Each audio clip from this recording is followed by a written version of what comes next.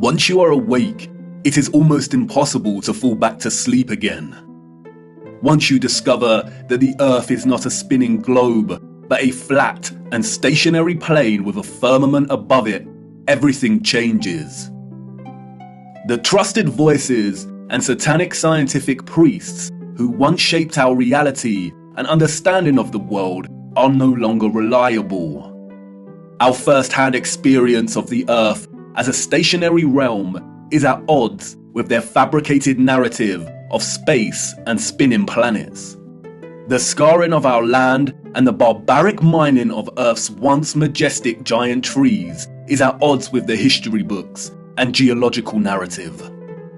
And the awake are left wondering, what on earth happened? If they've lied about the Earth, space, and the destruction of our flat realm, then how can we trust the official, mainstream historical narrative? The historical narrative, like the heliocentric model, does not make sense. It doesn't add up. And all it takes is a closer examination, and their lies, which have governed our understanding of history and the world since our birth, begin to fall apart. Let's stir the mind with a few contemplations. We are told that the first true power tool was invented in 1895, when a German company combined an electric motor with a manual drill.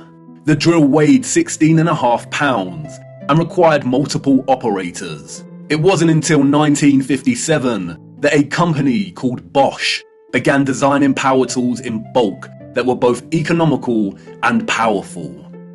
So then how did our historical ancestors, a more primitive, underdeveloped people, design and build some of the structures we encounter? What about all the gigantic monolithic stones we encounter that have been cut with such precision? Ask yourself, could you repeat this today with the arsenal of equipment we have at our disposal? And what about the magnificent ancient stepwells of the East? Stepwells, we are told, were multi-storied wells built by our primitive ancestors as ways to preserve the water supply during droughts. But look at the intricacy and complexity of these structures. Look at the glory and the finesse. Look at the geometric precision. All dug out and crafted from using hand tools. Yeah, right. What about the gigantic canal networks we find all over the world? The Erie Canal in America was allegedly built between 1817 and 1825. There were no civil engineers in America at this time. The people responsible for planning construction were novices, we are told. The canal is 12 meters wide and 4 meters deep. The Erie Canal spans 363 miles. But this was not just a case of digging each day for the Irish immigrants and their oxen companions. They had to fell hundreds of trees as they passed through the virgin forest. They had to build complicated aqueducts and locks, and they had to pass through the Niagara Escarpment, an 80-foot high wall of hard limestone. They had to use black powder to blast through this, we are told, as dynamite had yet to be invented. The canal spans 363 miles and was constructed over an 8-year period. This means that on average, 1 mile was completed every 8 days.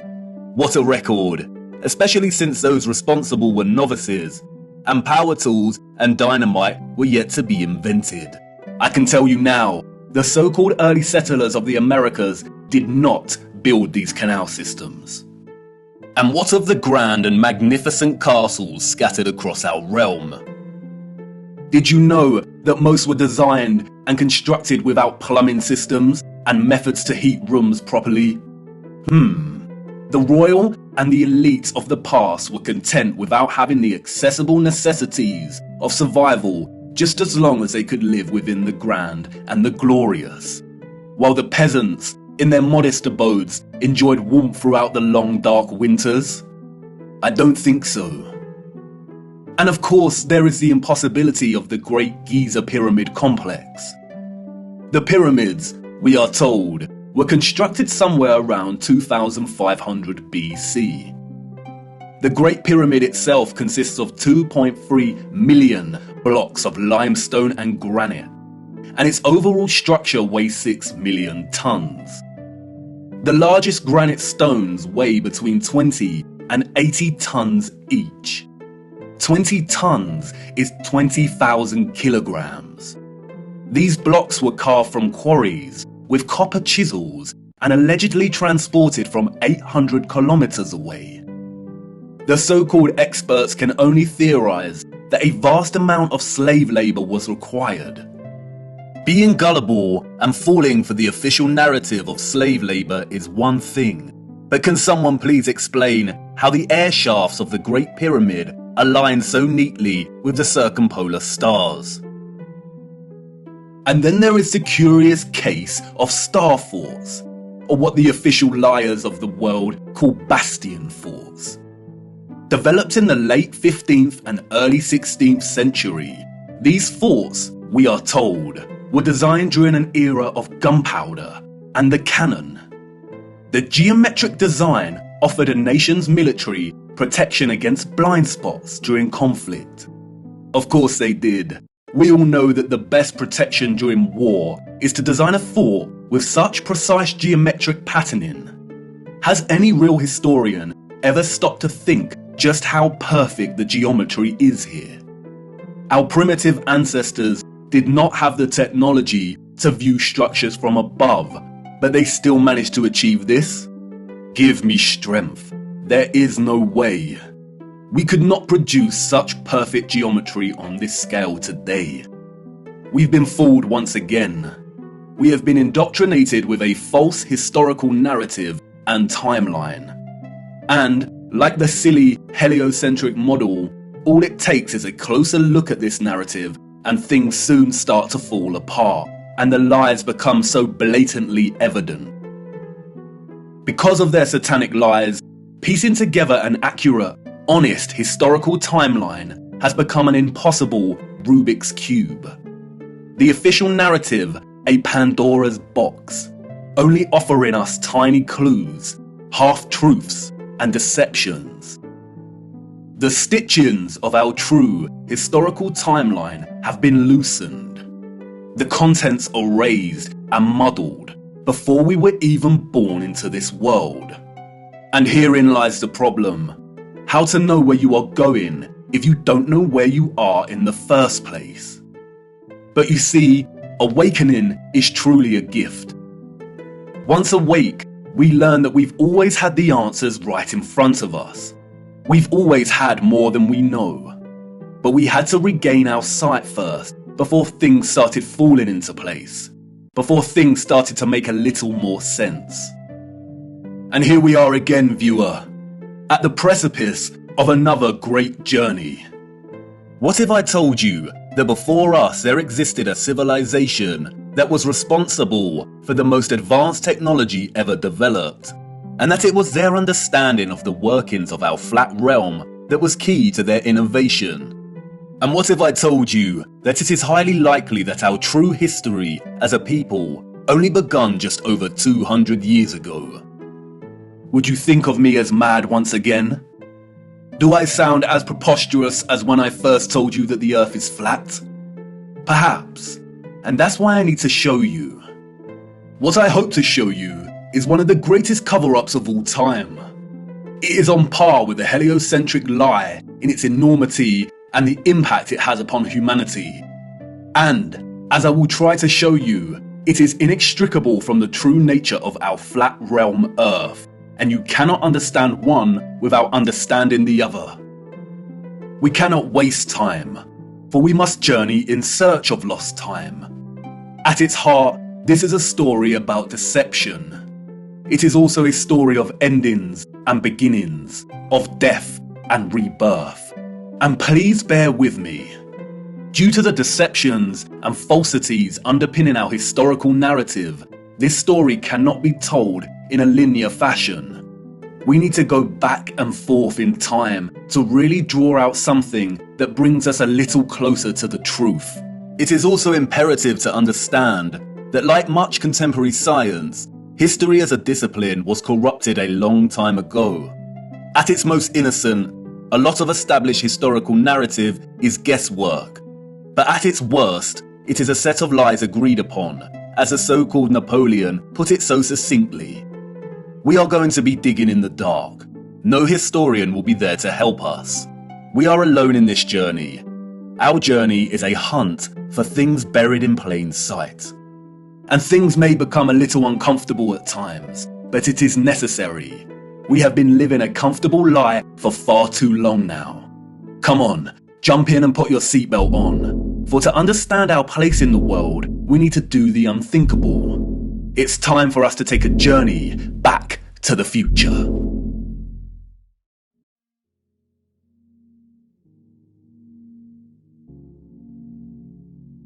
Our journey begins in the unlikeliest of places, 19th century St. Petersburg, at the entrance to St. Isaac's Cathedral. The city cold, the early morning mists dissipating with the approach of the sun, and our boots caked in mud. The year is 1860, and while St. Petersburg stands regal and proud, its inhabitants are nowhere to be found. It is quiet, too quiet. The population of St. Petersburg in the 1860s was, we are told, roughly 500,000 people, and yet there is not a soul in sight. Where is everybody?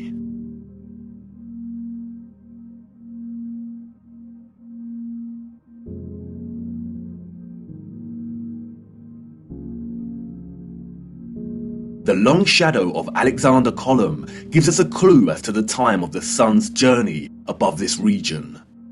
Long shadows only occur during morning or evening. It must be morning, but it appears that no one has surfaced yet. If we travel 400 miles across to Moscow, we see the same thing. Empty, quiet streets.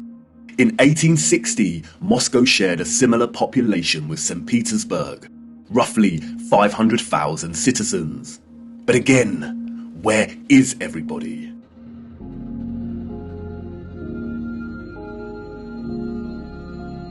What about the rest of the world during this time period? Edinburgh, Scotland, 1840s.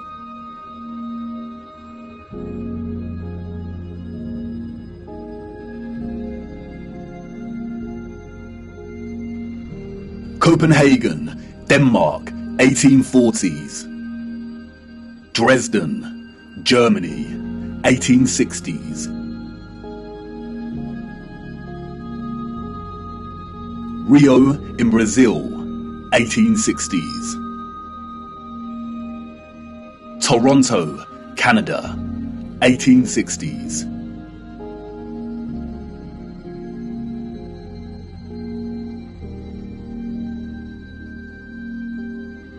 Athens in Greece, 1860s.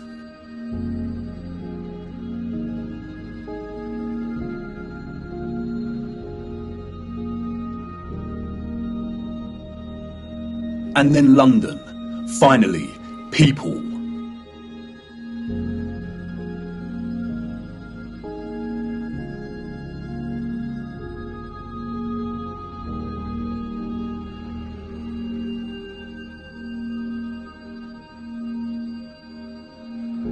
And what about Paris? People, life.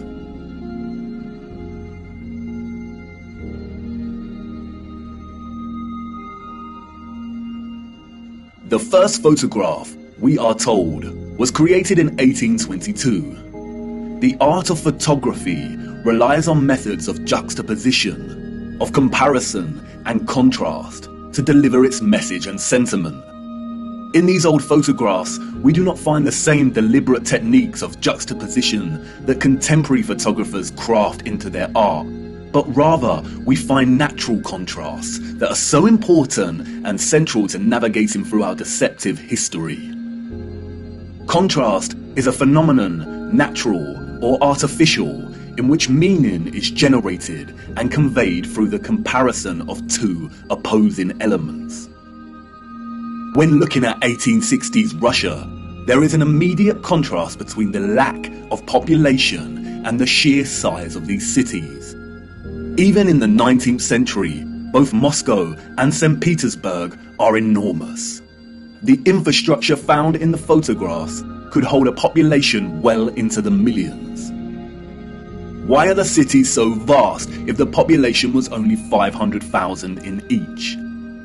Furthermore, the official narrative gives us a population that increases in a linear fashion from 1764. Many of the buildings we see here were built years before the photograph was taken. Did the Russians just plan well in advance? But it's when the population is introduced into these photographs that a new contrast emerges that is staggering. That is, between the people and the environment itself. It may be the reduced population numbers, or it may be the monochromatic starkness of the black and white images, but they present to us something that we've lived amongst our entire lives and never paid any mind to. That is, the enormity and impossibility of the architecture. As we engage with the industry and act of tourism, we journey from place to place and observe, taking it all in, learning, hearing, and being told what we are looking at and how it came to be. And standing in front of a structure like the Arc de Triomphe in Paris, we might even exclaim, "Wow, how did they do this?" But the moment, inextricably wrapped up in the busyness of the scene, perhaps prevents us from really asking that question with sincerity. Standing in front of a structure like the Arc de Triomphe while the crowd frantically takes pictures on their smartphones makes it all a reality. And we conclude, before being shoved away by new tourists, well, they had to have done it somehow because I'm here and looking at it. During our indoctrination at school, we are seldom shown old photographs of the grand cities scattered around our flat realm. And perhaps for good reason. Because when we marinate on images like this, and are presented with the visual evidence of a very primitive Victorian people, dotted around like grasshoppers, within the shadows of the most magnificent, grandiose, brilliant architecture a human could ever imagine, we begin to have doubts. Indeed, how did they build this? The Arc de Triomphe is made from 36,695 cubic meters of limestone and weighs 95,407 tons, or just over 95 million kilograms. They tell us it took 12 years to build the giant arch in two different periods, between 1806 to 1814 and between 1832 to 1836. How did they transport this amount of limestone with the same horse and carts that we see in the photographs? Look closer at the four sculptures that adorn each of its sides. Look at the intricacy of the sculptures and the patterning of the ornamentation that frames the arch. Each section is perfectly repeated without any deviation or inconsistency. The first true power tool was not invented until 60 years after this arch was completed.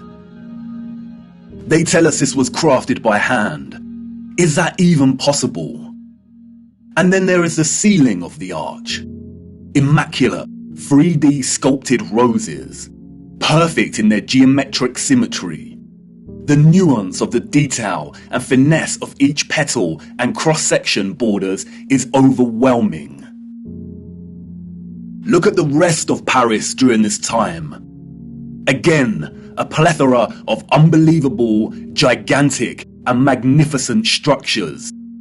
The city's infrastructure glorious, and the people and their means of transport primitive, unsophisticated, and seeming not at all developed to the point of producing a city like this. The roads are improperly paved and uneven. They are dirty and muddy. We also see buildings during this period in which the architecture aligns with the inhabitants. Buildings of misshapen proportions, less developed and refined, charming in their own way, but coarse in their use of wood and plaster. This is exactly the type of architecture we expect of a generation of horse and cart. A generation ignorant to the discoveries in technology that would follow in the years to come. Furthermore, at the time of this photograph, the arch is roughly 40 years old since its completion. Yet can you see how worn some of the parts of the structure are? We see weathering on the stone that suggests the arch is much older. As we approach the late 19th century, we see that the people of Moscow have finally decided to leave their homes and venture out into the streets. The infamous Red Square, now bustling with life. St. Basil's Cathedral and the Spasskaya Tower dominate the frame of the square. The construction of St. Basil's Cathedral began in 1555 and was completed in 1561, a mere 6 years. It suffered a huge fire in 1737 and underwent restoration over a 20-year period. But look at it. What a structure. Almost unreal and like no other. It is composed of thousands of red bricks and tin sheet metal that has been shaped into the distinctive onion domes we see. Look closer at the intricacy of the domes. How did they bend metal to achieve such precision and perfection in the 18th century? And again, if they had the skills and dedication to build a wonder such as this, then why are the conditions of the road so poor and covered in mud? We see these incredible structures and buildings everywhere in 19th century photography. We have the wondrous Crystal Palace of London, a monstrous structure with the greatest area of glass ever seen in a building, and all constructed before England had automatic glass manufacturing. We have Westminster Abbey and Parliament. We have the old Euston Arch, constructed out of pure sandstone in 1837, and streets unpaved and full of mud. Why did these people not prioritize the streets they walked upon? The Frauenkirche, the domed masterpiece of Dresden, Germany. Its intricate and opulent splendor in direct contrast with the beat-up wagons and horse-pulled carts of the people below, a people dependent on the bare necessities, a people completely dwarfed by its size and majesty.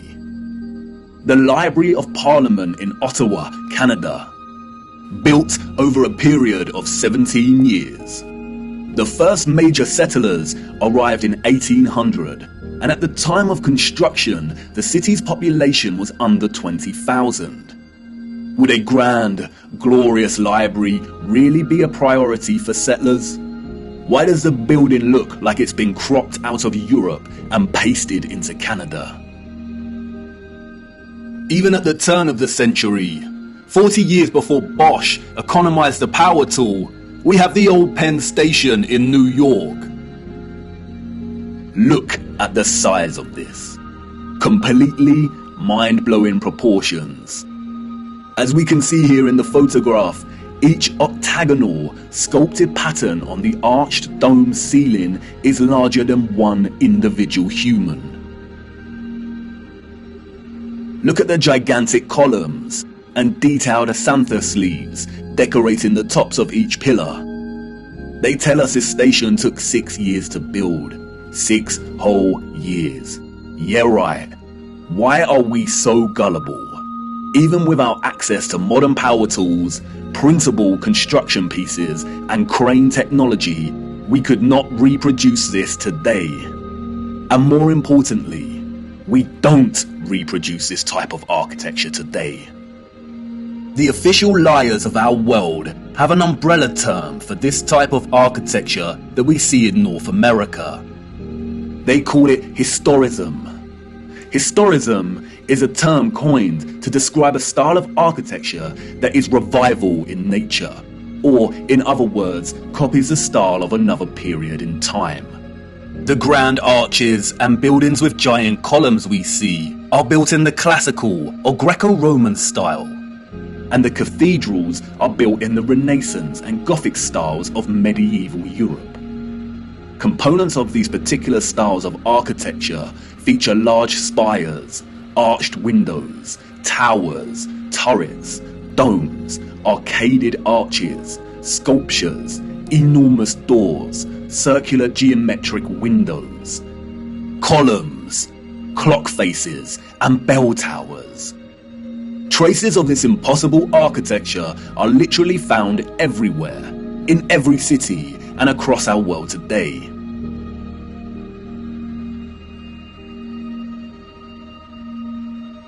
Some preserved and maintained, like the Parisian Arc de Triomphe and Notre Dame, and others lost and long forgotten to time, like the Euston Arch and the Old Penn Station in New York. We as a people travel miles to take our own photographs of these wonders. But the photographers of the 19th century gift us with something they would never have expected to give a future generation: perspective. We see a primitive people against a backdrop of clearly advanced architectural infrastructure. The official historians of the world tell us tales of Darwinian evolution and progression between time periods.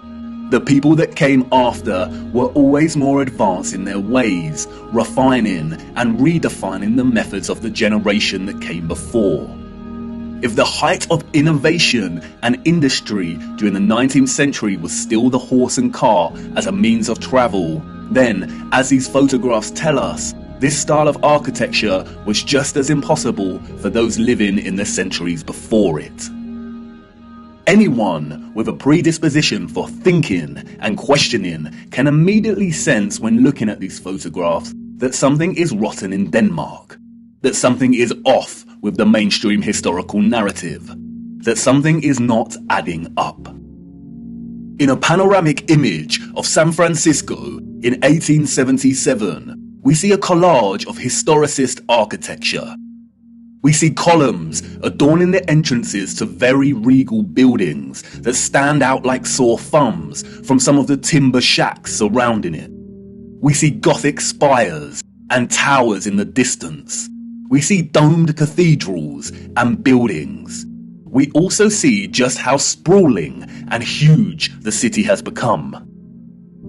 In 1846, there were under 500 Mormon settlers living on the area of land in which we now call San Francisco. It was frontier land and ready for the taking. Between 1848 and 1849, with the start of the California Gold Rush, the population increased from 1,000 people to 25,000 people. 28 years later, this panorama was taken. The population at this time, we are told, was getting close to 200,000. Who in their right mind would believe this story? Does this look like a city of 200,000 people? Without any modern technology, power tools, automatic manufacturing, electric motors. A people in a strange, unfounded land, just making their mark. Do we really believe that a burgeoning people built this entire city in just 30 years? And again, such quietness, such stillness. This is a photograph of an empty city. Where are all the people? The shadow of the post here tells us that it is not the early hours of the morning. Short shadows only appear toward midday. A city of this scale at noon should be bustling with life. But there is not a single person in the shot of this panorama. The only life we see is that of a horse without any master in sight. It seems highly unlikely that all the people were told to stay indoors because a cityscape photo shoot was taking place.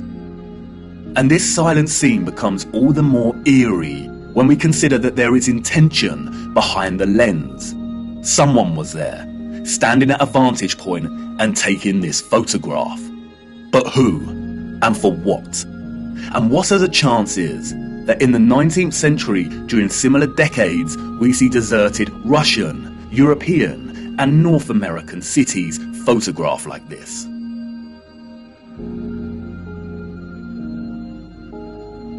And then only a few years later, we find the same locations bustling with people. A people clearly incapable of building the architecture found in these cities. And what to do with these photographs?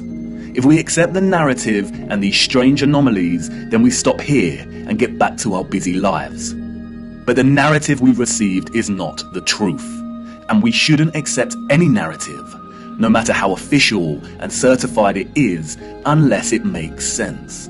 The people we see in these photographs and their early ancestors could not have built the magnificent architecture we see. It is an impossibility. Come on, jump in. We must venture further into these cities and look a little closer. There must be some clues waiting to be uncovered that helps us understand why these cities are empty. Wait, what's that you say? You want to wipe the mud from your boots first? Do not bother, it's a waste of time. Come on, jump in and let's go. For it is the mud that offers us some small clues as to what could have occurred during this time period.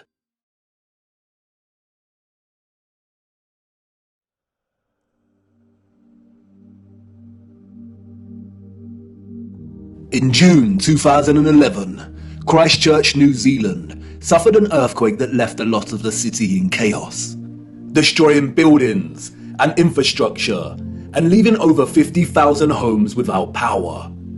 As a result, there were collapsed houses, ruptured water mains, flooding, and fires due to disrupted electrical lines. Due to the strong ground motions and intense shaking, part of the city experienced a strange phenomenon known as soil liquefaction. Sand boils emerged from asphalt roads, toppling and sinking cars, and causing boulders to fall from hills, resulting in more home damage. Soil liquefaction occurs when saturated soil loses its strength and stiffness in response to an applied stress, such as shaking, or other sudden changes, such as a strong explosion. Loose, saturated soil or sand has a tendency to compress when a load is applied. But in the event of a stress, such as shaking or an explosion, we see the opposite. The soil tends to dilute, and the result is treacherous quicksand or quick clay. The land turns to liquid, causing structures of heavy mass, such as buildings, infrastructure, and cars to start sinking, topple over, or collapse. It can also affect dams and bridges. Turbidity currents can also form huge landslides that are impossible to stop. In the worst case scenario, entire cities may be destroyed. As you can see, liquefaction can move entire areas of land. The mud can rise dramatically and rapidly, and its destructive force is unstoppable. It is a well-documented phenomenon. The 1964 earthquake in Nagata, Japan caused liquefaction, and we can see the effects very clearly in these photos. The same here with the 1964 Alaska earthquake. Buildings toppling, cars sinking, infrastructure collapsing. Once the stress has subsided, the soil begins to solidify once again, and we can see the aftermath. Uneven, muddy streets remain where there was once road paving. Returning to photographs of 19th century cities, we see a similar situation here. The roads are unrefined and full of mud. We see unsophisticated, uneven, coarse, and muddy roads everywhere against a backdrop of refined, sophisticated, and magnificent architecture. Could these cities have suffered the similar fate of soil liquefaction that we see in more recent times? Perhaps. But unfortunately, muddy roads is not enough evidence to base any conclusions on, is it? Children ask the most vital of questions, and adults, in their foggy stupor, usually provide the most unsatisfactory answers, often regurgitating learned nonsensical information that leave the child's imagination unfulfilled. Squelching along these muddy 19th century roads, observing their surroundings, a child may ask, why did they build the windows so low to the ground? And what an excellent question. Yes, why indeed did they build windows on ground level? For you see, the people we see in these photographs, sadly, did not build this architecture. And maybe some of them, at some point in their busy day-to-day life, ask the exact same question. We see it everywhere. Windows at ground level.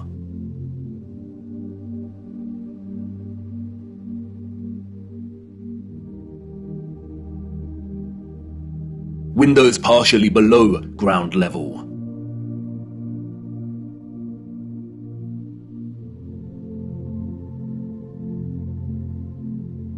First floor entrances raised from the ground level.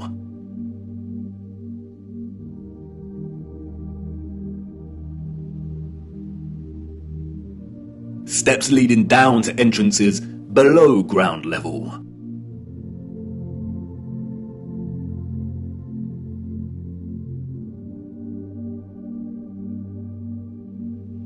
We can find this in almost every major city across our realm, in both old photographs and when we walk in the streets today.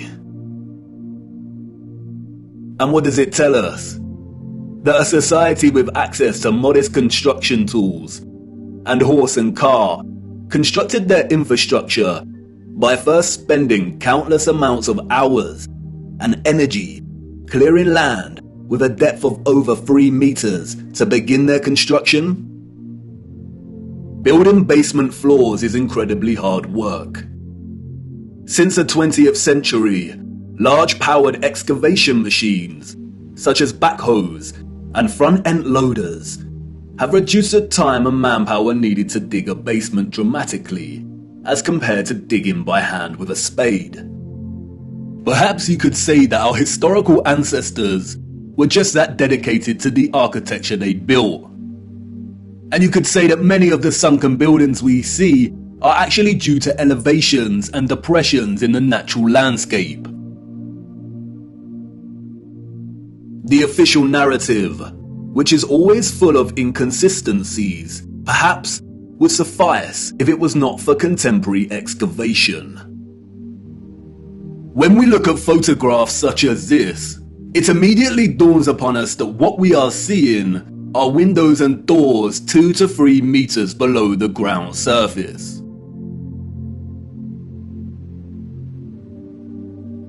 Why are there windows and doors underground?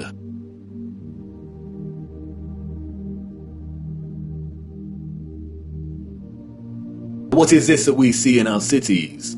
Natural soil accumulation over time? Geologists have never been able to ascribe a consistent value to worldwide natural topsoil accumulation, because it is impossible. Some regions of our realm experience consistent topsoil accumulation, whereas other regions actually experience consistent erosion. Many historians and archaeologists have noted that many cities over the centuries have been destroyed through war and natural phenomena such as earthquakes, volcanic ash, and flooding.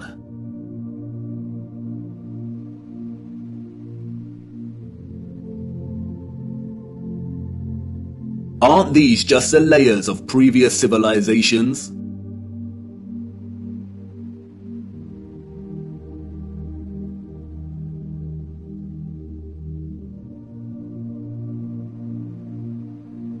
No, they are not. We see over and over again whole floors of buildings consistent with the architecture existing above the layer of ground.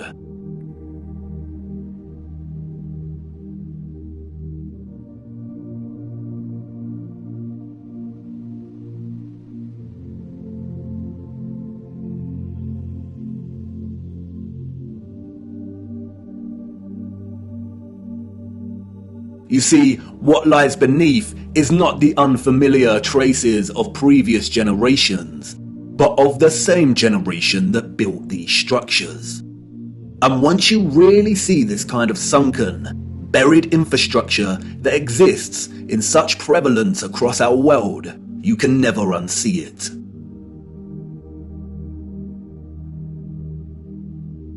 We see that the foundations of old churches are actually the original first floors, with consistent entrances and windows.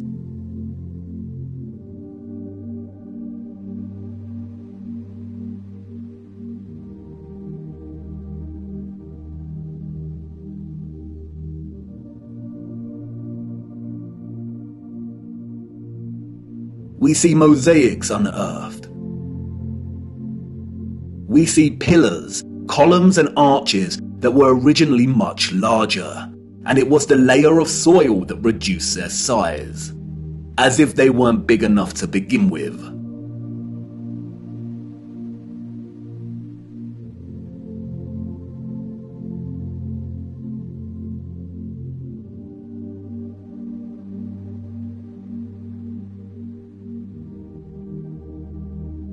And like with the 1964 earthquake in Nagata, Japan, we also find many so-called ancient structures that are leaning, as if at some point the soil beneath these structures loosened and liquefied.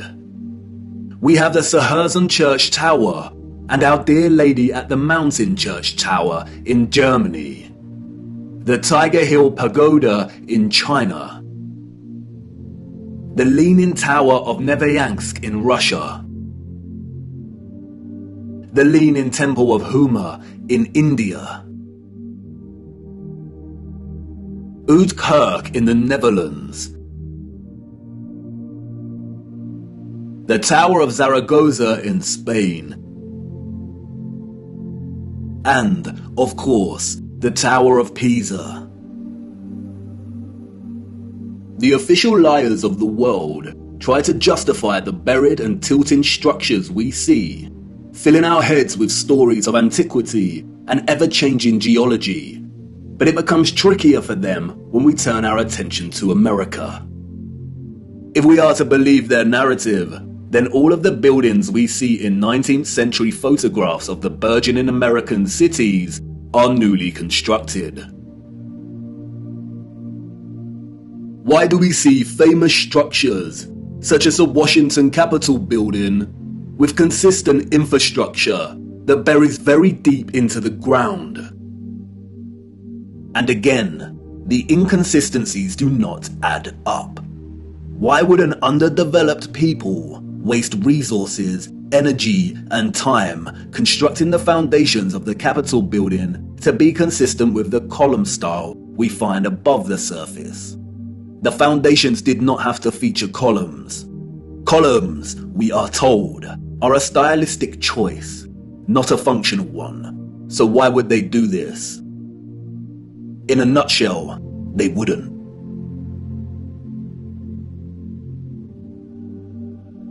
We see images that suggest that the people of the 19th century were actually concerned with moving a lot of the vast amount of mud we see, leveling the ground and excavating existing structures.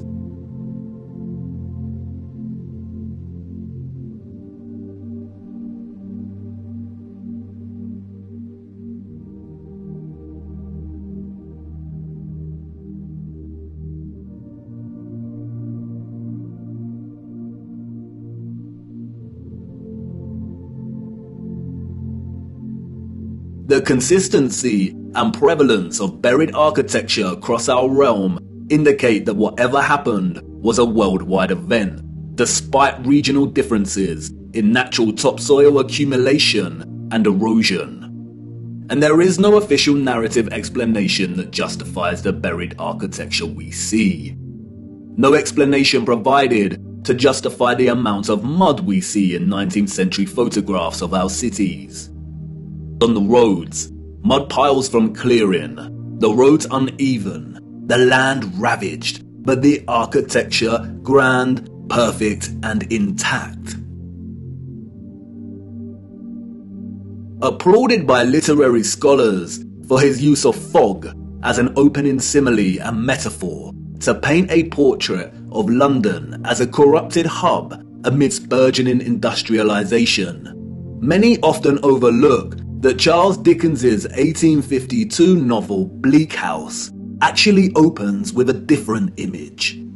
London, Michaelmas term lately over, and the Lord Chancellor sitting in Lincoln's Inn Hall.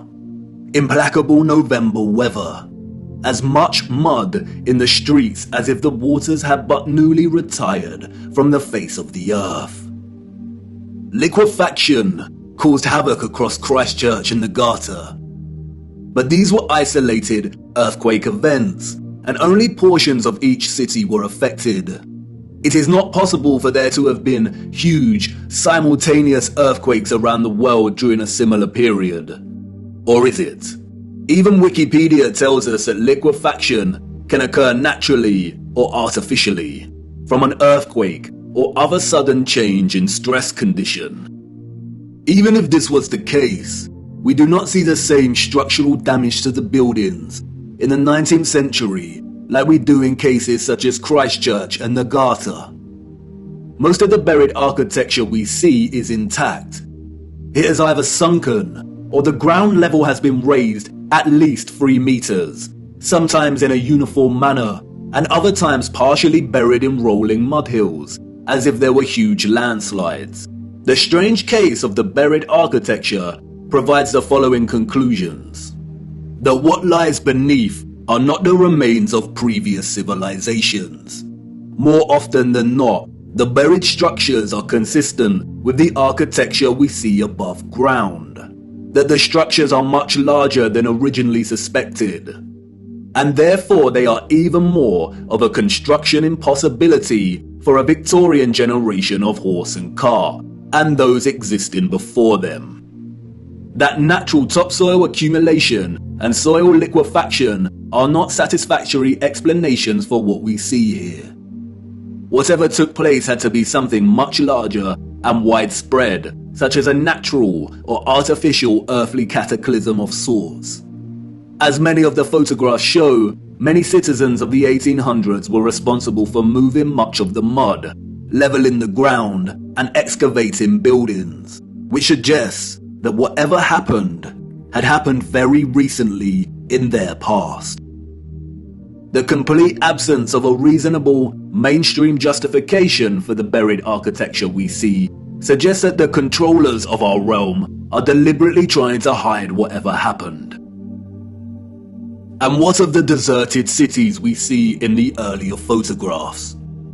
If these cities were truly empty, then we must ask why. We must also ask how all the people got there in the end. In the space of 30 or so years, we see a city go from barren to bustling. Interestingly, it is Charles Dickens and 19th century literature more generally that offers some clues. 2 central themes run throughout 19th century Victorian literature: that of marriage and female chastity, and that of orphans and adoption. Many of the fictional characters we've come to love over the years are orphans. We have Oliver Twist and Pip from Great Expectations. We have little orphan Jane Eyre and Heathcliff from Wuthering Heights. We have Mowgli from The Jungle Book, Cosette from Les Miserables. We have Heidi, Rapunzel, Peter Pan, Snow White. We have Tom Sawyer and Huckleberry Finn and Anne of Green Gables. And these books were of their time, as far as orphan prevalence goes. The only issue is that these novels romanticize the orphan as a figure dislocated from society by default, and therefore pave their life's path as one of unforeseen opportunity. This was not reality. The theme of marriage and chastity that we find in so many 19th century literary works, such as those by Jane Austen, the Brontes, George Eliot, Dickens, Thomas Hardy, Leo Tolstoy, Victor Hugo, and more, was nothing more than carefully disguised, well-written propaganda. with the sole purpose to solidify and justify a social value framework that would separate children from their mothers. Children born outside of marriage or wedlock were regarded as illegitimate, meaning they did not have a legal status. Illegitimate children was a serious stigma throughout the 19th century. The majority of employers would not hire women with an illegitimate child. Many unwed mothers with illegitimate children ended up without a home, in poor health, starving, exhausted. Their only place of refuge would be the workhouse, where they would carry out the most unpleasant duties. In some places, women with illegitimate children were singled out and had to wear a special uniform, which alerted everyone to their status as an unmarried mother or fallen woman. As a result, a vast amount of orphanages and foundling institutions were established. This is the London Foundling Hospital that was very active in the 19th century. Look at the size of it. Charles Dickens was obsessed with this place. Inspiration, they say. The official narrative tells us that an estimated 4,500 women handed over their children to this huge building. But this was just one institution. Wikipedia gives us a partial list of over 64 orphanages that were founded in the UK during the 19th century. The list is only partial. The peculiar case of the vast amount of parentless children in the 19th century is well documented by many researchers. And most of them agree it is almost impossible to establish figures that really do justice to just how many orphans there were during this period. Their footprint did not enter the record books. It formed in the mud and was then washed away. It wasn't just the UK. This was a worldwide phenomenon. New York City had 4 foundling asylums alone that processed thousands of children annually. By the beginning of the 20th century, Italy was reporting 32,000 children per year. Spain and Portugal were reporting 15,000 annual foundlings. Before 1860, 374,000 recorded infants were processed by the asylums in Milan, Naples, and Florence alone. Historian David L. Ransell states that Moscow was receiving between 16 and 18,000 infants annually by the 1880s, and sending over 10,000 of these each year to outlying villages for care. In 1882, there were all told 41,720 foundlings from the Moscow home living with 32,000 foster families, scattered throughout 4,418 villages. A dozen villages had over 90 fosterings each. One thing that is often overlooked is that there were a series of laws passed in the 1800s, making it almost impossible for unwed mothers to keep their babies. The 1833 Poor Law Reformation introduced bastardy clauses that shifted the entire responsibility for the illegitimate child onto the mother. Social stigma meant that she would not be able to provide care for her child and would be forced to hand them over to the authorities, or worse. Advertisements for adoption or nurse care became popular in newspapers. And, as many scholars have pointed out, these were a front for what was termed baby farmers, or paid murder. As Dorothy L. Haller states, the adverts may have been misleading to the general public, but read like a coded message to unwed mothers. No references are asked for, and none are offered. The sum of 15 shillings a week to keep an infant or a sickly child was inadequate, and a sickly child and an infant under 2 months were the least likely to survive, and the cheapest to bury. Infants were taken, no questions asked, and it was understood that for £12 no questions were expected to be asked. The transaction between the mother and the baby farmer usually took place in a public place, on public transportation, or through a second party. No personal information was exchanged. The money was paid, and the transaction was complete. The mother knew she would never see her infant alive again. Most children, however, were not murdered, but were dropped off at the doorsteps of orphanages or the workhouse. All children taken into these institutions were given entirely new identities. They were provided for with shelter, food, and clothing temporarily, and then sent off to workhouses or another location. Photographs in the 19th century were scarce, but towards the end of the century, we see more photographs, and the last continent to experience such mass exodus of orphans was the United States. And it is here that we see evidence of the orphan trains. The first group of these orphans arrived in Michigan in 1854, and from that moment on, the movement shipped hundreds of thousands of children across the states until it ended in 1929. Officially, there were over 97 institutions involved in orphans and orphan trains in the 19th century. And again, this was not just the United States. Annie McPherson will go down in history as a woman who scammed more than 100,000 foundlings and shipped them from the United Kingdom to Canada, New Zealand, and South Africa, and even to the outer edges of the earth in Australia, so that they could be sold into child labour. Why do we see so many photographs of orphans in workhouses? Why are they working with machinery created for adult use? Were there not enough adults during this time to carry out this work? And then there is the strange case of the burgeoning American amusement parks at the turn of the 20th century. In addition to rides and exhibits, many of these parks featured an unusual attraction: infantoriums. Visitors of these parks could stroll around with ice cream and swing by these stations, a visit equivalent to that of a fully functional neonatal intensive care unit, complete with incubators filled with sleeping, premature babies. History has been kind to Martin Cooney. Touted as a hero, Cooney was the German mind behind the incubators. His first encounter with premature babies, we are told, was at the 1896 World's Fair. He knew immediately that the exhibition would save babies' lives. The technology to keep premature babies alive was expensive, and he knew the public would pay to see the babies in incubators.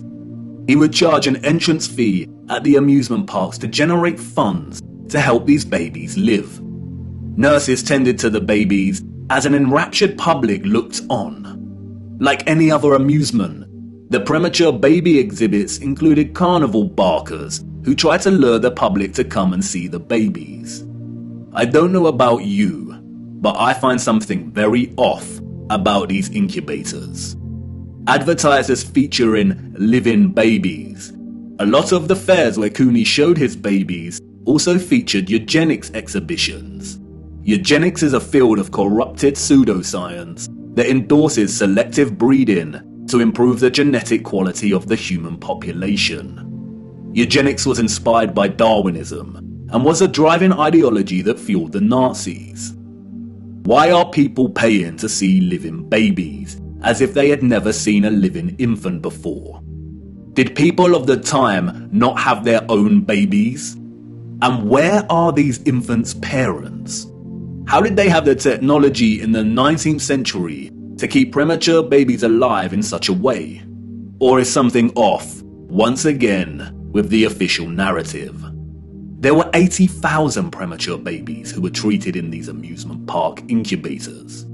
80,000. The hundreds of thousands of orphans in the 19th century are just barely believable.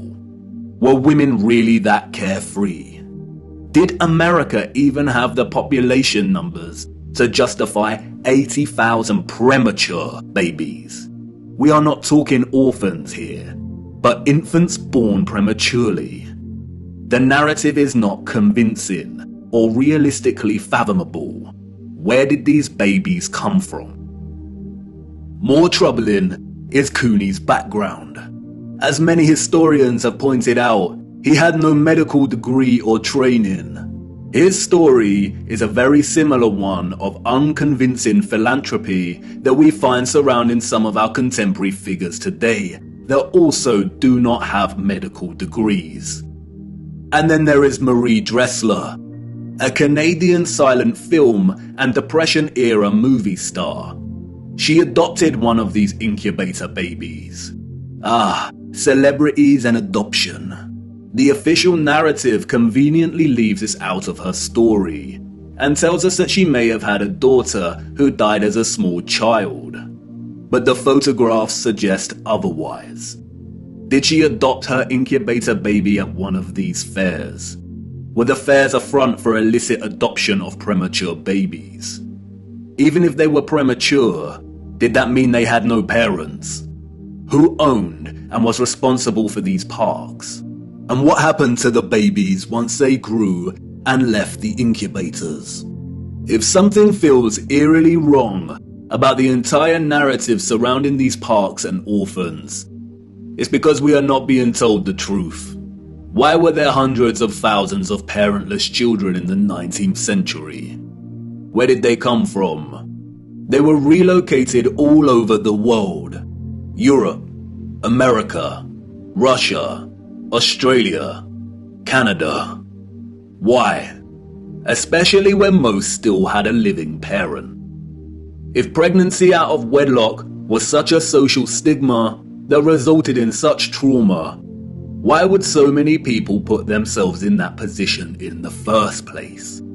Did the government really care about social morality enough to pass laws? And all the effort to build and maintain orphanages and orphan relocation networks, would this not burden governmental finances and administration systems?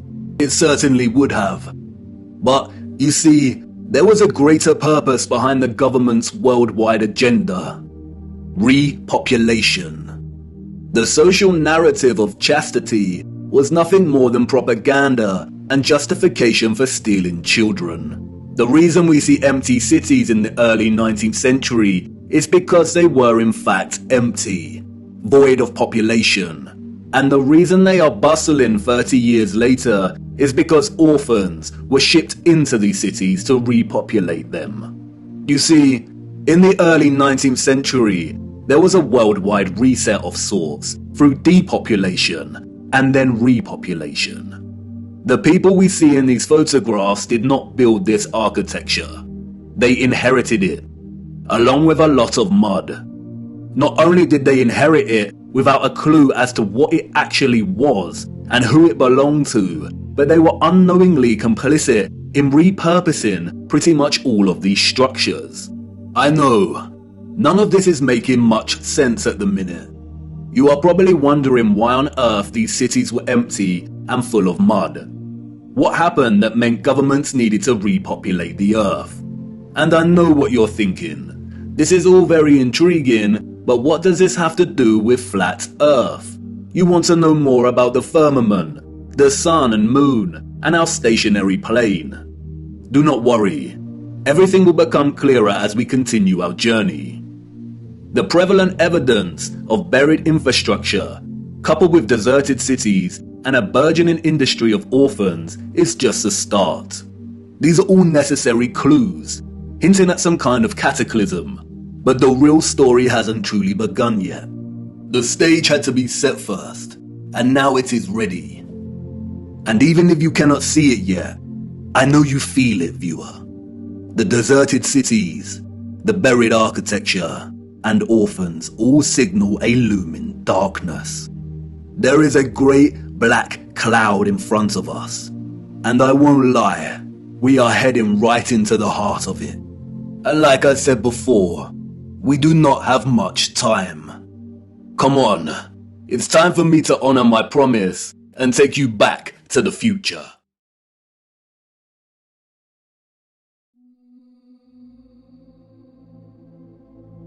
Water, an inorganic, transparent and odorless chemical substance that covers 70% of the known Earth's surface. It is the driving life force behind the carbon-based organisms that flourish on our Earth. It borders and separates our lands and collects and solidifies at the inner and outer regions of our flat, stationary realm. God should have sent a message to the inhabitants of Earth and been precise and told them to watch the water, to meditate on its function and natural laws, because in their time a great deception would be cast over them, like a cold shadow of an unknown, nefarious king. And maybe God did send this message in the form of a flood, but its truth was mythologized and buried, and the lie propagated in spite of it. Resting water does not curve and convex. The natural laws of a resting body of water insist that it takes the exact shape of the container it fills, and always finds and maintains a flat level. Resting water always rests flat, and watching the water when we sit at vantage points, when journeying above in planes, and before we take a sip from our drink, we must remember to never forget this law. Most of us instinctively understand the laws of water, and yet many continue their day-to-day willfully participating in the nonsensical, heliocentric hoax. But for us that know that our Earth is not a spinning planet in an infinite vacuum of space, the ones that have studied the sun diligently and realize that it is the sun that is moving and not the Earth, the ones that have plotted the illogical routes of flight paths on a globe model and concluded that the model is incorrect, the ones that know that the laws of density govern the rise and fall of objects and have studied vanishing points, the ones that have forsaken conventional telescopic lenses, pondered rainbows, sundogs, and the stars above us know that we reside within a dome firmament, and there exists water above us. And the ones that understand that our entire enclosed Earth system is governed by electromagnetism, frequency, and vibration that emanates from a central magnetic North Pole. We are the ones that scratch our heads and wonder how on earth we got in this heliocentric mess in the first place. And if meditating on the stars in the water beyond our firmament long enough, and on the electromagnetism, frequencies and vibrations that make them twinkle through so many shades of vibrant colours and geometric patterns, one might perhaps, just perhaps, ask, is there something more to electromagnetism? Something that has been missed or overlooked? Something untold or hidden? Electromagnetism is a fundamental force of Earth. The electromagnetic field takes the form of a torus in which all electromagnetism, frequency and vibration flows. A toroid is a revolving surface that takes the shape of a donut. Toroidal inductors and transformers are central to generating electric energy. There are many ways in which electromagnetism can be produced. We've looked at some before. We know that a magnetic field can produce electricity, and that electricity can produce a magnetic field. It works both ways. Magnetism and electricity are inextricable. It is a dance of polarity. Electric charges either repel or attract each other. Magnetic poles attract or repel one another. For every North Pole, there is a corresponding South Pole. An electric current passing inside a wire creates a corresponding magnetic field outside of the wire. And an electric current is created in a loop of wire when it is moved toward or away from a magnetic field. Horseshoe magnets are powerful permanent magnets. Due to their shape, in which both magnetic poles are close together, a powerful, strong magnetic field is produced. The horseshoe magnet can also function as an electromagnet. The first ever electromagnet was invented in 1824, we are told, and was in the form of a horseshoe magnet. Its power was evident from the beginning. It weighed only 200 grams, but could lift 4 kilograms of iron. The key to the horseshoe magnet's power is the placement of its poles. You can see the magnetic field here, represented by the vector lines. If you look closely, you can see the concentration of the magnetic field is greater near the poles of the magnet. Since as far back as we can remember, we have been presented with and entertained ideas of the future. Not necessarily our future as individuals, but the future of humanity, technology, and society at large.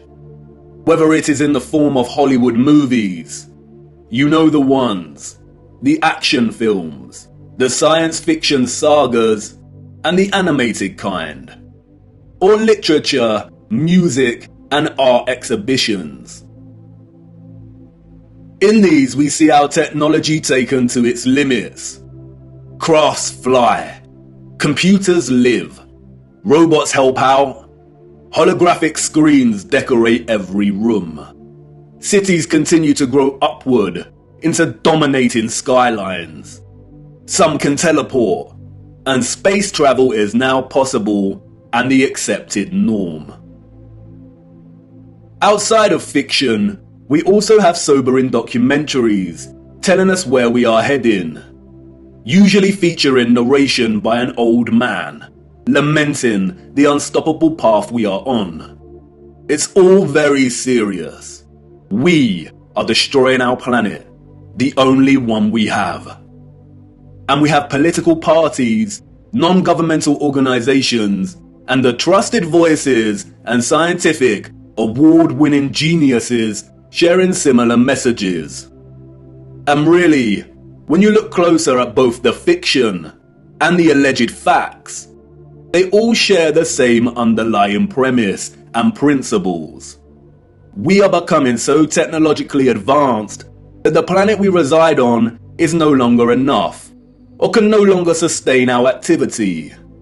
The advanced artificial intelligence systems, the flying crafts, the breakthroughs in cloning and medical beds mean that the natural world has suffered as a consequence.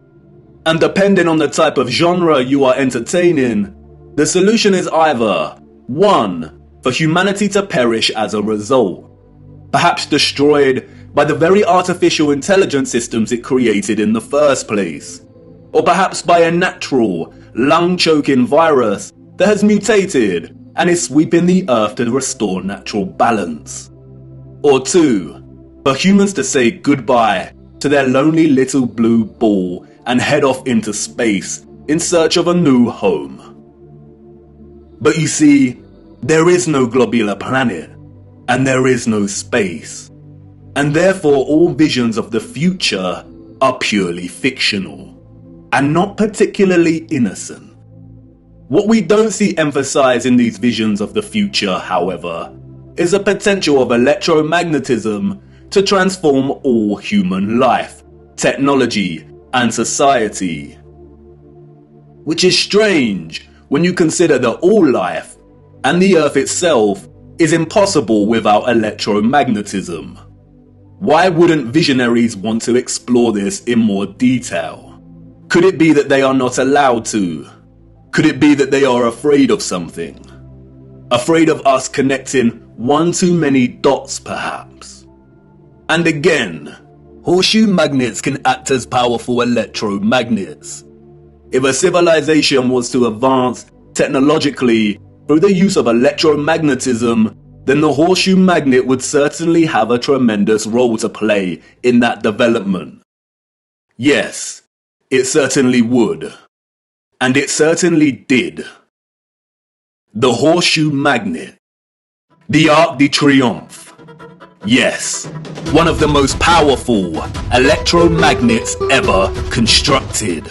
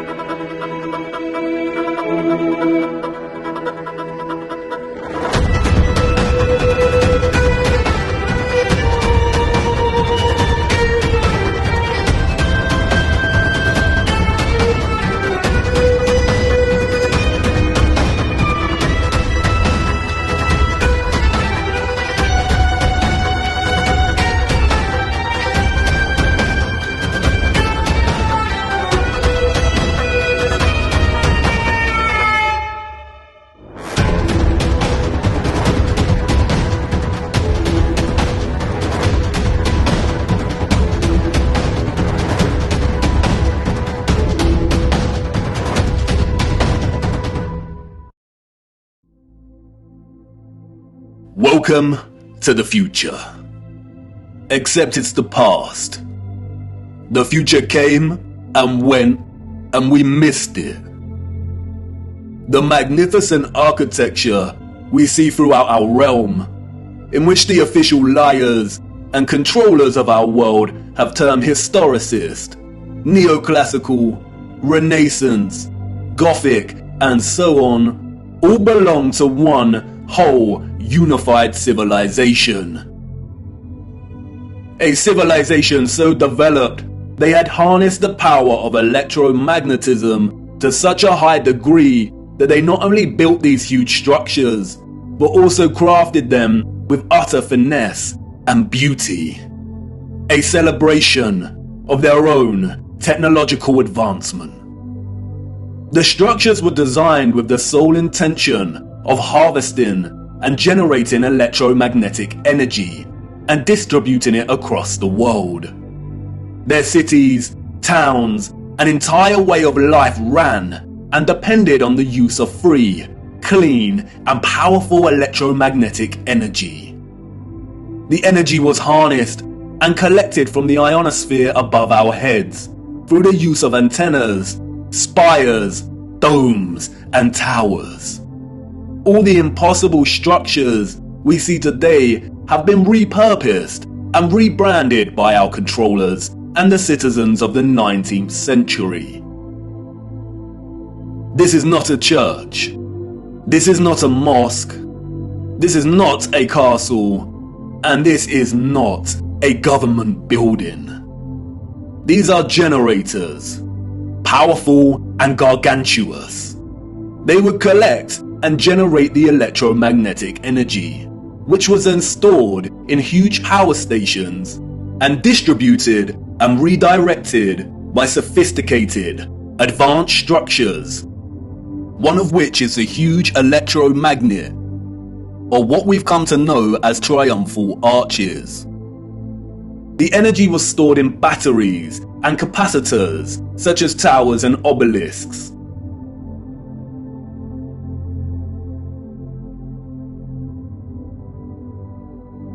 All cities were constructed across our realm in the form of one big, interconnected power grid, much like a huge computer motherboard. I already know what you're thinking. What? He's finally lost it. He had us with flat earth, but this is just too much. I know. The backup programming is kicking in. But before you turn away to leave and cast aside your muddy boots, let me show you how it worked. As you know, we live on a flat stationary plane. At the center is a source of magnetism at the North Pole, and directly above this is Polaris, fixed at the central and highest point of a wondrous crystalline dome firmament. Beneath the firmament, different layers of atmosphere exist at different heights. The ionosphere starts at about 30 miles above Earth. It includes a thermosphere and the mesosphere. The ionosphere is an electrical atmosphere that is ionized by the sun's electromagnetism. It also forms the inner edge of the magnetosphere. I know, a lot of big words and abstract concepts, but you are familiar with this process and have been witness to it every day for the entirety of your lives.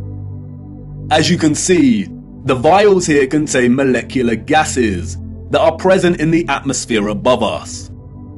When an electromagnetic source, such as a Tesla coil, is applied within close proximity of these gases, the coil's magnetic field ionizes or charges these gases, and the result is phosphorescent plasma.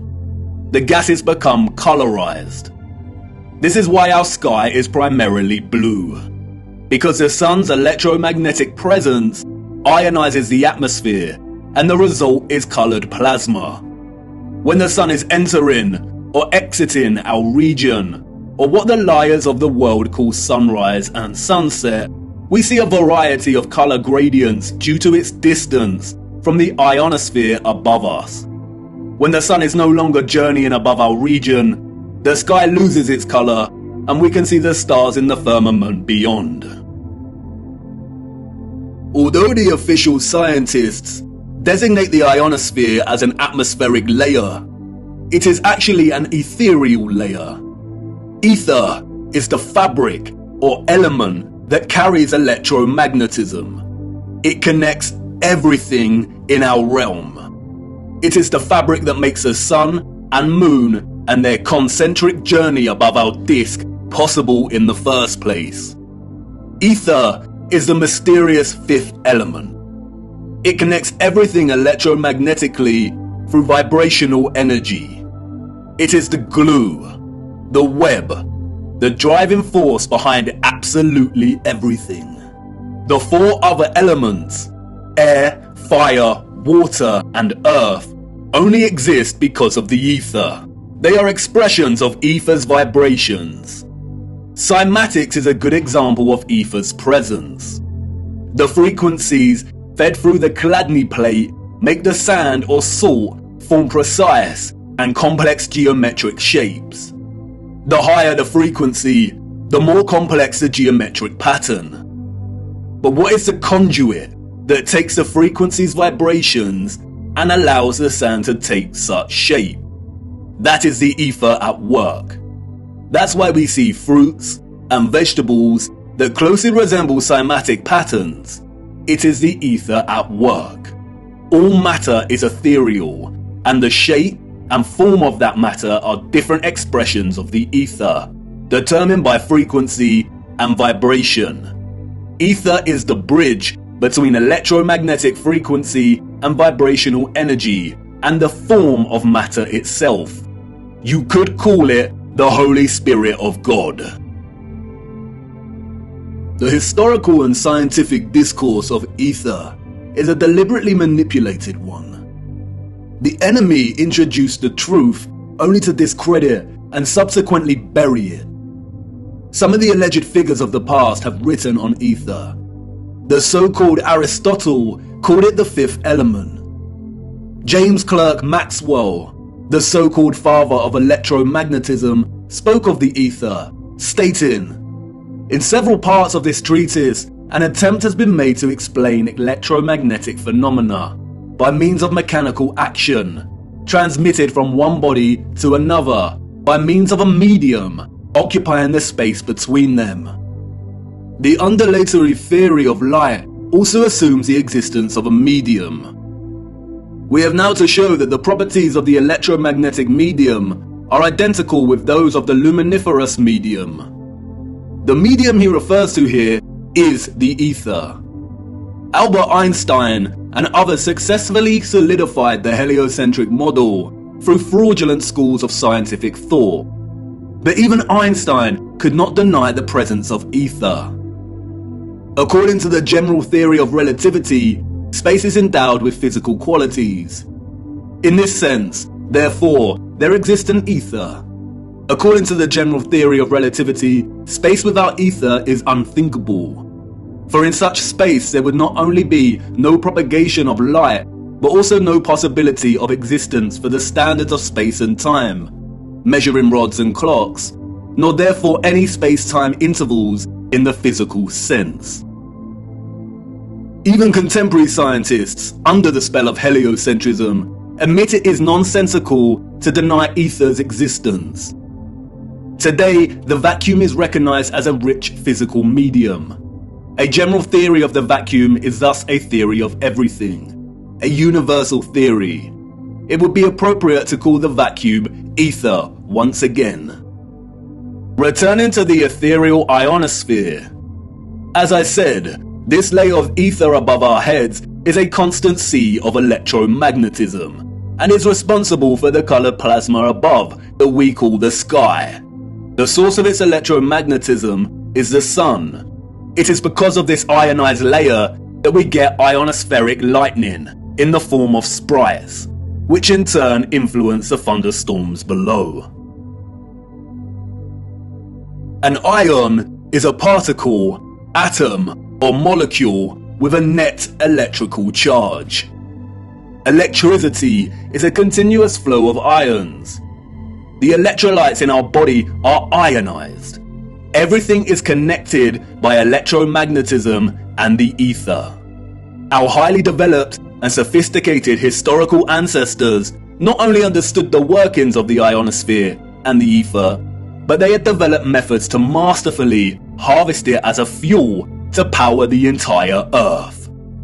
And while the exact process by which they were able to extract the ether is deliberately hidden from us and remains unknown, the structural remains that humanity has since repurposed and reused as architecture offer us many clues as to how it all worked. The evidence is everywhere for those with eyes to see, and once you see it, it becomes so glaringly obvious that you'll kick yourself for never noticing in the first place. The matter is very complex, and it would take time to really flesh out. So for now, let's have a closer look at some of these structures, and I will introduce some basic concepts. As we continue our journey, we will explore everything in more detail. We see them everywhere.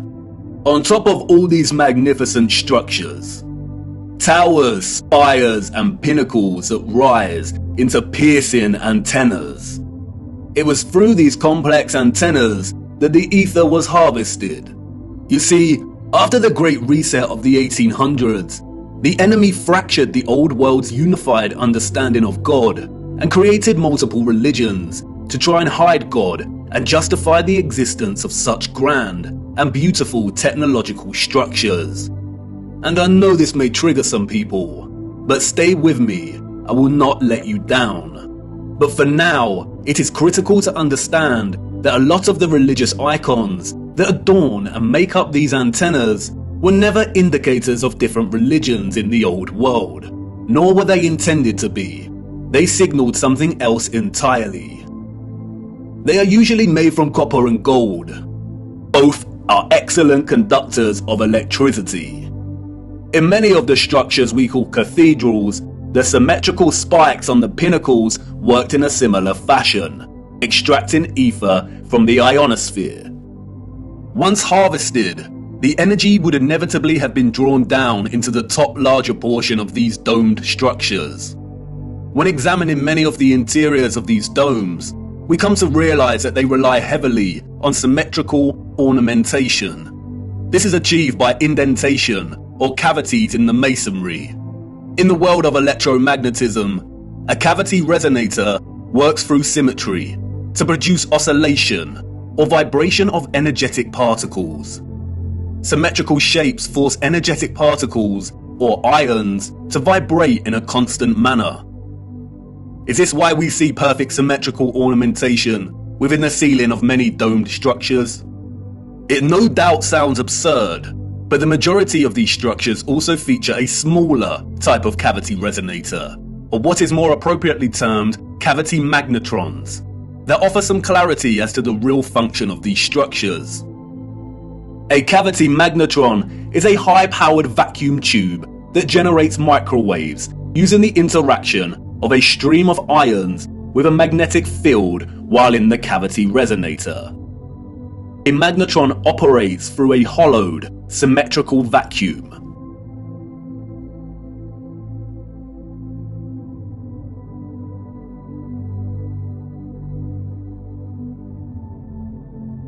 It emits powerful microwaves that can act as a source of free energy. If you break the symmetry or close the vacuum, it no longer functions. But can you see the resemblance? These structures were never intended to hold glass within them. The controllers added the stained glass to the rose windows to shut off the magnetron's function. They closed out instruments of free energy. And they are everywhere in these structures.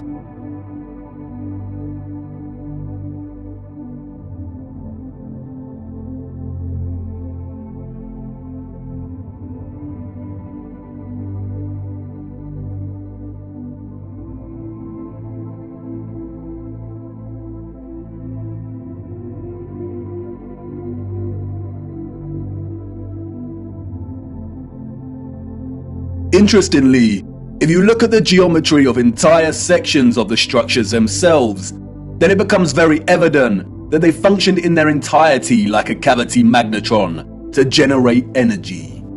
All cavity magnetrons consist of a central heated circular metal chamber in which the current leaves, and it's called a cathode. Look at that word, cathode. Does it remind you of another word? Cathedral. Cathode. Like with everything else, they corrupt the truth and hide things in plain sight. The controllers removed most of the cathodes integral to these cavity magnetrons, but there are some structures today in which you can see traces of the old cathodes still present. The heavy reliance on symmetry and cavities within these structures is not coincidental. The symmetrical ornamentation would have worked in a similar manner, causing the energetic particles to vibrate in a constant manner. The flowers within the squares can be understood as similar to acoustic resonators, working to vibrate the ions. It is here that the energy would have been continually manipulated into vibrational and electromagnetic energy of specific frequencies. Really look at these magnificent acoustic resonators. Could you craft one of these by hand today? And at such height? Why would an underdeveloped people spend so much of their time crafting such perfect symmetrical ornamentation, especially if it had no function and was purely aesthetic? They wouldn't. The cavity resonators and magnetrons would have had to have worked in partnership with a central engine or reactor contained within all these structures. Both resonator and reactor are interesting words. Just like the words conductor, generator, creator, and the name Mercator, they all contain the word Tor within their linguistic structure. They hold a linguistic memory and pay homage to the torus or toroidal field. The torus is the flow of electromagnetism. Without this flow of energy, there would be no life on Earth. No one can really know for sure, but some have suggested that the engine was probably similar to a fusion reactor. The traces of these engines can be found within all of the larger generators. The empty shell of where the engine used to reside is usually, but not always, octagonal. It's been right in front of our faces the whole time. The controllers remove the engines, sometimes repurposing the space as baptistries and bandstands, sometimes just leaving the base either barren or attempting to cover them up. We see these octagonal structures in cathedrals, government buildings, mosques, and detached bandstands.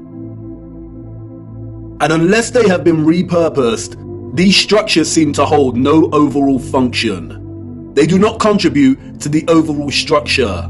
They appear superfluous and unnecessary. Theories have surfaced that the engines or central technological mechanism was similar to a tokamak. And while I do not subscribe to this idea, which will become evident as to why later in our journey, for now we will use it for illustrative purposes. A tokamak is a powerful device that uses a magnetic field to produce plasma in the form of a torus. The contemporary tokamaks we see are used in thermonuclear fusion power. The tokamak's toroidal field, in conjunction with the vibrating ions from the ether, would have produced a highly conductive electromagnetic field of gases called plasma, just like our sun and ionosphere. If those of the old world used anything closely resembling a tokamak's capability, then the result would have been an abundance of free, powerful, clean electromagnetic energy that could fuel entire cities and the entire Earth. These were never churches, cathedrals, castles, and parliament buildings. They were all huge engine generators.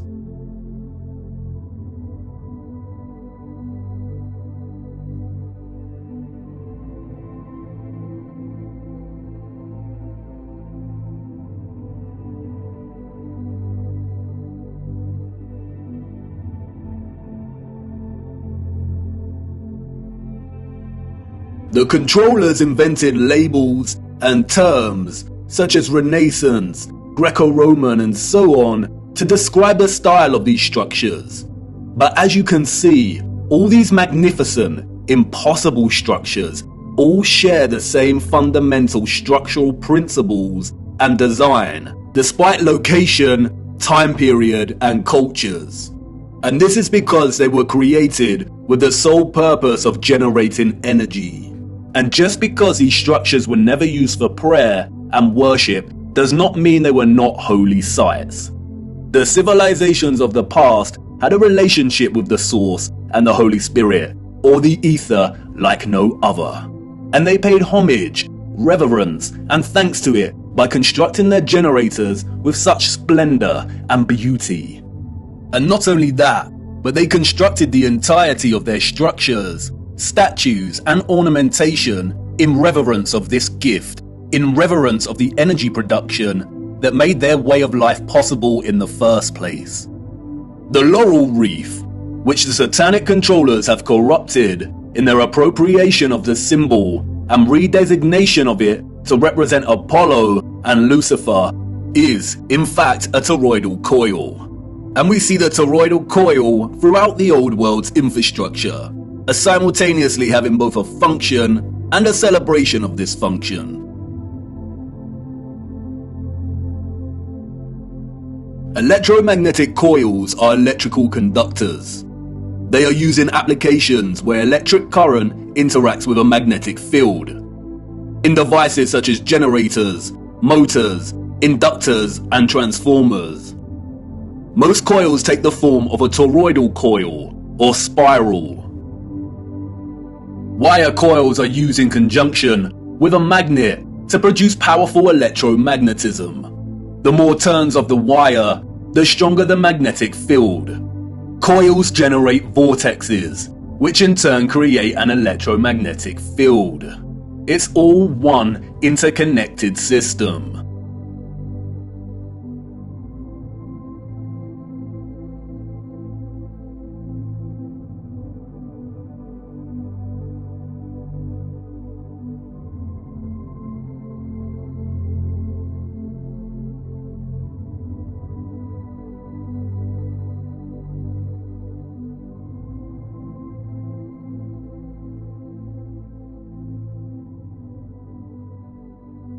And we see it everywhere. This is what columns and rotundas were used for. Powerful coils to generate electromagnetism and carry the current in loops. The torus is found at the base of pretty much every column found throughout our realm. It is everywhere. Look at the movement of electricity through a wire and the simultaneous magnetic field it produces. This is exactly the shape of a column. And we see this present in all of these gigantic and meticulously crafted columns.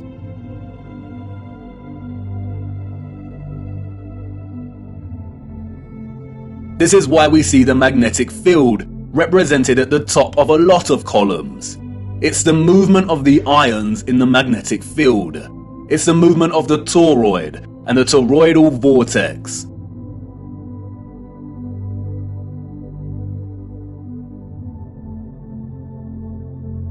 As you saw, coils of copper wire are essential in electrifying the magnet. And I know what you want to say. That's great, but the columns and other structures you are referring to are made of stone. But you see, all of these impossible structures are made from a mixture of stone and metal. They used iron bars in their construction. Iron is magnetic.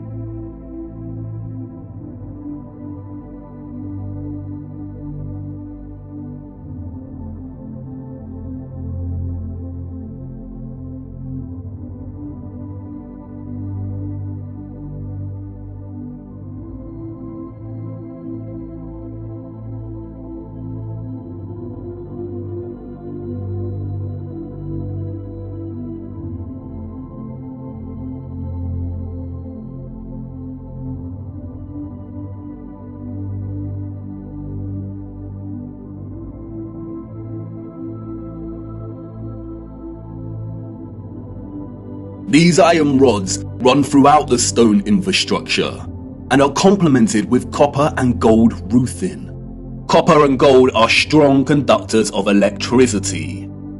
Often we find entire statues, arches, domes, and roofing made from a distinctive blue copper. Furthermore, the limestone, granite, and dolomite stone is mixed with crystal silicon or quartz.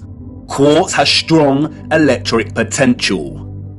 The colonnades and arches we see everywhere were at once integral components to the overall electromagnetic infrastructure, while also constructed in geometric forms that mirror the flow of electromagnetic energy, such as coil loops, horseshoe magnetic fields, and toroidal vortexes.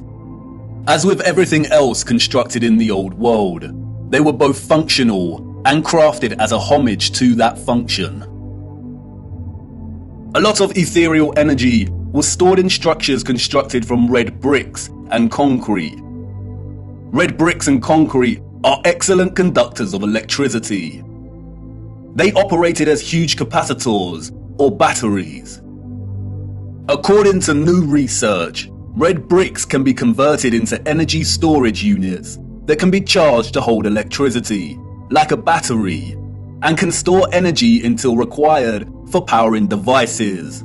The key to this battery-like function inherent within red brick is the iron oxide.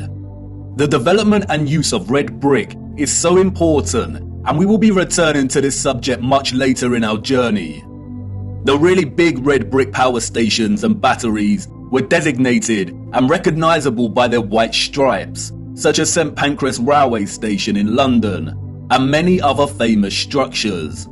We still carry this red and white stripe designation of power stations today, and it is also an indicator for the magnet. Some were constructed of blue, black, and brown with white stripes.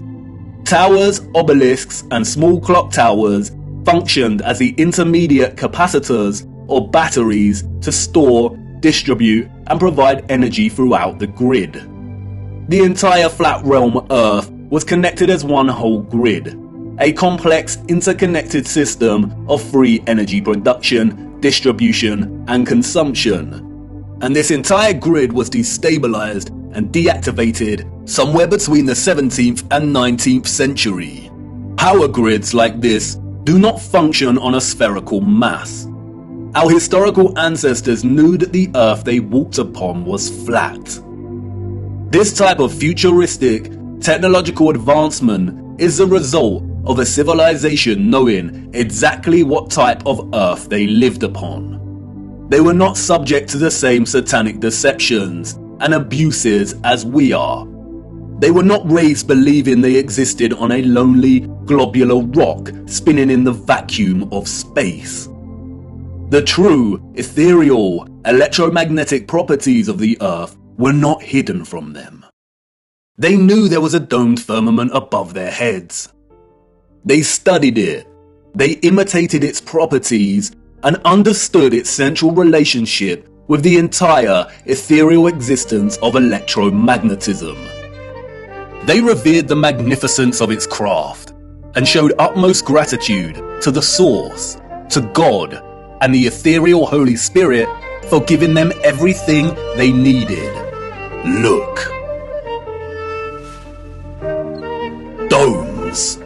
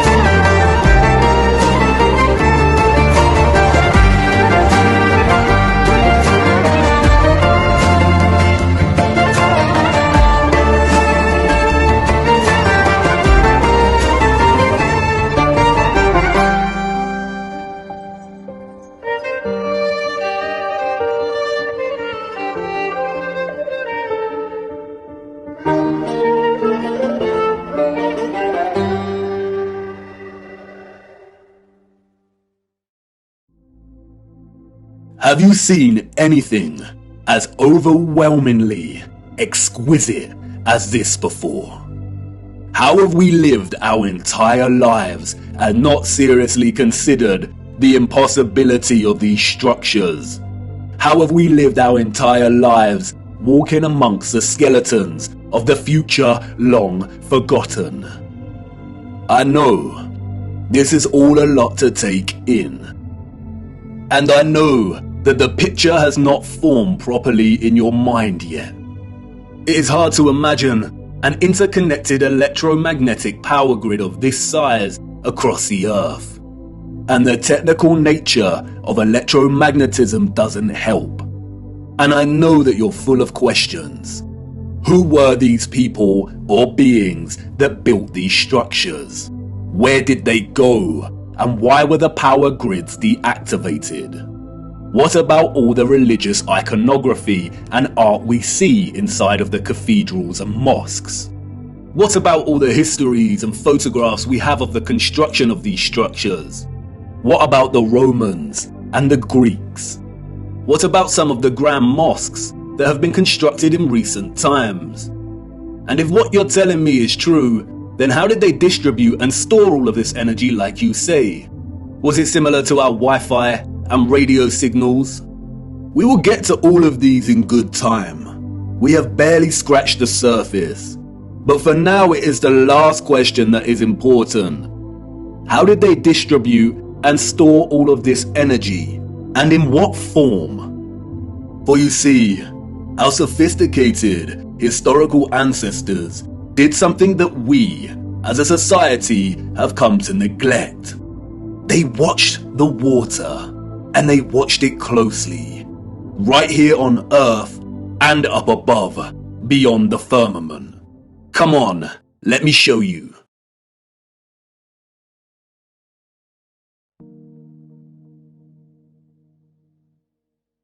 Tip-tap goes the rain, spitting on my window pane. Drip-drip from the trees, sodden earthy and soggy leaves. Splosh, splash, puddle pools, jumping on their way to schools. Onomatopoeia, the formation or use of words that imitate the sounds associated with the object or actions they refer to. The property of a word of sounding like what it represents. Water has many. The interdependent relationship between water and sound is so fundamental to our connection and understanding of water. The rain patters and drums, the waves roar, the brook murmurs and whispers, the puddles of mud squelch, that it is intrinsically woven into the very linguistic code of our language. Many have explored the powerful connection between sound and water. We have Masaru Emoto and his study exploring the impact of sound on the molecular structure of water. We have those that like to play around with cymatics. There is Peter Davey, a saxophone player who invented a device that boils water with sonic waves.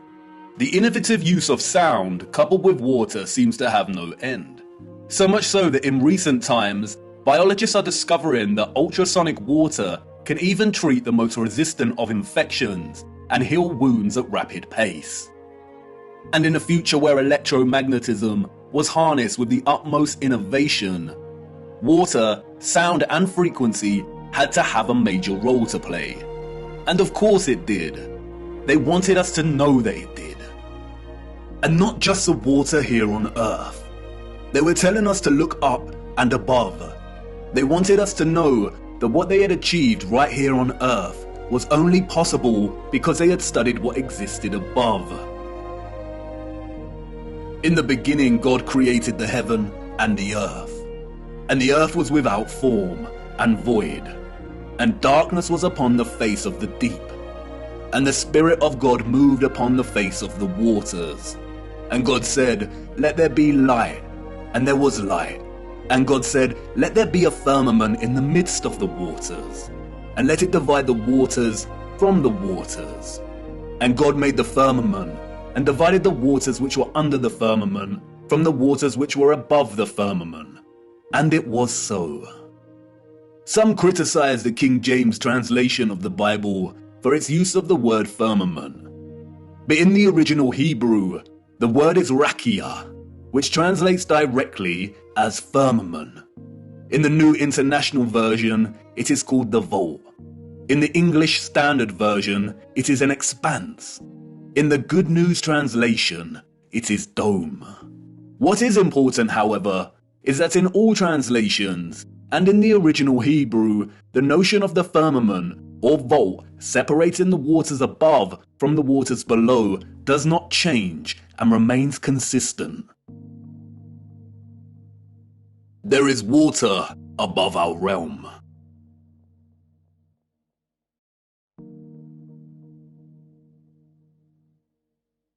The telescope is an interesting instrument, both at once an apparatus for discovery and simultaneously a weapon of deceit.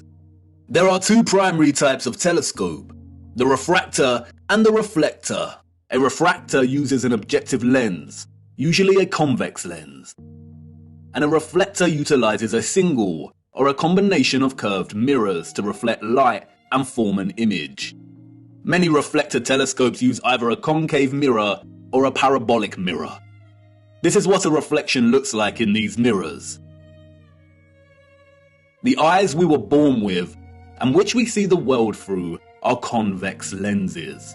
We do not witness the world through curved mirror reflections.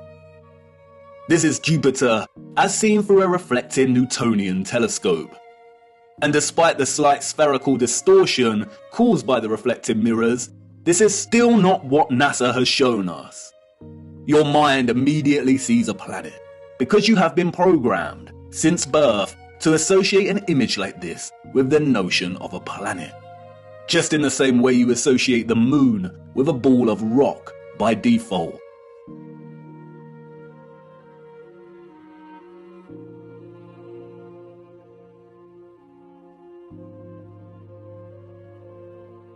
But as you can see here, both refracting and reflecting telescopes produce images similar to the Nikon P900.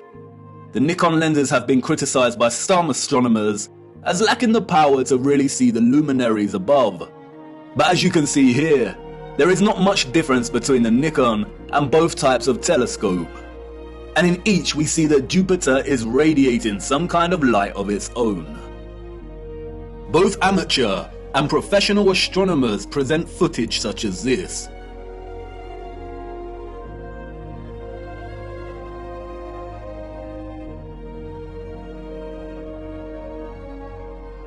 But look what happens next.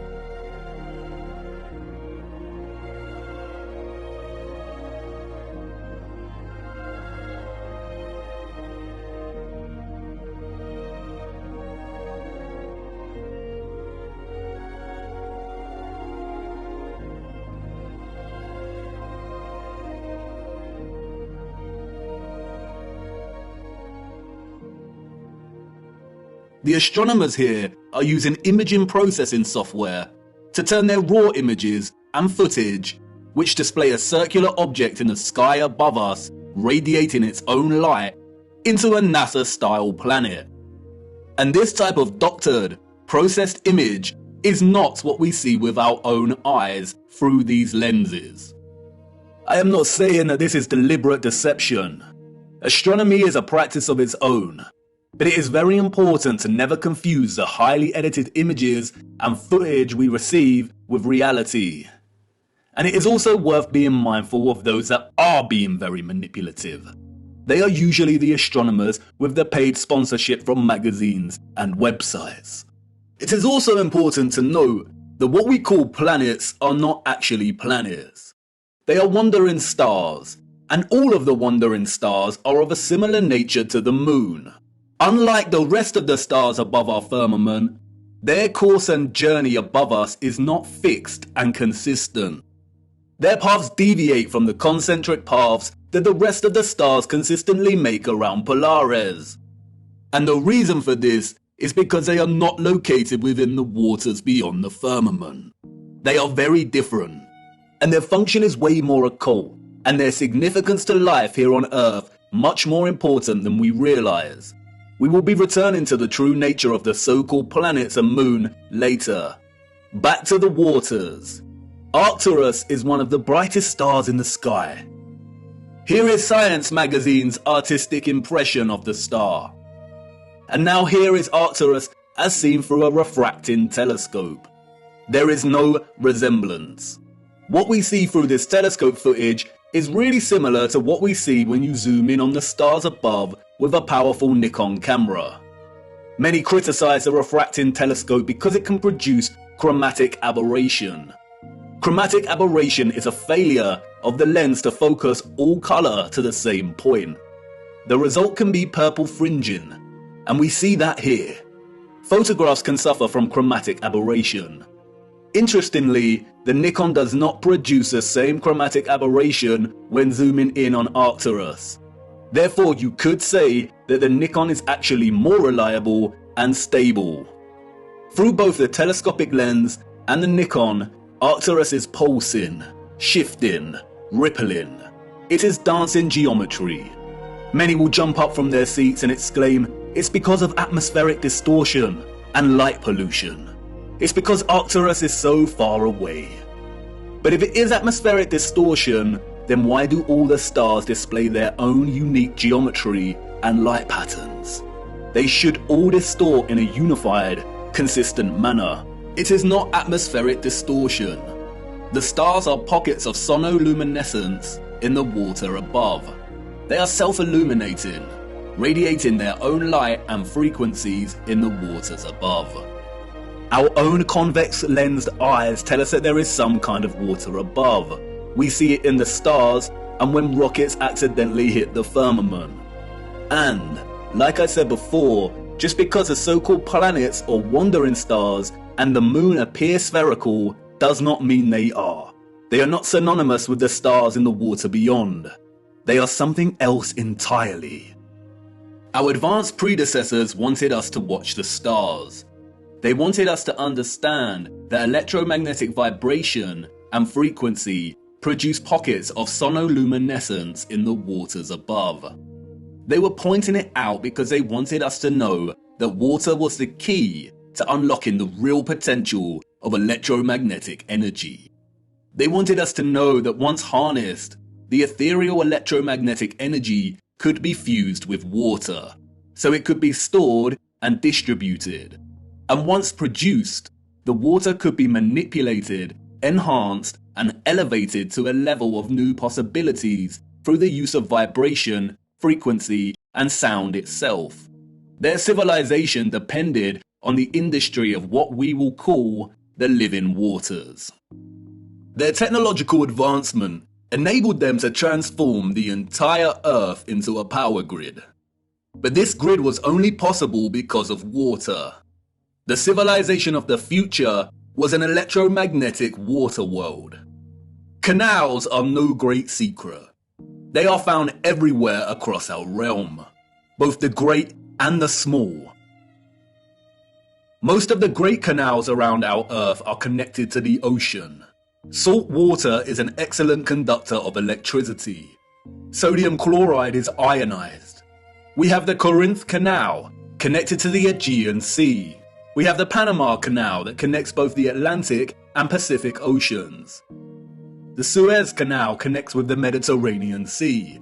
And there is the Volga-Don Canal, connecting the Azov Sea, Caspian Sea, and Black Sea with the major oceanic networks. All of the canals built before the 1920s were not built by us or those in the history books. We inherited them. And while the official narrative tells us that the Volga-Don was finished during the 1950s, its construction actually began back in the 16th century. All narrative surrounding the construction of these canals is purely fabricated, and I will show you how much later in our journey. Once you start paying attention, it becomes very evident that most continents and countries feature a combination of canals and rivers that span the entirety of the land itself. The citizens of the old world utilize the oceans and rivers to create a grid of interconnected waterways to provide water to all of their areas of habitation. In order to pass difficult sections, And keep the supply going, they would build aqueducts and viaducts. Sometimes these were constructed with the purpose of energizing the water as it passed through and into different areas, and that is why many were designed with symmetrical archivolt structures. The Romans did not build these structures. The entire infrastructure of so many cities found across our realm are designed around canal systems. Look at Amsterdam from above. The precise geometric grid lines here are not roads, they are canals, and the sole purpose was to supply water from one area to another. The water was stored and manipulated for a variety of purposes in reservoirs, water towers, pumping stations, cisterns, and other structures. The water also functioned to provide necessary balance. A complex grid of electromagnetic production, distribution, and consumption would generate a lot of heat and magnetism. Water provided not only a balance of diamagnetism, but also ensured the entire grid did not overheat. When looking at all the magnificent generators and other instruments of power from the old world, we can always find water nearby, or the remains of water storage. Sometimes this is hidden primarily underground. Many do not realise that many so-called Victorian cisterns and reservoirs run very far under a lot of our cities, and other times it is a central characteristic feature of these structures. An example of which is what the controllers have redesignated as castle moats. The electromagnetic water grid was not just an energized version of what we are already familiar with in our cities and towns. It was much, much, much more. It was way more magnificent, impressive, and futuristic than we could even imagine. The grid was connected to central, bigger power stations, or what is more appropriately termed star stations. Sometimes these were isolated stations, and other times they comprise entire cities. We are going to have to fly to a higher altitude for this. I need to show you. Hold on tight now and keep your eyes open. Look.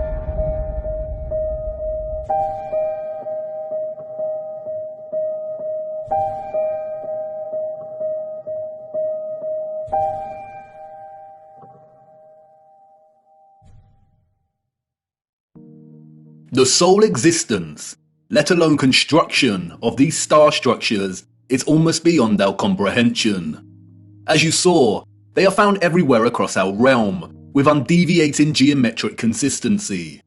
A wondrous impossibility. Perhaps they had some kind of technology that allowed them to view huge areas of land from above while planning and building. They were never forts. That is a fairy tale invented by our controllers. The stunning geometric precision and symmetry of the star structures would most likely have functioned to enhance the power of the generators and to etherize the water, or turn the water into living, energized water. We can see from comparing some of these ruined sites, and some left a little more intact, that water would have been present throughout the structure. Before the controllers destroyed and drained most of these structures, they were full of water. They were connected to rivers and canals and the oceans. They were a key component of the entire power grid. The star structures are fractals of symmetrical geometry, just like many of the ceilings of these huge energy generators. And, like the acoustic cavity magnetrons and resonators, the symmetrical sharp diagonal walls would have caused the ions to perpetually vibrate. Old plans and illustrations, which have no doubt been edited or manipulated in some way or another, offer suggestion as to how complex, integrated, and essential the star geometry was to the entire grid. Look at Paris here. It isn't obvious at first glance, but upon closer inspection, we come to realize that the entirety of Paris was itself a star station, or a star city. And like with everything else constructed in the old world, these structures were at once functional and a celebration of the source of their innovation. Look closer at the star geometry here. Can you see the resemblance? The snowflake. Do you remember what happened in Masaru Emoto's experiment on water? Ethereal vibration expressing itself through water's molecular structure. Those of the old world had perfected this science. They knew the key to releasing electromagnetism's potential was through sound and water. Just imagine what they were able to achieve. Sound, vibration, and frequency was just as integral to the success of their technology as water was. Those of the old world did not hide their adoration for sound. Traces of this love for sound are everywhere. These structures were literally instruments of power. Or as the so-called Goethe put it so succinctly elsewhere, music is liquid architecture. Architecture is frozen music. This is why so many generators, capacitors, power stations, and intermediates feature holes, pediments, dentils, indentations, and complex 3D ornamentation. They were structural openings to manipulate sound waves, the vibrations and acoustics, so they could tune the electromagnetic energy in conjunction with the water in a variety of ways to achieve different results. They were similar to the aerophone instruments such as the flute, the pipe, the recorder, the bassoon, and the trumpet. The old world revered the geometry of the star because it was through the study of the stars in the waters above that they learned the power of fusing electromagnetism, vibration, and frequency with water itself. They all work harmoniously and in concert with one another. This interconnected and interdependent energetic relationship is what makes the stars and all life itself possible in the first place. Look a little closer at the dancing geometry of the sonoluminescent stars beyond the firmament. Do they remind you of something else? That's right, all of the magnetrons, or what we've come to call rose windows, were designed to mirror the cymatic patterns of ether's vibrations in water itself. Artist Tanya Harris was onto something in 2013 when she turned her attention to studying and recording the silent resonant frequency of churches. By placing water inside of a loudspeaker, she was able to discover the hidden geometry of these resonant frequencies.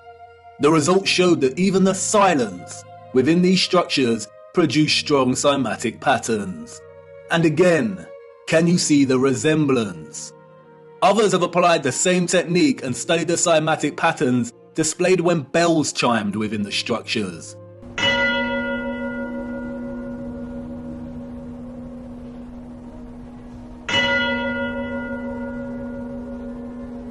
Look at the patterns. Magnetrons. This is why so many magnificent rose windows resemble cymatic patterns so closely. This is why they look like the petrified pulsations of a star.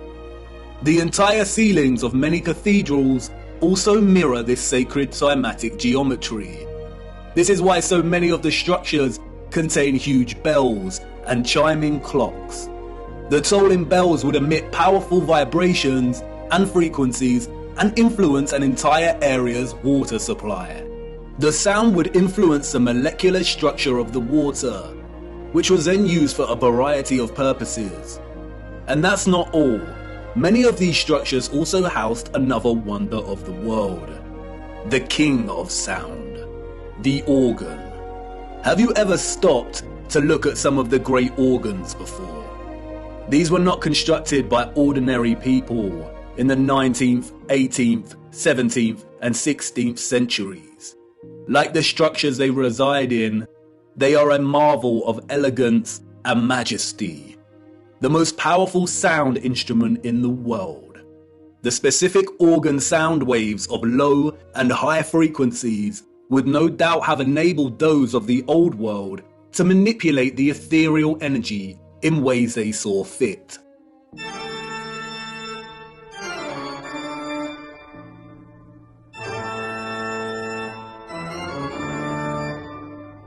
The magnetron rose windows that would not have contained glass would amplify these sound waves, which in turn would influence the molecular structure and properties of the etherized living water.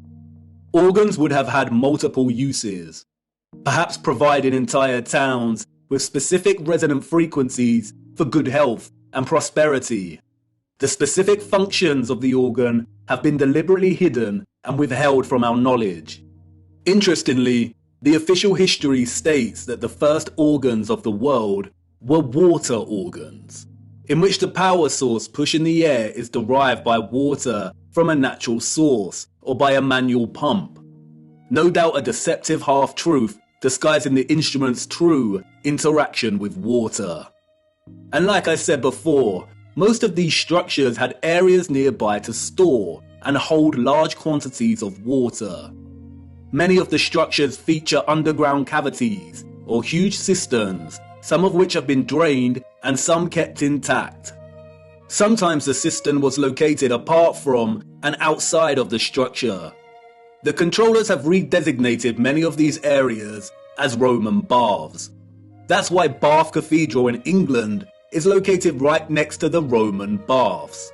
The water was also stored in red brick power stations, capacitors, or water towers. Open rectangular sites, reservoirs, wells, and step wells.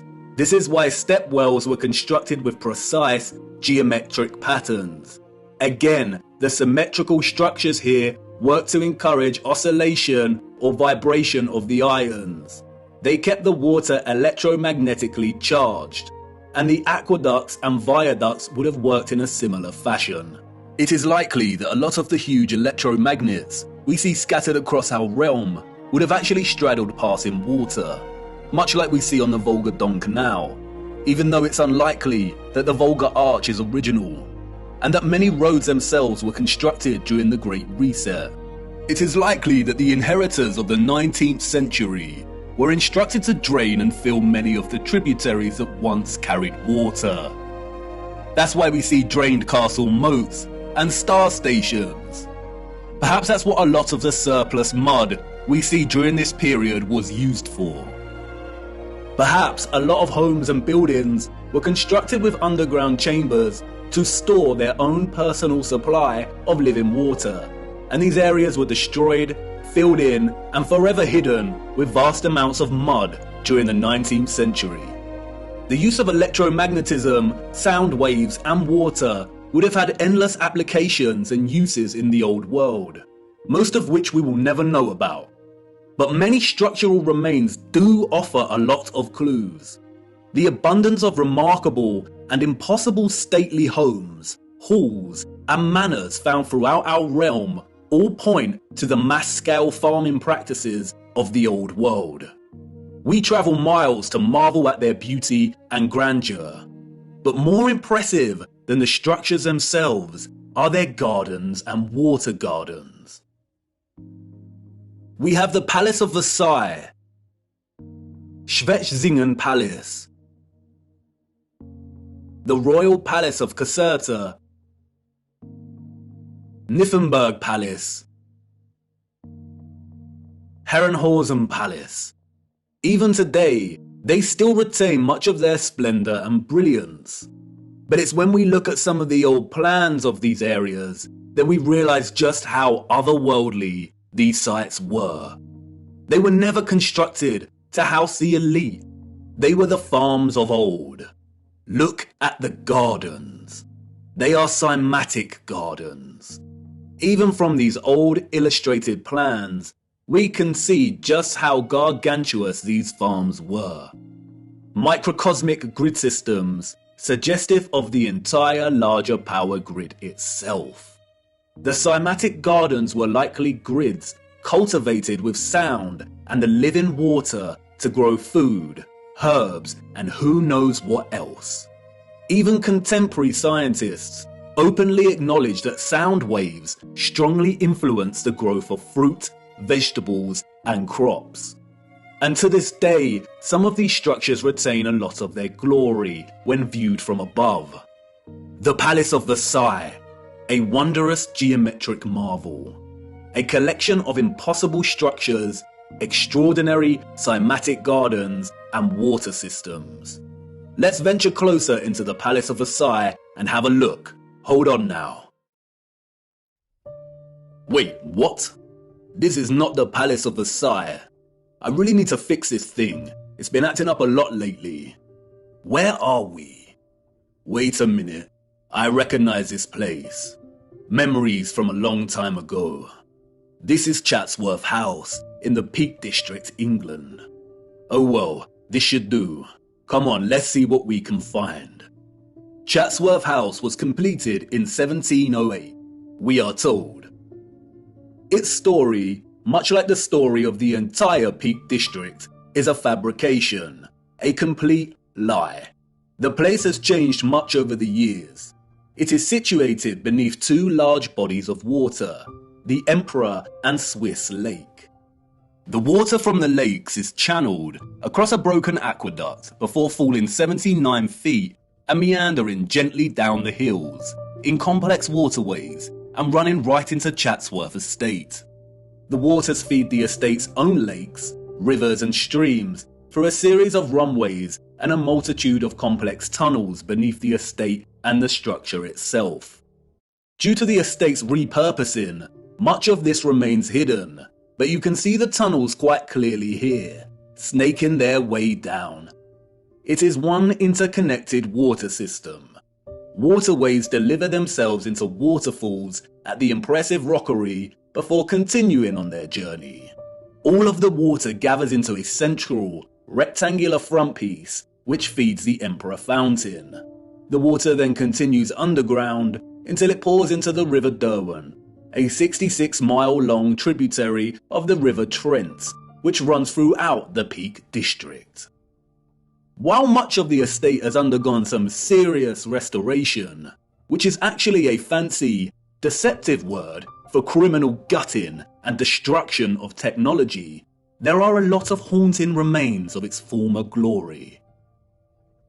It is important to note that unlike many of the huge energy generators, Chatsworth House was probably partially occupied. By farmers, that is. The central engine was located off-site and has been subsequently removed and repurposed as a larder to store hunted game. This magnificent, gorgeous structure would have functioned as a small generator, which also contained a small engine in its centre. It was repurposed as the stables. The horses of the 19th century clearly lived better lives than most of the population. Above, Atop of the hill next to the Emperor and Swiss Lake, we can see the quadruple capacitor or water tower. This was repurposed as a hunting tower. But stalking the 105-acre grounds, a visitor with eyes to see might spot some unusual sights. One of which is the half-ruined obelisk hidden away in the tangled overgrowth at the bottom of the hill below the lake. The official, controlled history that visitors receive when touring Chatsworth conveniently leaves out any mention of the obelisk. For you see, the hunting tower was not Chatsworth's only capacitor. The entire estate needed constant water storage to fulfill its energetic requirements and purposes. There are many odd structures dotted around that remain unexplained. And then there is this, the cascade, a true little wonder. The dome, a series of toroidal circles that rise to meet the smaller copper dome. They tread carefully here, making sure they force a distorted history on you. But, as always, they cannot help themselves. They just have to tell you, in their own roundabout controlled manner.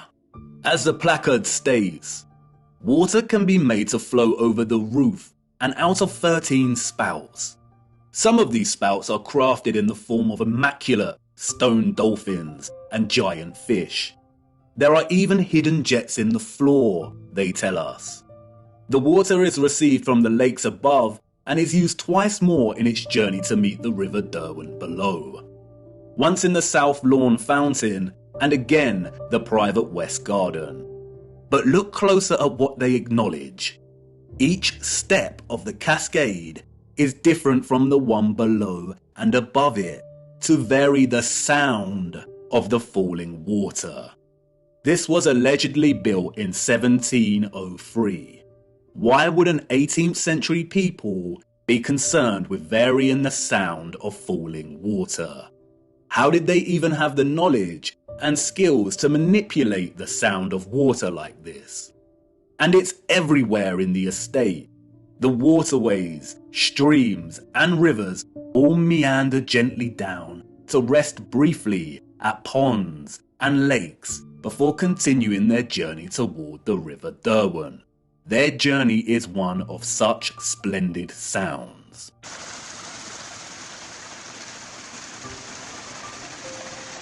As you begin to traverse the labyrinthine passages of our corrupted history, you will inevitably meet the lithographs, renderings, engravings, illustrations and paintings. How easy it is to lie when there is no photographic or visual evidence, just artistic interpretation. We would never accept illustrations as reliable sources of information today. So why do we accept them as historically accurate? And while these are not to be trusted, devoting some time to browsing their particulars can yield some interesting insights. For instance, the fountain here looks wildly out of proportion. Did it used to jet water more powerfully? And some would claim artistic exaggeration. But if you dig a little deeper, you come to learn that the original Emperor fountain, constructed in 1843, was able to jet water at a height of 296 feet. What? How? This is the 19th century we're talking about. And like I said, they cannot help themselves. Even Wikipedia states that the water power of the fountain found a practical use in generating Chatsworth's electricity. There it is, barely hidden in plain sight. And as we continue browsing these little illustrations, we stumble across it. An old engraving of Chatsworth from above. Look at the size of this. Cymatic gardens, rows and rows of crops, large bodies of water that are no longer there. And again, many would claim artistic exaggeration, the unreliability and inaccuracy of illustrations, and rightly so. But when we look at Chatsworth from above on Google Earth, what is this we find? Shadows on the ground across from the river? No, these are the markings of old infrastructure that was torn down. The markings suggest there was once a bridge here, a bridge we see in the illustration.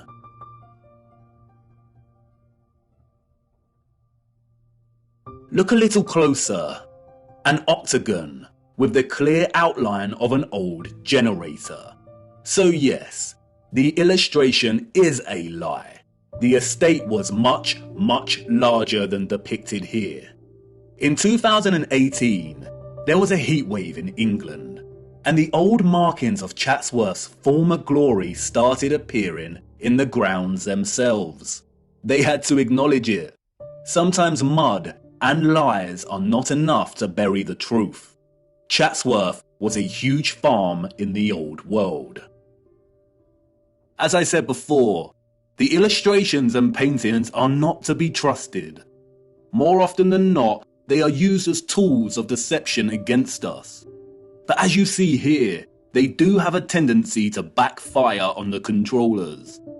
Just like with the plans of star stations and cities, our own technological access to tools, such as Google Earth, validate these old plans and illustrations as half-truths.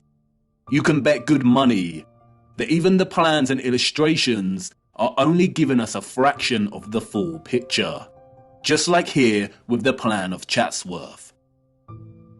And it's in Chatsworth that we encounter the first of many acts of barbaric desecration by the hands of the enemy. Chatsworth's great conservatory stood immense until destroyed in 1920. It was 84 meters long and 20 meters high, and constructed, they say, in 1840 before the establishment of automatic glass manufacturing. Huge interconnected tunnels and water pipes collected under the ground of the structure to provide heating via boilers and hot water. An engineering feat as impossible as the construction of the structure itself. It was designed by Chatsworth's gardener, Joseph Paxton.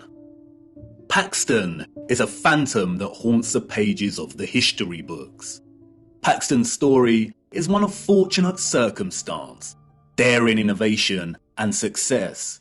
It is, unfortunately, a dishonest story, an unconvincing fiction. We are told that Paxton secured a gardening role when he was 20 years old, while working at Chiswick Gardens, and it was here that he encountered William Cavendish, the Duke of Devonshire, who was so impressed by young Paxton's horticultural abilities that he hired him as head gardener of Chatsworth House.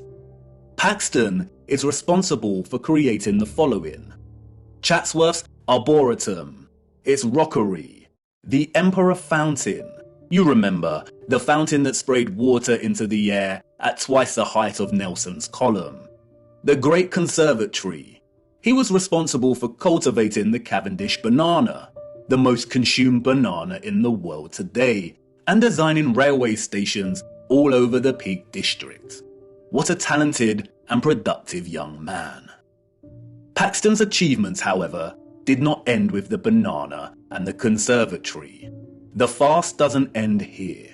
What a tangled web we weave when setting out to deceive. Paxton's success with Chatsworth led him to design the infamous Crystal Palace of London, just in time for the Great Exhibition of 1851. It was originally constructed in Hyde Park for the fair. It was constructed in just over a year, an engineering feat never again repeated. It was made from more than 1,000 iron bars, and its overall mass comprised of over 4,000 tons of iron. The Chance Brothers Glassworks in Smethwick provided the 300,000 sheets of glass. Remember, this was before automatic glass manufacturing. This is the glassworks in which the glass was produced. A simple maths equation gives us an average of 822 glass panes produced every day, 7 days a week, for a year. Right here, in this factory. This was Paxton's initial plan sketch for the structure. He went from this to this in a year. Furthermore, The entire Crystal Palace was able to house gigantic trees, and they had to board a lot of the glass panes up and cover a lot of the top of the structure during the World's Fair exhibition because the interior of the structure became too hot.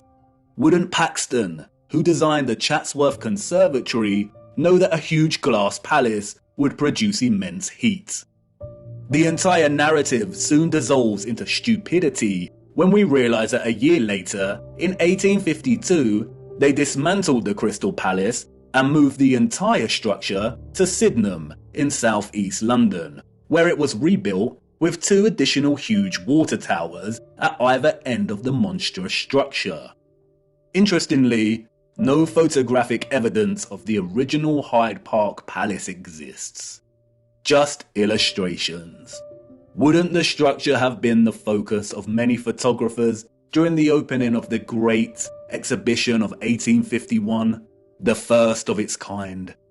It is highly likely there were either 2 of these crystal palaces in London and both destroyed, or the Hyde Park Palace is just an outright lie. Interestingly, a few years after its relocation to Sydenham, this map of the palace was produced, all designed at the hand of our genius gardener. He struggled with the water supply, we are told. After all, supplying 12,000 fountains, 2 of which shot water 250 feet into the air, and the various cascades would be a difficult task to achieve. But clearly not for Paxton. He made it happen. Interestingly, the Crystal Palace also featured one of these impossible, grand, and spectacular organs. Oh, and if that wasn't enough, while Mr. Paxton was redesigning the Crystal Palace at Sydenham, he was also designing the glorious Mentmore Towers for none other than Baron Mayer Rothschild. Who would have thought that a random, young 20-something gardener would go on to be responsible for some of the most impossible and impressive engineering feats in history? Let's also not forget about his banana. Paxton is an example of the enemy's laziness when it comes to hiding our true history. It is not fathomable or even possible for the citizens of the 19th century to have even built these structures, let alone assign their inception to one sole man. The Crystal Palace and its gardens, just like Chatsworth, were huge farming grids that used to live in water in conjunction with sound and electromagnetic energy to cultivate a whole range of wondrous produce. Kew Gardens in London is another example. The abundant electromagnetic energy was able to produce conditions of heat with ease, and the vibrational frequencies encouraged growth. Perhaps that's why Crystal Palace housed a grand organ, utilizing frequencies and vibrations to enable the growth of produce. And that's why the controllers were able to assign the cultivation of the banana, an exotic fruit, to a fabricated Englishman. The technology already established in England was able to grow many things with ease. Among other impressive horticultural achievements attributed to Paxton's genius were the perfect pineapples, another tropical fruit he grew at Chatsworth. He grew enormous lily pads, which could hold the weight of a human. He grew gigantic sequoia redwoods at Chatsworth, which usually only thrive in humid conditions. He grew them with ease, and many of these redwoods remain today, a spectacular sight to behold. It's probably worth noting that among Paxton's many other talents, Wikipedia also tells us that he became quite skilled in moving gigantic trees, as well as gigantic crystal palaces. The largest of these trees weighing 7,000 kilograms. How? With horse and cart? Why are humans so gullible? They destroyed the beautiful and impossible Chatsworth Conservatory in 1920. As the Duke's son said in a letter to his father, they blew off well over 200 pounds of explosives to tear it down. So it must have been well built. The structures of the old world were built to stand for centuries. What a great shame. The lies surrounding the Peak District do not end with Paxton. The entire national park was one gigantic interconnected electromagnetic water system of the old world. It was most likely one of Britain's primary suppliers of farming goods.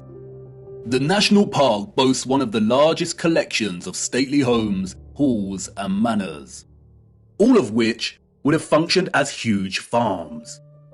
It was also a regional retreat that specialised in healing. Yes, that's right, healing. The Peak District is home to two large towns, Matlock and Buxton. Buxton is famous for its bottled water, and Matlock is renowned for its historical baths. Even today, both towns boast an enviable collection of old world structures. We see an abundance of old generators, domed pavilion structures, capacitors, colonnades, columns, bandstands, gardens and water systems. Overlooking the town of Matlock is River Castle. Its silhouetted frame and turrets stand regal in the distance. It is a derelict structure and has been derelict for over a century. The curious public are not allowed near the structure. They tell us it was built very quickly by a Mr. John Smedley. Smedley was, we are told, an industrialist. By the 1850s, he had become the driving force behind Matlock's hydropathic industry. Hydropathy is the practice of healing and curing diseases through the use of water.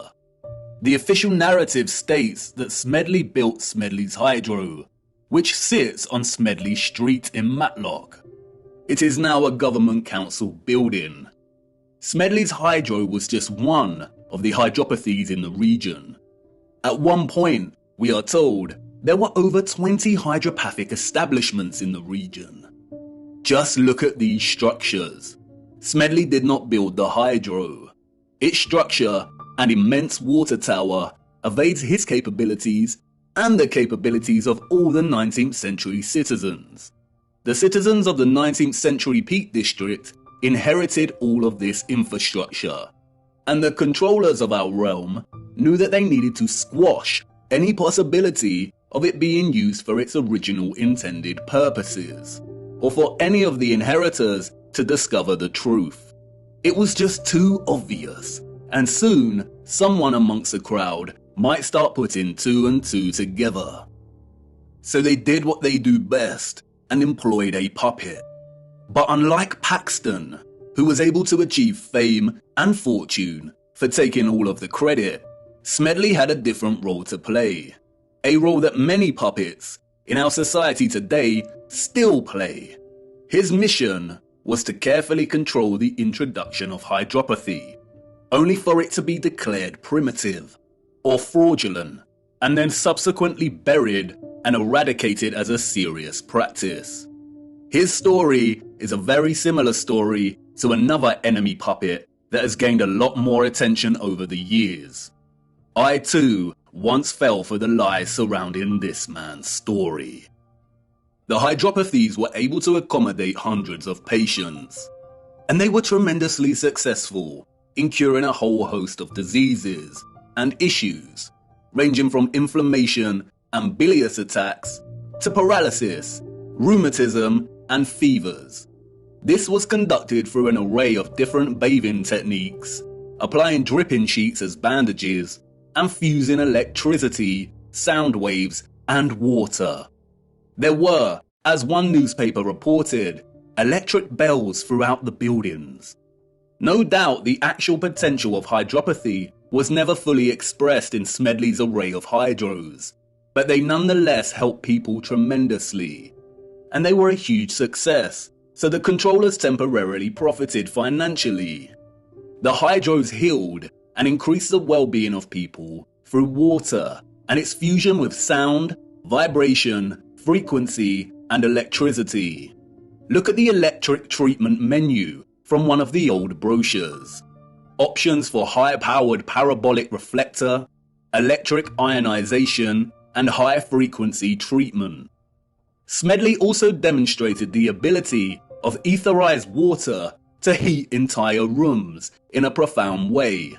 The fernery at the hydro had a water heating system built into its walls and always maintained a constant temperature of 65 degrees, even when the room was filled with a crowd of 350 or so visitors. The temperature never deviated. How was this kind of technology available in the 19th century, and yet today we do not have access to this kind of sophisticated heating? Historians and journalists of the time would deliberately smear Smedley, casting hydropathy as pseudoscience, comparable with homeopathy. Smedley had many battles with the burgeoning medical industry, and after his death, the hydros were purchased and the structural alterations began. Like Tesla, Smedley played his role and successfully introduced the science of the old world to have it debunked, tarnished, and sidelined forever. Hydropathy today is regarded as nothing more than a relaxing spa venture. All of its original applications of frequency and electricity have been eradicated from the practice. Smedley's role-playing allowed the controllers to justify the entire water grid system of the Peak District, successfully preventing the current 19th century and further subsequent generations from questioning its presence. The remains of the grid today are so evident.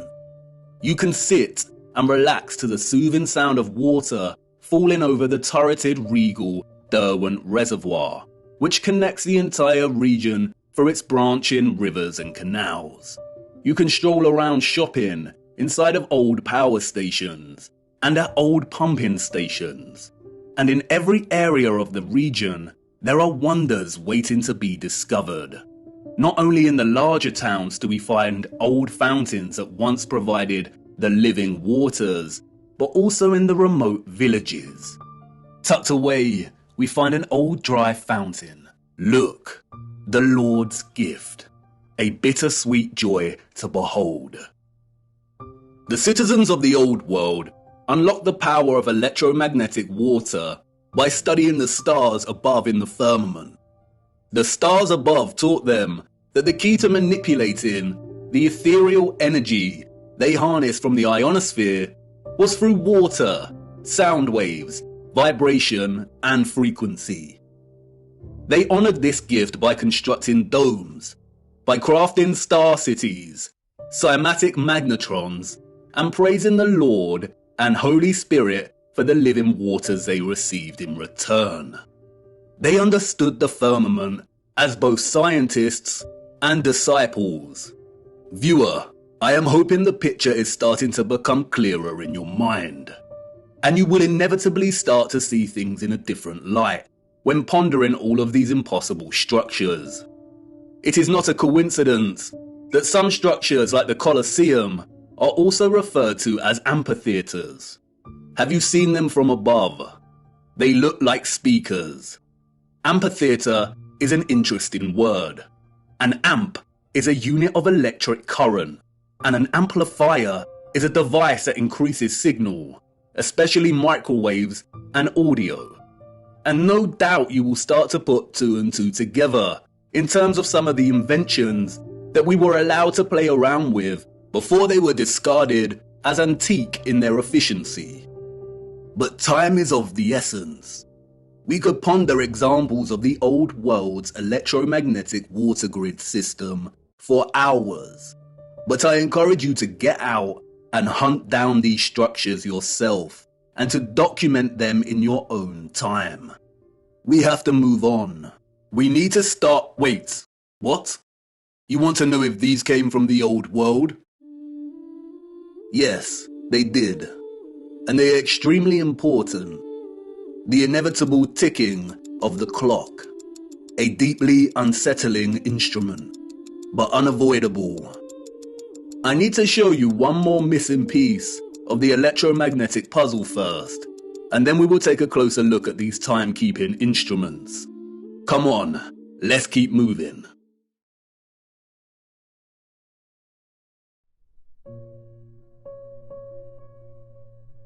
a missing piece of the puzzle. When observing the old world structures today, there is a great sense of absence and alteration. Structures have evidently been altered and changed drastically over the last 200 or so years. And when journeying across our realm and studying these structures, a tremendous sense of absence persists. Something is missing. The concept of ethereal harvesting through these wondrous antennas is not enough. It is not concrete enough to complete the picture. Something else was once present that made the entire technological grid possible. This, of course, is the key technological component of these structures, the engine, and the central mechanisms that made them function in the first place. The engines were, of course, not tokamaks. A tokamak is a crude and base instrument. It is a design of the New World. It does not belong in the Old World. It would have had no place in their structures. Their sophistication and finesse would not have relied on such ugliness, on such primitiveness. What is undeniable, however, are the parallels between the tokamak's fundamental octagonal form and the Old World's love for the octagon. It is very likely that the octagonal formation is an essential component when generating a toroidal vortex. We see the octagon everywhere in the Old World. Octagonal geometry underpins many of the structure's fundamental formations. And the peculiar octagonal structures everywhere are not by mistake. They are what they seem, empty shells that once housed something else. This sense of emptiness is everywhere and remains unexplained. So many towers and domes rise to smaller, hollow domed cupolas. Why are they hollow? Why would an earlier civilization waste so much time and energy constructing such a seemingly superfluous and useless structure? But they didn't, did they? A lot of these empty areas are always directly below the antennas. And although not all of these crucial empty structures are octagonal, most are, and they are always situated in key areas, like under central antennas, beneath domed resonators, in the center of closed, symmetrical courtyards, or detached and just outside the bigger generators. And when reflecting on such perfectly wrought geometry, the absence is tangible. There used to be some kind of cylinder or apparatus contained within this space.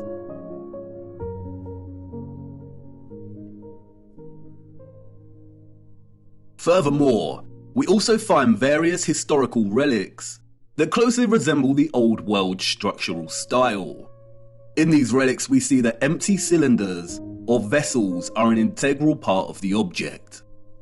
Could these be miniature functional objects that mirror the form of the larger empty spaces we see in the Old World structures?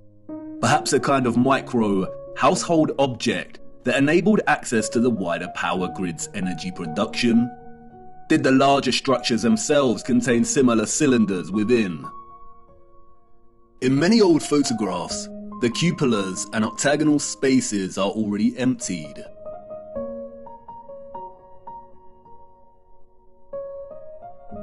But there do remain a few images and illustrations that can offer a little insight as to what was present before. In some we see a type of cylinder, and in others we see some kind of orb or container.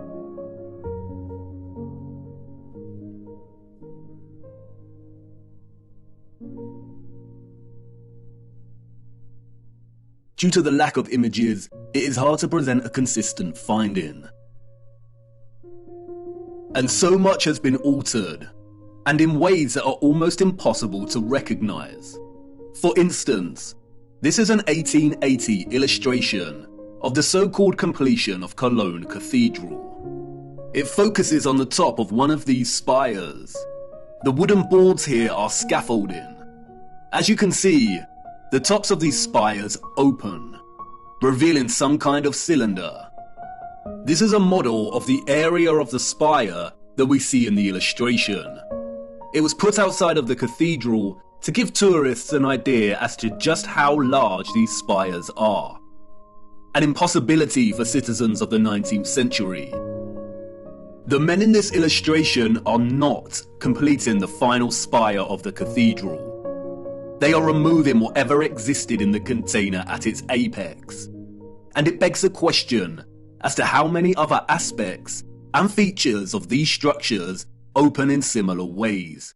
And why do they open? What did they contain? Interestingly, it is the esoteric and occult that provide some clues. Alchemy was an arcane natural philosophy or proto-scientific tradition. Its central focus was chrysopia, or the transmutation of base metals into noble metals. From its inception in ancient Egyptian, Greek, Indian, and Middle Eastern culture, the field of alchemy, we are told, was obsessed with turning base metals into gold, and a maniacal obsession with creating the elixir of life to achieve immortality. We have all heard of the medieval Nicholas Flamel and the Philosopher's Stone. It is a field of inquiry steeped in a rich fabric of occultism, Kabbalah mysticism, and magic. It wasn't until the mid-18th century that alchemy was divorced from its occultism and transformed into the burgeoning field of chemistry. But there was a small occult revival during the 19th century that continued into the 20th century. In 1922, a mysterious text was written by an equally mysterious figure. The Mystery of the Cathedrals by Fulcanelli, a French alchemist, we are told. To this day, the identity of Fulcanelli is still debated. No one knows who he truly was. And like many mysterious figures in the history books, his name appears to be an anagrammatic play on words. Fulcan is a reference to Vulcan, the Roman god of fire, and Eli, a reference to El, the Canaanite word for God. It is evidently a work of one or more Freemasons, but nonetheless, its alchemical reading of the wondrous and magnificent structures we call cathedrals is potently original and offers many insights and half-truths. And it's in Fulcanelli's reading of the statue of Offerus that was taken from Notre Dame Cathedral and destroyed that he begins to offer the reader some truths. As the legend goes, Offerus was a strong giant, but with a dull mind.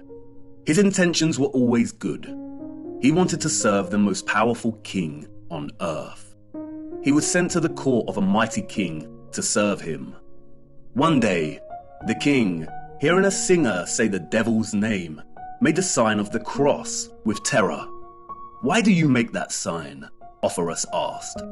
"Because I fear the devil," the king replied. "If you fear him, you are not as powerful as him," Offerus reasoned. "I want to serve the devil." And so he did, and enrolled among Satan's servants. One day, the servants met a cross by the side of the road, and the devil ordered them to turn around. "Why is that?" the curious Offerus asked. "Because I fear the image of Christ," the devil replied. "If you fear him, you are not as powerful as him," Offerus reasoned. "I want to enter the service of Christ," Offerus exclaimed, and passed by the cross and went on his way. On his way, Offerus met a hermit. He asked the hermit where he could find Christ. "Everywhere," the hermit replied. The hermit knew the type of dull giant he was dealing with, and he knew he would not take to prayer. So he led Offerus to a violent river and said, "The poor people who have crossed this water have drowned. Stay here and carry them on your strong shoulders. If you do this, Christ will recognize you as his servant." And so he did. Offerus spent his days and nights carrying people across the river. One night, overwhelmed with fatigue, Offerus received a knock on his door. It was a child who wanted to cross. Offerus took him on his shoulders and began crossing the river. But as he reached the middle, the river became a furious torrent. The waves swelled, and Ophoros began to buckle. In fear of letting the child fall, Ophoros uprooted a tree to lean on, but the child was becoming heavier and heavier. Ophoros began to fear the child would drown. He lifted his head up and asked, "Child, why do you make yourself so heavy? It seems to me that I carry the world." The child replied, "Not only do you carry the world, you carry the one that made the world. I am Christ. As a reward, I baptize you in the name of the Father, in my own name, and in the name of the Holy Spirit. From now on, you will be called Christopher." Christopher walked the earth for the rest of his days to teach the word of Christ. Christopher, the one who bears Christ for the masses. In his focus on Ophoros, however, Falconelli reveals a certain key to unlock another layer of meaning in the legend's symbolic expression. In his enigmatic manner, Falconelli writes, "Christopher stands for Chrysope, who carries the gold.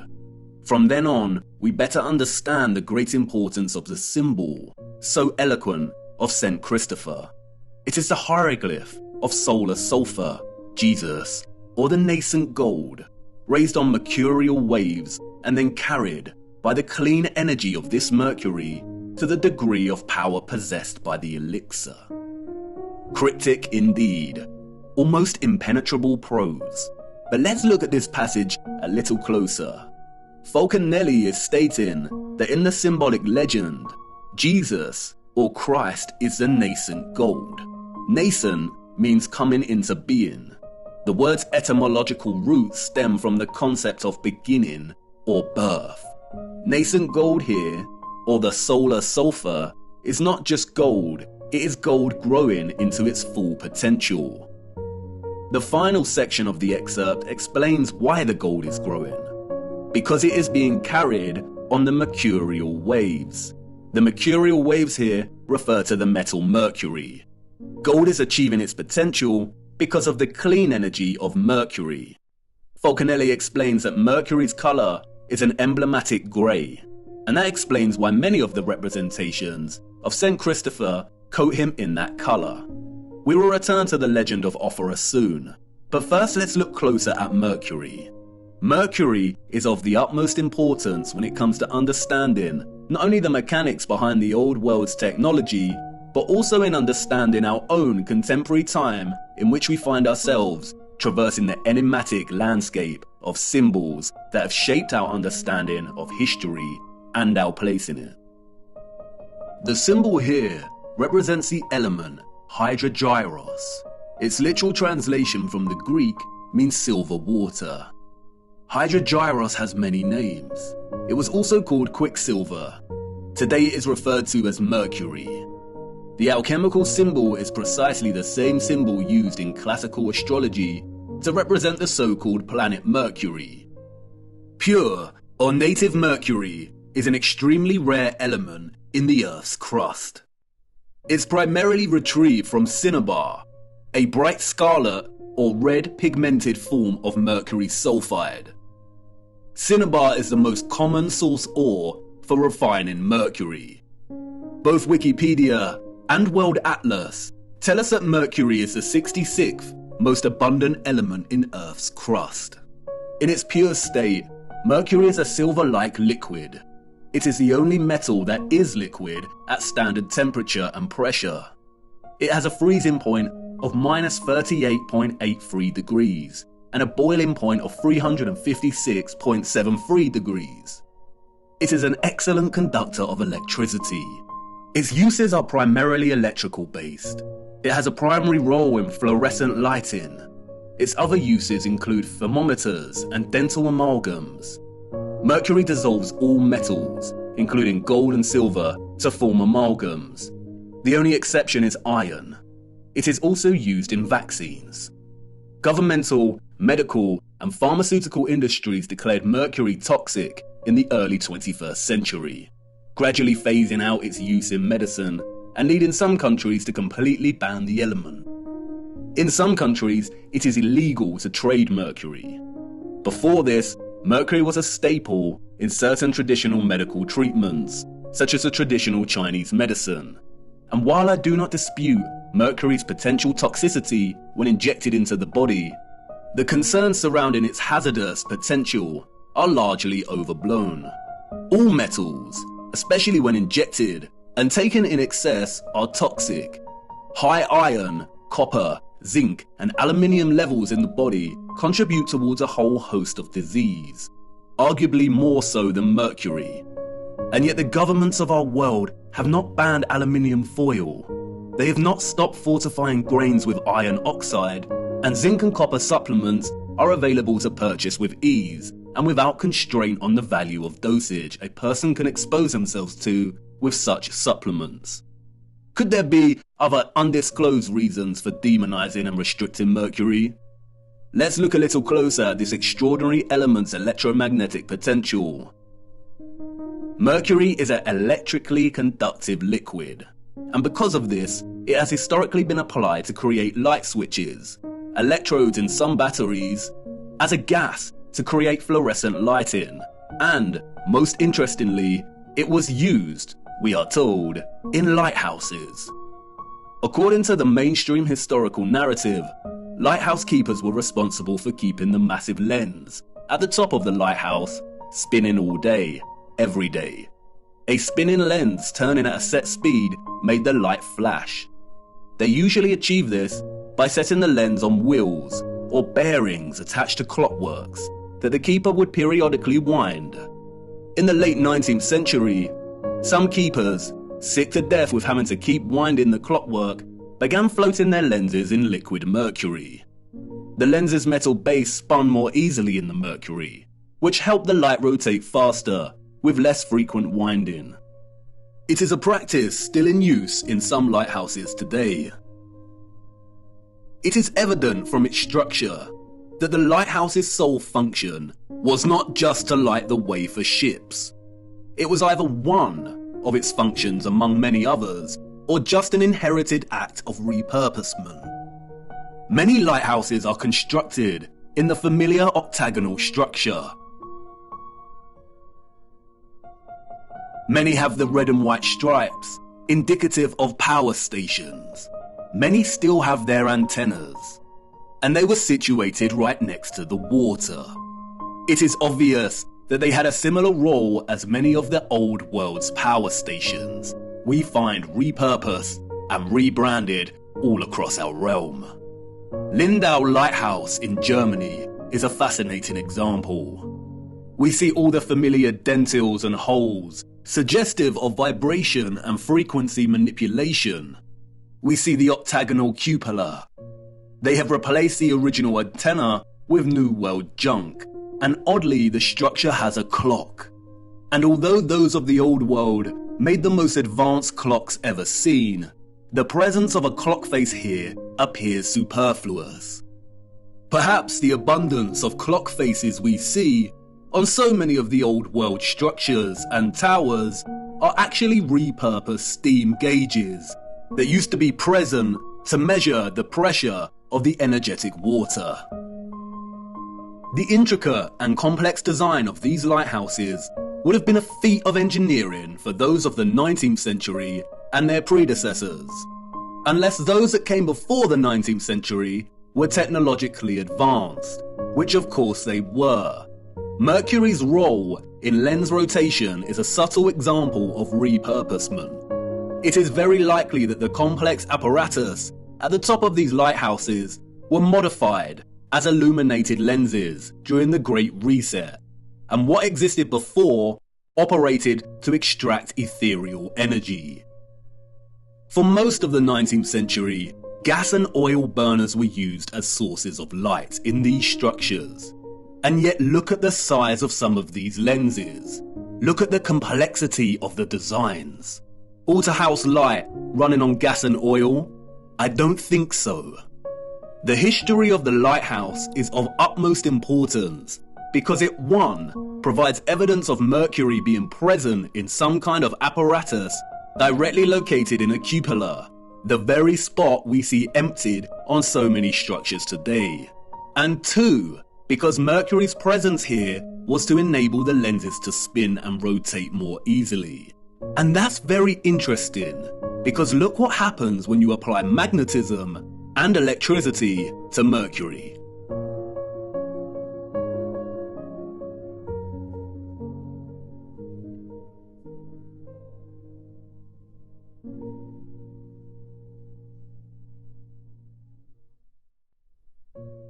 It rotates and creates a vortex, either clockwise or anti-clockwise, depending on the application of the current.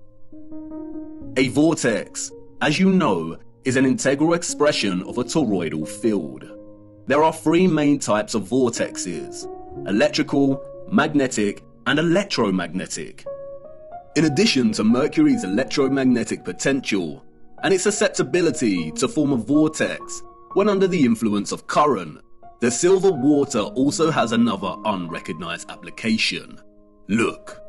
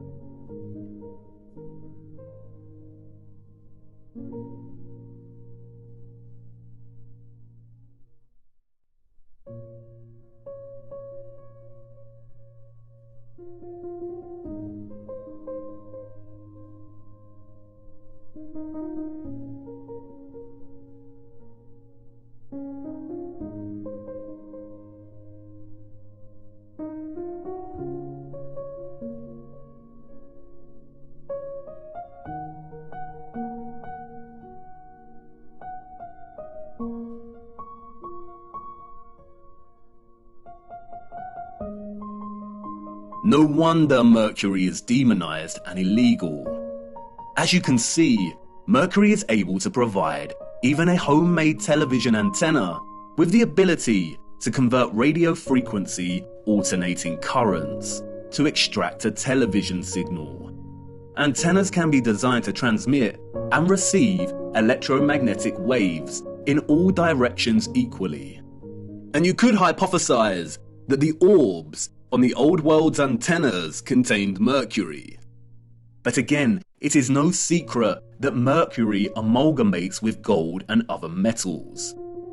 An amalgam is an alloy of mercury and another metal.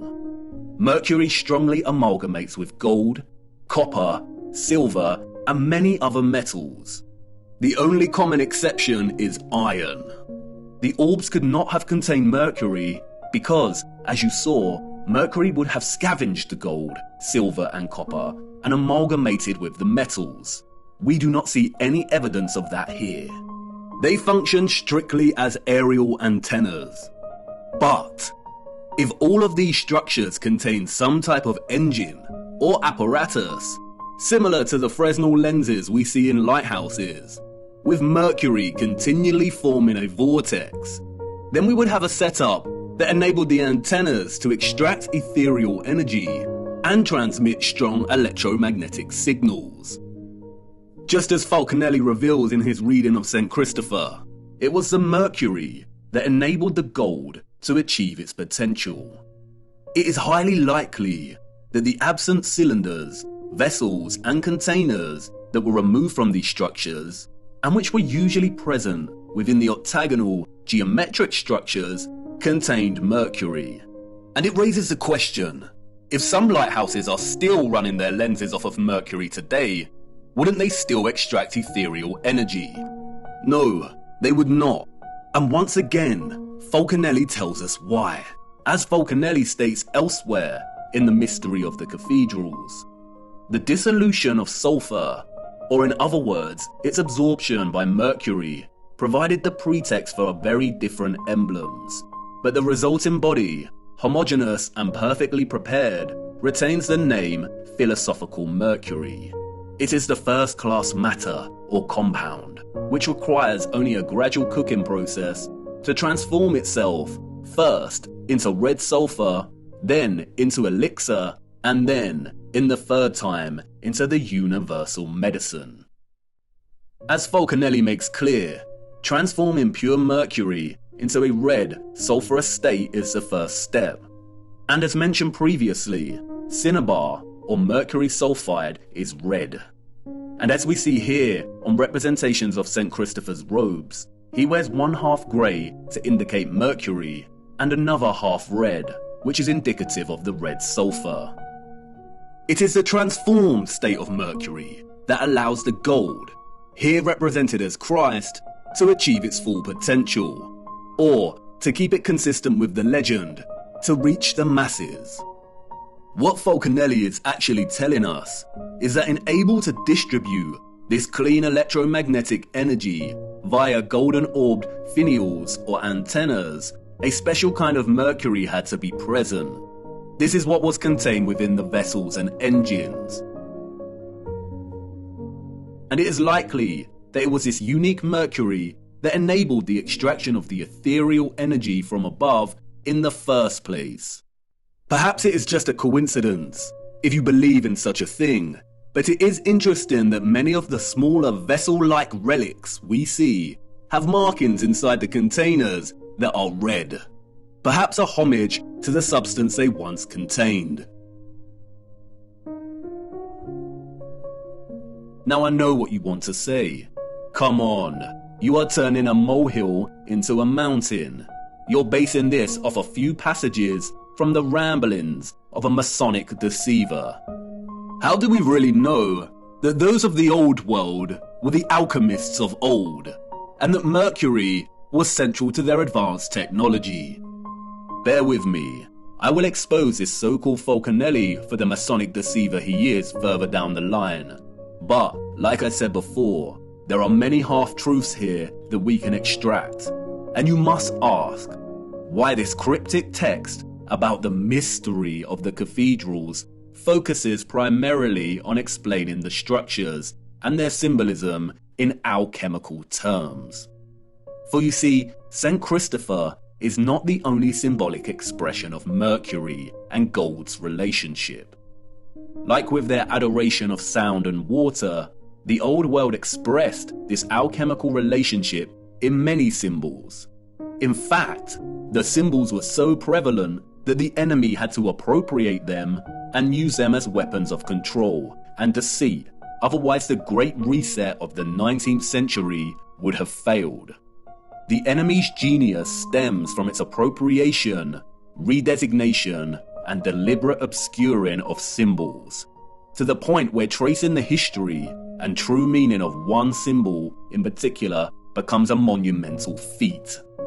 The abundance of lions and eagles we see throughout the old world, primarily in the form of statues, relates to the elements of gold and mercury. As Falconelli states, the lion is the sign of gold.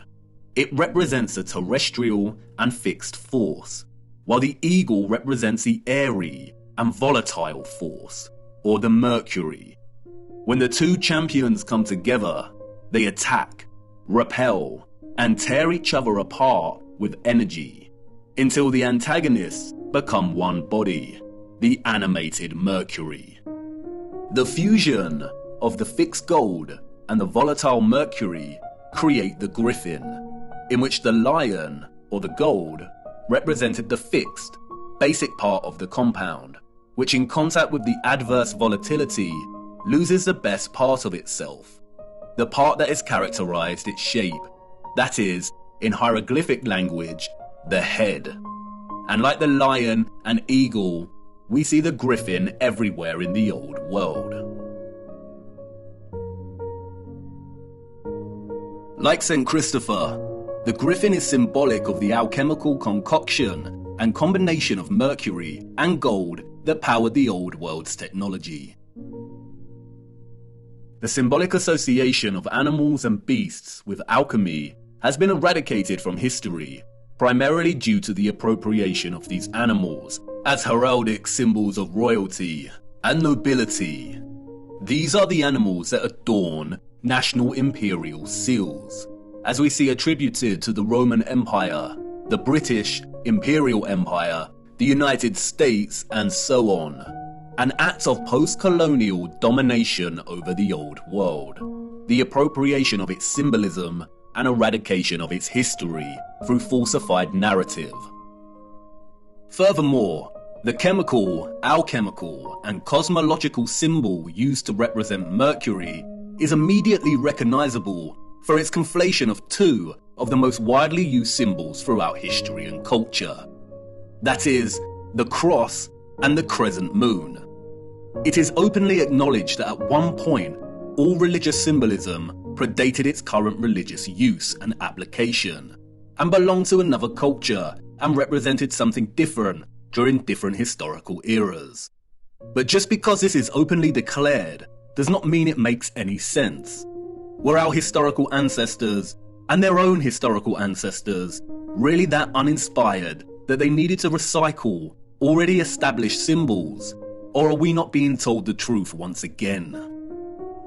The conflation of Christian and Islamic symbolism and culture is so prevalent across our realm that upon closer inspection, it begins to appear quite absurd.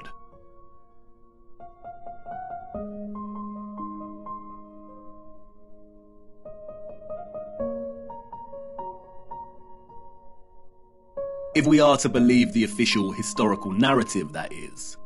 If we believe the narrative of the Crusades and Ottoman-Habsburg wars, of the continual warring between West and East, then the presence of the crescent symbolism displayed on many so-called medieval European coats of arms and crests indeed makes no sense. Perhaps this is just more cultural appropriation, but the narrative becomes very unconvincing when we turn our attention to the structures themselves. Why was the Hagia Sophia Holy Grand Mosque originally constructed as the Church of Hagia Sophia by the so-called Roman Empire? It remained a church, we are told, for almost 1,000 years. Its 4 minarets were constructed after the Ottoman Empire took the region. But look at its original design. It does not resemble a traditional cathedral whatsoever. And we see this over and over again. The Cathedral of Cordoba in Spain, originally erected as a mosque in the 8th century and then converted to a cathedral in the 13th century. We see right here the conflation of both styles of East and West. Interestingly, the structure also features the red and white striped arches, indicative of power stations that we find throughout so many impossible structures. And even without their unconvincing narratives of structures passing between cultures, we still see the presence of both styles in many structures that do not have this narrative attached to them. St. Mark's Basilica and the Doge's Palace in Venice look extremely Eastern, as does the Brighton Pavilion in England. These structures were impossible for all of those, East and West, in the official narrative, unless they had advanced technology, which the narrative tells us they did not. The official narrative tells us tales of architects being inspired and influenced by the structures of East and West alike.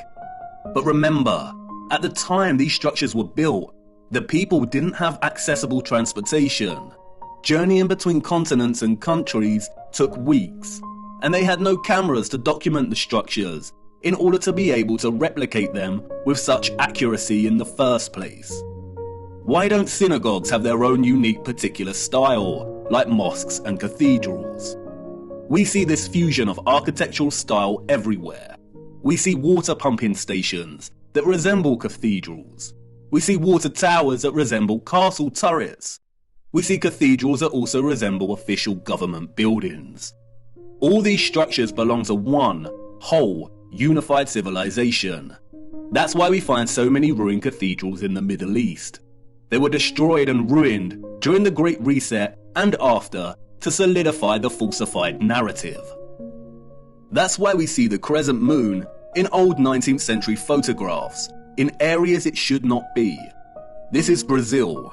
Look closer. Even today, Brazil's Muslim population comprises a total of 1% of the country. So why is this crescent present at the top of one of these antennas in the 19th century? Why is it present in San Francisco in 1905? Why do we see many structural antennas composed of both the cross and crescent moon. In many of the old photographs, we see many structures without any religious symbolism, but just standard antennas. And what about all the unusual antennas we see? Many of the antennas functioned as symmetrical instruments to enhance ether extraction and to transmit energy to other antennas. They were never signs of different religious factions in the old world. They were most likely later designated these meanings to fracture the unification of the old world and its understanding of God. Even the mainstream narrative admits that it was not until the 19th century that the crescent moon even became associated with the Ottoman Empire, and it wasn't until 1950 that the symbol became the emblem of Islam. The symbols of the crescent and cross are much more complex than most realize. In the context of the antennas, they are likely a symbolic homage to the alchemical mercury that made them function in the first place. But the crescent and cross also have broader implications that are related to the holy, energetic and ethereal workings of our realm. We will be returning to these symbols later. This is not meant to discredit the meaning of these symbols today. Symbols evolve over time, but this evolution was carefully orchestrated by our controllers. It is also not to discredit God, and this point is crucial. I understand that much of this may trigger some people, but it is imperative to understand that religion, in an institutional sense, was created by our controllers as a means of control. Many religious organizations today are corrupt and use religion as a front when their true allegiance lies with the psychopathic controllers of our realm. Religion was an essential tool of deception to justify the old world's infrastructure. Religion is not synonymous with an understanding of God, faith and prayer. And it is also not to discredit the life of the Son of God. No, and this is crucial, and you will see why later in our journey. And in many a sense, this is what Christ tried to teach people, to see through the deception and manipulation. And when thou prayest, thou shalt not be as the hypocrites are, for they love to pray standing in the synagogues and in the corners of the streets, that they may be seen of men. But thou, when thou prayest, enter into thy closet, and when thou hast shut thy door, pray to thy Father which is in secret. You see, the scriptures are more accurate than most understand. They are at once historical accounts, instruction manuals for living, and sacred texts of prophecy.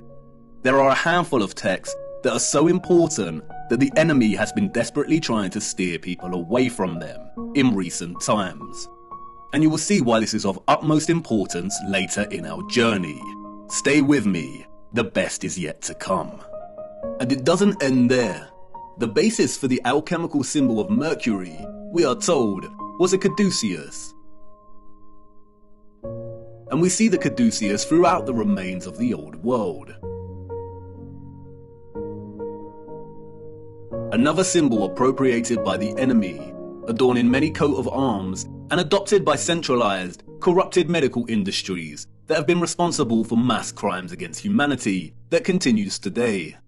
It is not a coincidence that the same mercury that the symbol represented is injected into humans via vaccines to disrupt their entire methylation cycle, resulting in widespread autism and a whole host of neurological and metabolic disorders. The caduceus illustrates clearly how both Roman and ancient Greek mythology serve the enemy as a tool of deception. In Roman mythology, the caduceus staff was carried in the left hand of the god Mercury. The Roman Mercury was the god of financial gain, commerce, communication and messages. In Greek mythology, the staff is carried by Hermes. Hermes was the god of travelers, merchants and commerce. The fabricated mythologies allowed the enemy to obscure the caduceus's true association with the elemental Mercury, while also permitting them the usual sick, hiding in plain sight mocking ritual by linking their medical industries with the god of financial gain and commerce. As Falconelli writes, the snake indicates the incisive and dissolving nature of Mercury.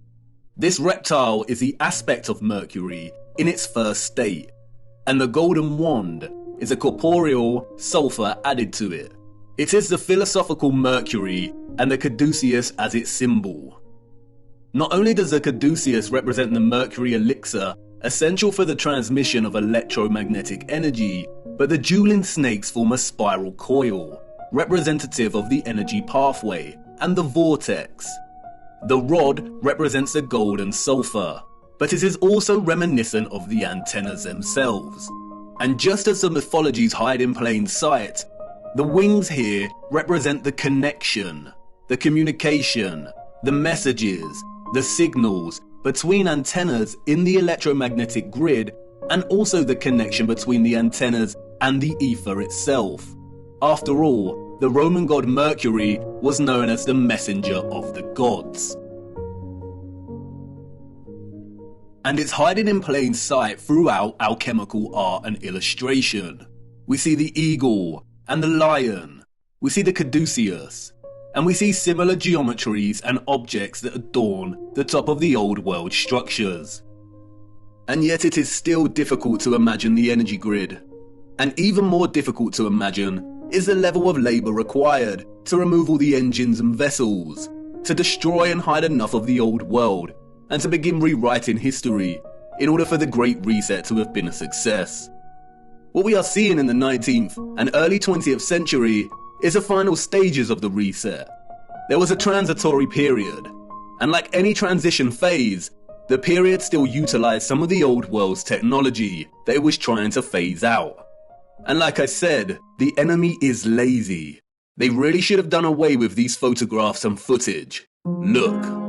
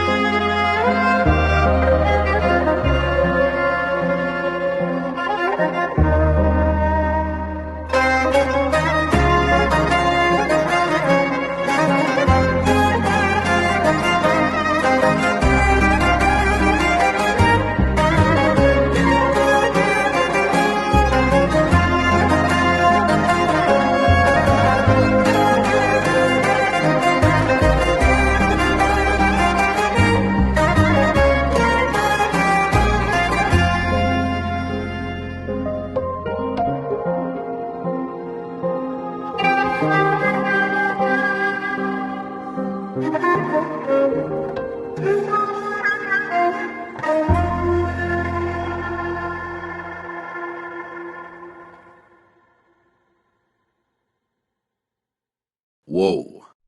Most of these images were taken during the World's Fairs of the 19th century, and at the turn of the 20th century. Any electrician will testify to just how impossible illumination in this time period and on this scale would be. What an absolute nightmare to wire. But they didn't need complex wiring, did they? How did they have moving sidewalks during this period? We also see this technology on display in the burgeoning American amusement parks of the early 20th century. There is a reason they called them electric parks. In fact, the reference to electricity can be found everywhere amongst repurposed old world sites, even in the unlikeliest of places. Even in this transition phase of the reset, these environments look glorious.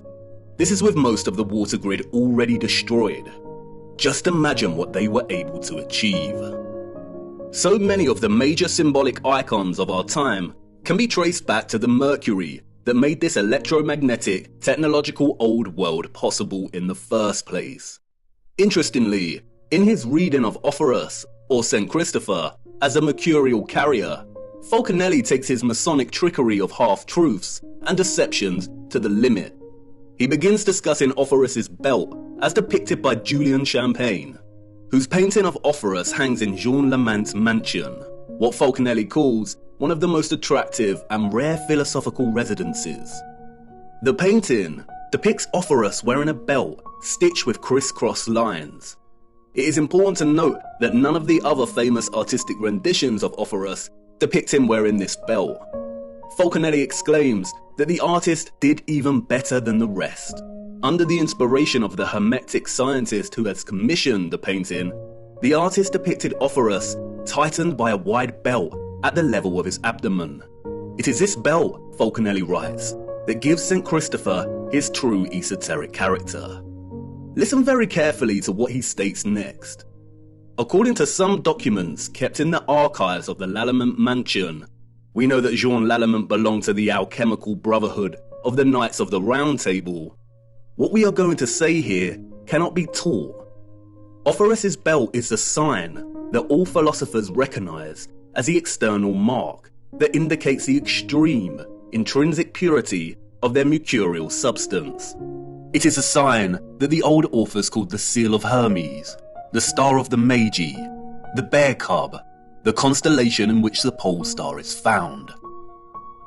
Comparing Orpheus's belt and the Bear constellation by the pole star, or what is known as Ursa Major, or the Big Dipper, at first provides no insight as to what Falconelli is referring to. Is this just a rambling of an insane, cryptic mason, or are we missing something? But if you begin to trace the pattern on the belt, then another hidden and familiar pattern begins to emerge within the pattern itself. When documented throughout the year, at each season, the Big Dipper constellation also forms this pattern, the symbol of the swastika.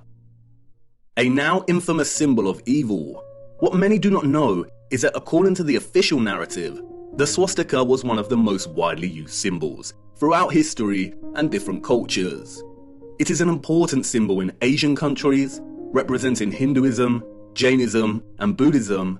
It was used by the so-called ancient Greeks and Romans, the Druids, the Celts, Native Americans, early Christians, and so on.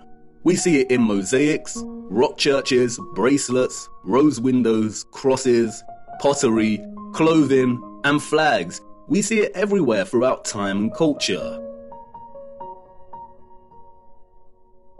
Interestingly, Swedish and Norwegian power companies used the symbol in the late 1800s and early 1900s to represent electric power stations and hydroelectric stations. This connection cannot be purely coincidental.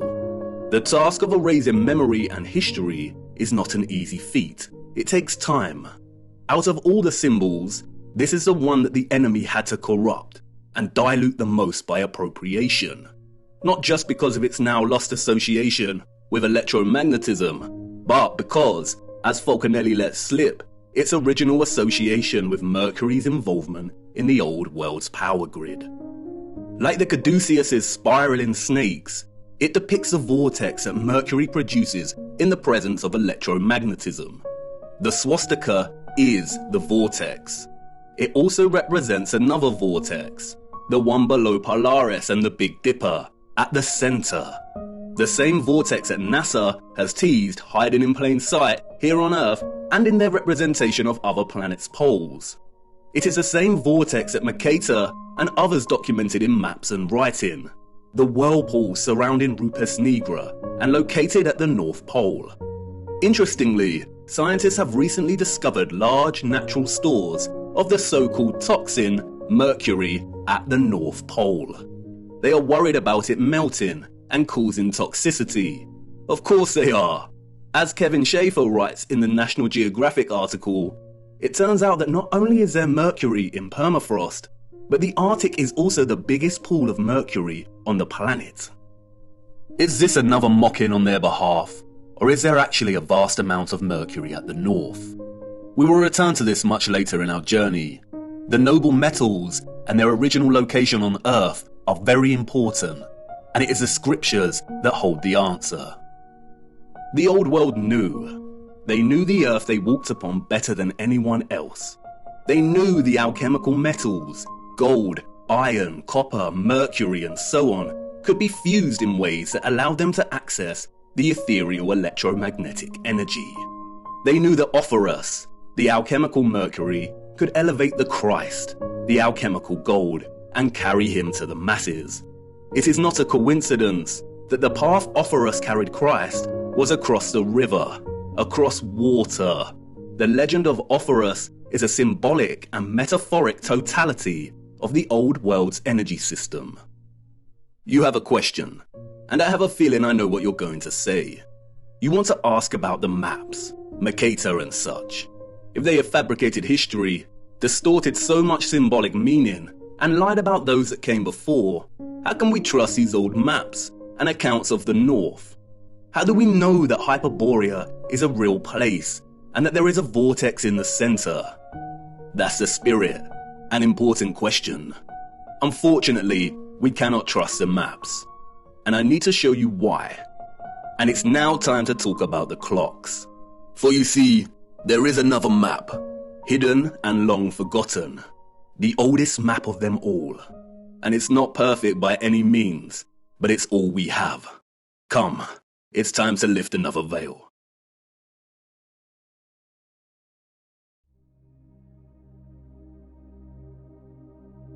Midway upon the journey of our life, I found myself within a forest dark, for the straightforward path had been lost.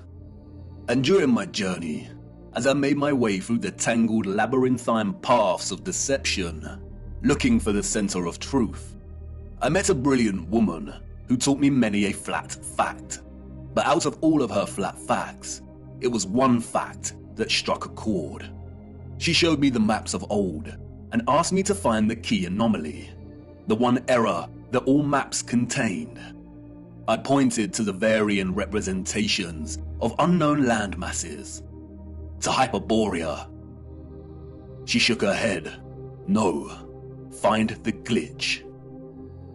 We live on a flat plane.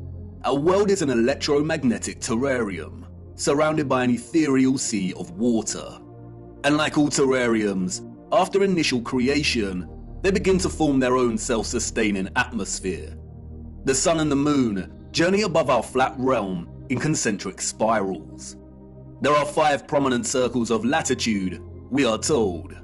We have the Arctic Circle, closest to the center, the Tropic of Cancer at 23.5 degrees latitude in the northern hemisphere, the Equator at 0 degree latitude, the Tropic of Capricorn at 23.5 degrees latitude in the southern hemisphere, and the Antarctic Circle.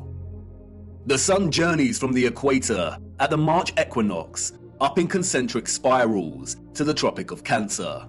When the sun is in this position, the northern hemisphere experiences summer and the southern hemisphere experiences winter, after which the sun turns and begins making its way back to the equator. The word tropic stems from the Latin word tropicus, which means pertaining to a turn. The sun journeys back, taking the same concentric spiral path, and reaches the equator again. It then keeps going and reaches the Tropic of Capricorn. When the sun is in this position, the southern hemisphere experiences summer, and the northern hemisphere experience winter. After a time, the sun turns and begins making its way back to the equator for the March equinox. The equinox occurs when the sun is journeying the circle of the equator, and those living along this line of latitude will see the sun directly overhead at a 90-degree angle at solar noon. The March equinox marks a season of spring in the northern hemisphere, and the September equinox marks a season of autumn. If you live in the southern hemisphere, this is reversed, and the September equinox marks spring and the March equinox autumn. It is important to note that the sun never reaches the Arctic Circle, nor does it reach the Antarctic Circle. It never reaches the poles. It journeys to the tropic circles and then turns back. The point at which the sun reaches its most northerly and southerly excursion relative to the equator is called the solstice. Solstice comes from the Latin word solstitium, which means point at which the sun seems to stand still. And indeed, many do note that the sun seems to stop on the solstices. And this is because, in a sense, it does. It reaches the most northerly and southerly excursion and turns back. But why the Tropic of Cancer and Capricorn? Who names these circles of latitude? Our historical ancestors did. They had clocks that not only told them the seconds of the hour, the hours in the day, but also the moment of dusk and dawn and the current phase of the moon. Their clocks understood the true time, the bigger picture. They understood the celestial clock. The stars above us, beyond our firmament, and in the waters above, revolve at a constant 1 degree every 4 minutes, from east to west, that is, anti-clockwise. This means they revolve at 15 degrees each hour. 15 degrees multiplied by 24 hours is 360, a full circle. The stars above are fixed. They do not stray from their anti-clockwise journey, but revolve and complete a full circle every day. Our ancient, historical ancestors knew this. They assigned the stars above into fixed constellations. They divided the 360-degree circle of the sky above into 12 divisional arcs of 30 degrees, in which each constellation of the zodiac resides in. They designated each constellation in each 30-degree arc with an anthropomorphic symbol, most of which are animals. Zodiac is an interesting word. Zodiac, the arcs of the zoo. Yes, the parallels with Noah's Ark are strikingly obvious. Each constellation of the zodiac moves from its fixed position in the waters above at 1 degree every 72 years. The stars in the circle above us are fixed in their positions, but every 72 years, the entire circle shifts 1 degree. This is what is called the precession of the equinox. Remember, each arc is 30 degrees. If we multiply 72 with 30, we get 2,160 years. It takes 2,160 years for the circle above to shift 1 whole arc. Astronomers call this an age, and this is what is meant by entering or the dawn of a new age. As Wikipedia tells us, the Tropic of Cancer and Capricorn were named such because many years ago, in the days before Christ, the days before BC, the sun was in the constellation of Cancer at the June solstice, and the sun was in the constellation of Capricorn at the December solstice. What does it mean for the sun to be in a given constellation during the solstice? It means a position of the sun in the sky at solar noon. Of course, during solar noon, we would not actually be able to see the stars in the firmament beyond. Therefore, to discern the sun's position relative to the constellations requires either 1, a thorough understanding of the stars and their positions above. Our ancient ancestors, we are told, created star charts and used devices such as astrolabes. Or 2, computer technology that is able to map and overlap the sun's position against the backdrop of the stars and constellations at solar noon. The sun's presence in the constellation of a given zodiac sign means exactly as it sounds. At solar noon, on the day of the solstice, the sun should be in front of a given constellation. Look closer at the zodiac wheel featured on the dial of these clocks. Here we see that both the constellations of Cancer and Capricorn are polar opposites to one another. These are the names of the two lines of latitude on the maps and that we use to discern the sun's most northerly and southerly excursion above our flat plane. All historical cartographic world maps display both these circles of latitude as Cancer and Capricorn. We see it here on Mercator's maps, on the Ortelius, on the Rouge, on the Urbano Monte.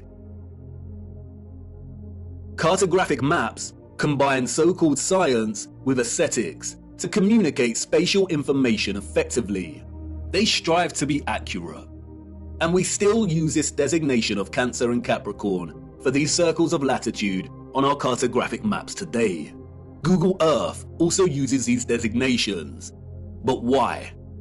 As Wikipedia states, when this line of latitude was named in the last centuries BC, the sun was in the constellation Cancer at the June solstice, the time each year that the sun reaches its zenith at this latitude.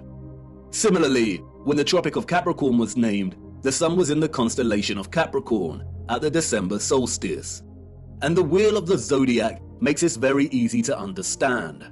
For instance, if the sun is in any given constellation at solar noon on the June solstice, then its counterpart on the December solstice will always be in the constellation opposite to the June sign. And this is represented with a straight vertical line. If, for instance, the sun was in the constellation of Aries at the June solstice, then it will appear in the constellation of Libra in the December solstice. If the sun was in the constellation of Pisces at the June solstice, then it would be in the constellation of Virgo during the December solstice. These signs are, in a sense, bound in their opposition to one another. And this is where it becomes interesting. The vertical line here represents the tropic circles and their respective constellations during the solstices, but they are governed by another circle of latitude, the equator.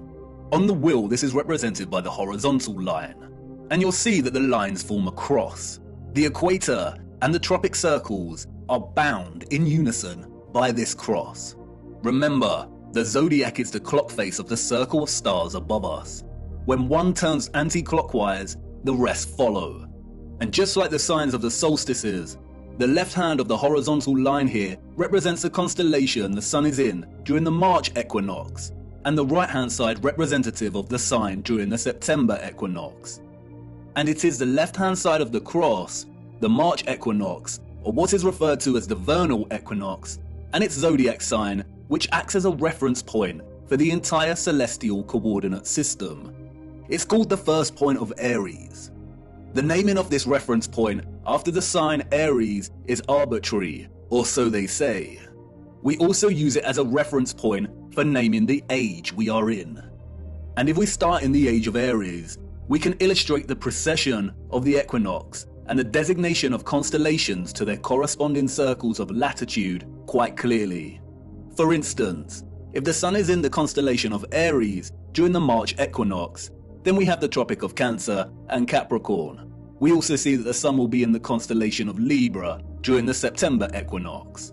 Now the stars above us are revolving anti-clockwise from their usual fixed positions at 1 degree every 72 years, and a whole zodiac arc every 2,160 years. So let's jump 2,160 years to the age of Pisces. The sun is, of course, in Pisces during the March equinox.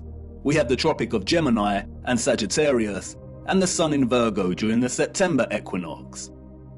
You'll no doubt have noticed that the wheel represented here turns clockwise, and that's because it's a representation of the constellations, as if your view was outside of the firmament and looking down on the stars. If you were standing underneath this wheel and looking up, it would rotate anti-clockwise. I am using the clockwise representation because it is the best way to illustrate the precession of the equinox. This rotation keeps shifting one arc every 2,160 years until the wheel makes a full circle, or what is known as a great year. Why is this important? What we see here, and what the mainstream narrative confirms, is that the tropics of Cancer and Capricorn occurred during the age of Aries. For the last 2,000 years or so, we have been in the age of Pisces. Remember, an age lasts for roughly 2,160 years. And we are now on the cusp of entering into the age of Aquarius. On June 2020, during the solstice, the sun entered the border of Taurus, and therefore the transition has already begun. And Google will tell you this yourself if you search. A new age, or a precession of 30 degrees into a new constellation on the March equinox, is not some new age, pseudo-spiritual fantasy of astrologists and yogis alike. It is an astronomical law of the stars above in the firmament, and you can track it yourself every equinox and solstice. It is a critical and integral component in the function of our realm. If we are entering the age of Aquarius, then that means that the sun has not been in the constellation of Cancer or Capricorn during the solstice for over 2,000 years, when our realm was in the age of Aries. All the old and current cartographic maps, and even Google Earth, represent these circles of latitude as a tropic of Cancer and Capricorn. There are no maps that present the tropic lines correctly as they should be in the age of Pisces, our current age. Wikipedia and other mainstream narratives of deception tell us that our ancient historical ancestors of horse and cart and copper chisels named these circles of latitude in the times of BC, and no one in the course of history that followed bothered to change the names of the tropics to their accurate designation. We are in the age of Pisces, and have been for over 2,000 years. The circles of latitude should be called the Tropic of Gemini and the Tropic of Sagittarius. And so what? What's in a name? But this brilliant lady, who taught me this flat fact, was patient. What's in a name? Everything. And until she said it, I didn't realize how stupid I'd been to overlook this. Maps are not just pretty projections of the landmass on Earth. They are practical instruments of navigation. Our ancient historical ancestors, we are told, depended on celestial navigation, on the position of the stars in the firmament above to guide their way when at sea. Follow the North Star. And if perchance their compasses failed, then knowing the map of the stars above would be critical. Believing that our ancestors just continued to use the designation of Cancer and Capricorn for the tropics that was established by their own historical ancestors, who belong to a different age entirely, is absurd. Celestial navigation would have been an essential skill set for anyone navigating their way across the oceans. And if they did have advanced technology, like we have our computers and GPS systems, then would they really be that lazy and neglectful to not bother designating the tropic circles to their correct constellation titles? Did they really invest so much time building the most advanced astronomical clocks only to neglect their maps? No, they did not. All these historical maps present designations for the tropic circles of latitude that are well over 2,000 years old. Why? And why are we still using this designation today? For you see, these maps, and all our maps, including Google Earth, are tools of deception. Where are the maps from the age of Pisces? The maps of the last 2,000 years? And could these maps actually be over 2,000 years old? It seems like someone does not want us to know the age we reside in, or wants to distract us from finding out just how important the precession of the equinox really is. This brilliant lady's flat fact leaves us with the following conclusions. The maps, all of them, Mercator and so on, are either 1. Original maps that belong to a period that occurred thousands of years ago and have been given false dates and narratives surrounding their creation. 2. Manipulated copies and versions of original maps that were created over 2,160 years ago. Or 3. They are all fake and created during the Great Reset of the last few hundred years to generate a false history and timeline and solidify the false historical narrative and the rise of Galilean heliocentricity. Out of all of these options, the second and the third are most likely. Cartographic world maps are not easy documents to create and establish. They require a solid understanding of our Earth's size and shape. They require a thorough understanding of the circles of latitude that are integral to the workings of our world. They require a complex understanding of the continents and land masses. These maps are likely manipulated duplications of maps thousands of years old, or completely fake. And we do see signs of manipulation, especially in regard to the landmass known as Hyperborea. We see Hyperborea in various maps of variant styles, and we are told that these are from the 16th century. But towards the 17th century, we see Hyperborea start to be erased from the maps. We see unknown land masses that are present in some of these old maps vanish entirely. And then it dawned on me, the message of this flat fact. We have no trustworthy maps, not a single one. We have no reliable source to show us the bigger picture of the realm we inhabit. I continued my journey, and as I ventured deeper into the forest, the path to the center that led me thus far was gone, and I could not turn back, and there lay no path in front of me. I became truly lost. How to know where you are going if you don't know where you are in the first place, if you don't have a map? All historical waymarks that I had invested some degree of trust in before were now completely unreliable and questionable. How much had been edited by the controllers? How much truth was left? What if all the maps were fake? Why are they hiding the maps of the last 2,000 years? We do not have one single accurate or honest world map. And like in all moments of being lost, right before despair takes hold, an unforeseen circumstance arose that set me back on course. I stumbled through thick overgrowth and out into a moonlit clearing with a small lake. At this clearing, I met a mysterious figure named Sturgios.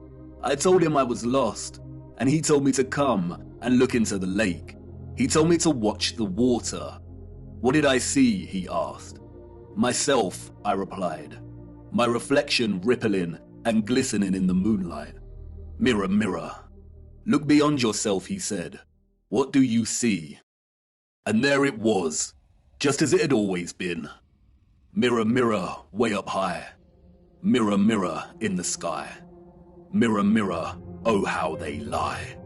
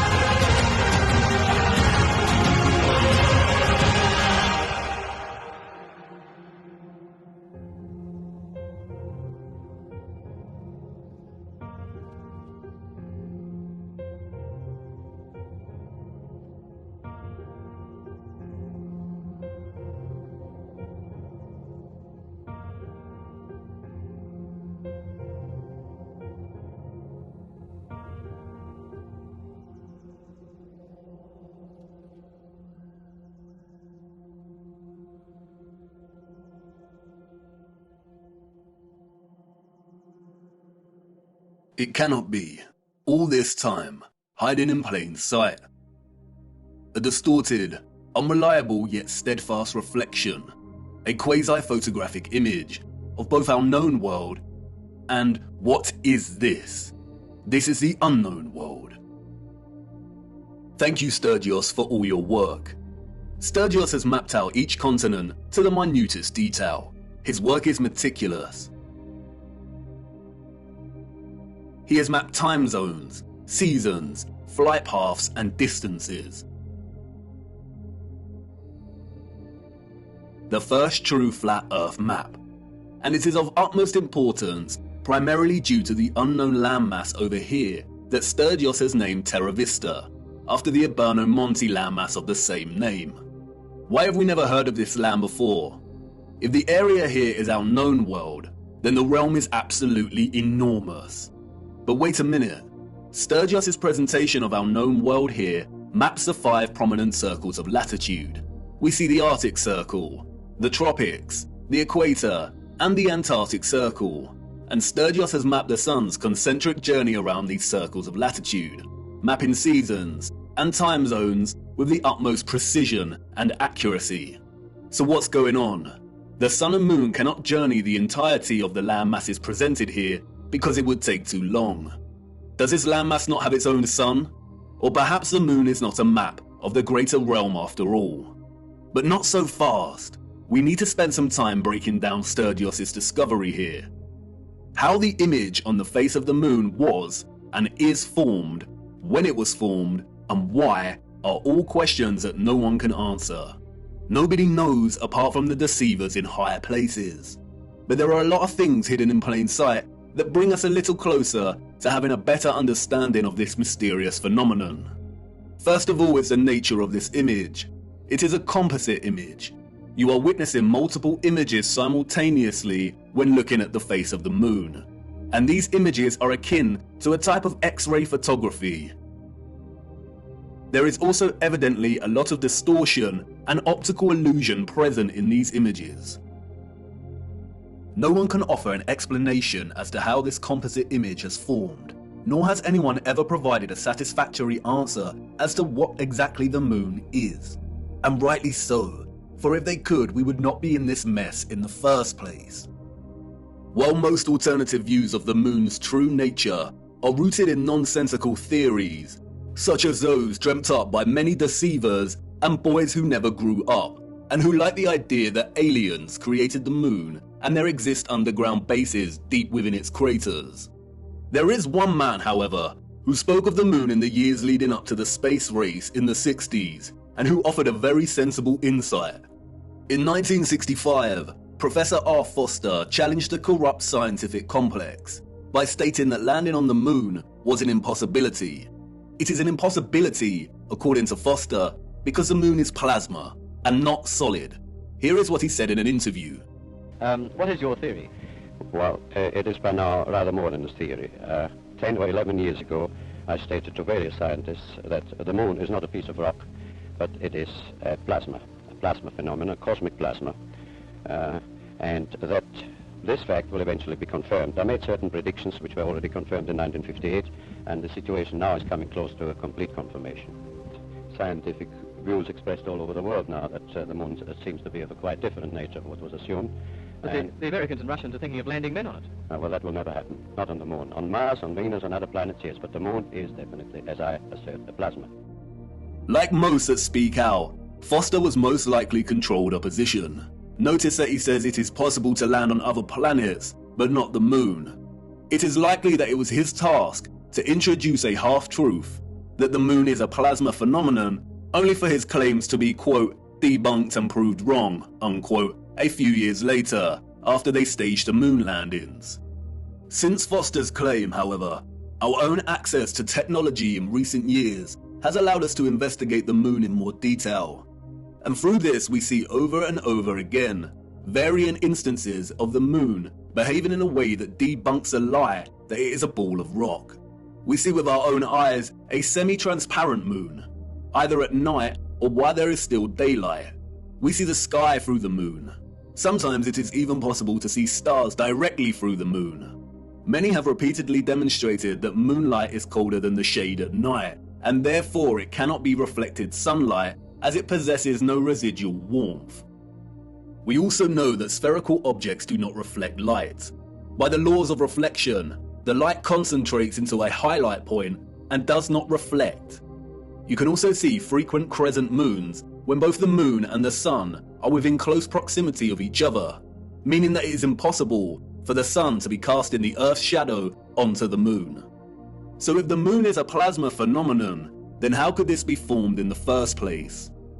It is in the appropriation and demonization of the symbol of the swastika that we find some very interesting insights.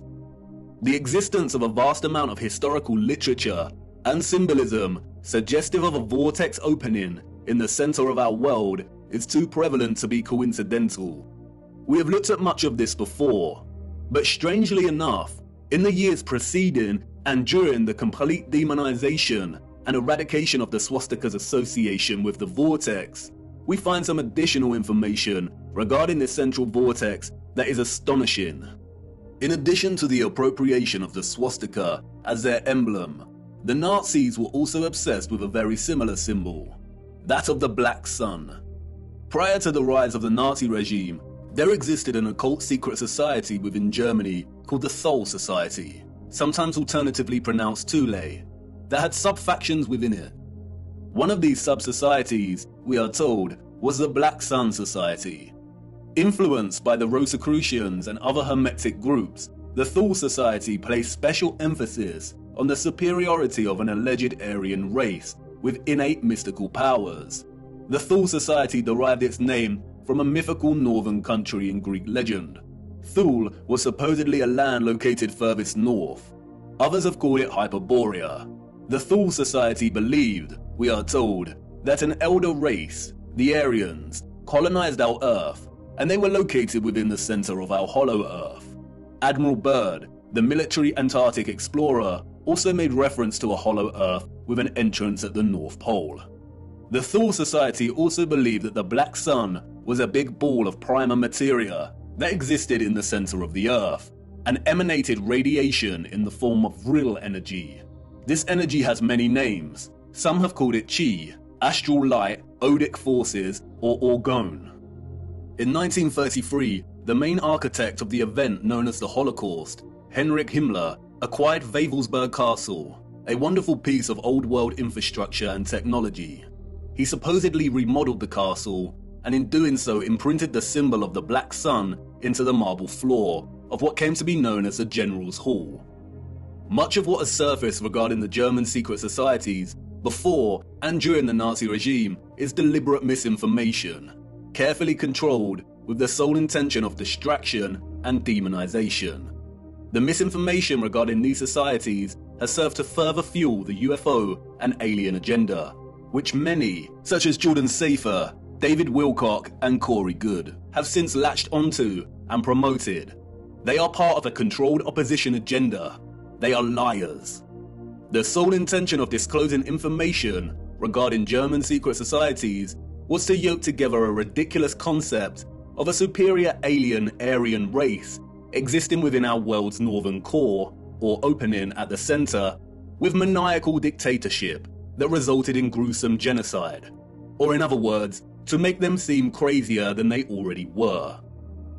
The controllers of our realm had to appropriate the swastika and eradicate its symbolic association with the Earth's central electromagnetic and physical vortex. And while I do not think there exists a black sun underneath us, if the notion of this seems absurd and far-fetched, just remember that the majority of the world's population have already accepted that there is some kind of dark sphere beneath them, acting as a source of our world's electromagnetic energy. Heliocentrism has convinced so many that inside their little blue ball hoax, there exists a spherical core of solid iron at a temperature of over 5,000 degrees. Their own black sun. Interestingly, they never represent this iron core with the metal's usual black or dark grey colour associations in their illustrations, despite telling us it is a crystalline sphere of solid iron. Surrounding the iron's solid core is an outer layer of molten iron, and it is because of this hot liquid iron, we are told, that the Earth has a magnetic toroidal field. And millions have accepted this, and these silly diagrams that resemble Satsumas, despite the hard fact that the furthest depth a human has ever drilled into the Earth is a mere 8 miles. The heliocentric model has to acknowledge an inner core energy source because it is in fact a reality, and our world cannot exist without it. It is likely that the notion of a black sun beneath us is more distraction, although it is not as absurd as the heliocentric Satsuma model. We will return to this later. What is important now, however, is that not only have we another instance of the concept of a black core at the center of our realm, and another reference to a central vortex and opening, but we also have reference to energy, or what the Thule Society called vril, radiating out of this opening. And if this is truly the case, then we have a theoretical model in which both the formation of the sun and moon makes complete sense. What I am going to try and convey now is complex, and I will do my best, but I need you first of all to forget every model of our Earth you have become familiar with. Things may not make sense at first, but by the end it will. Let's start with the realm and the firmament, and then a central opening.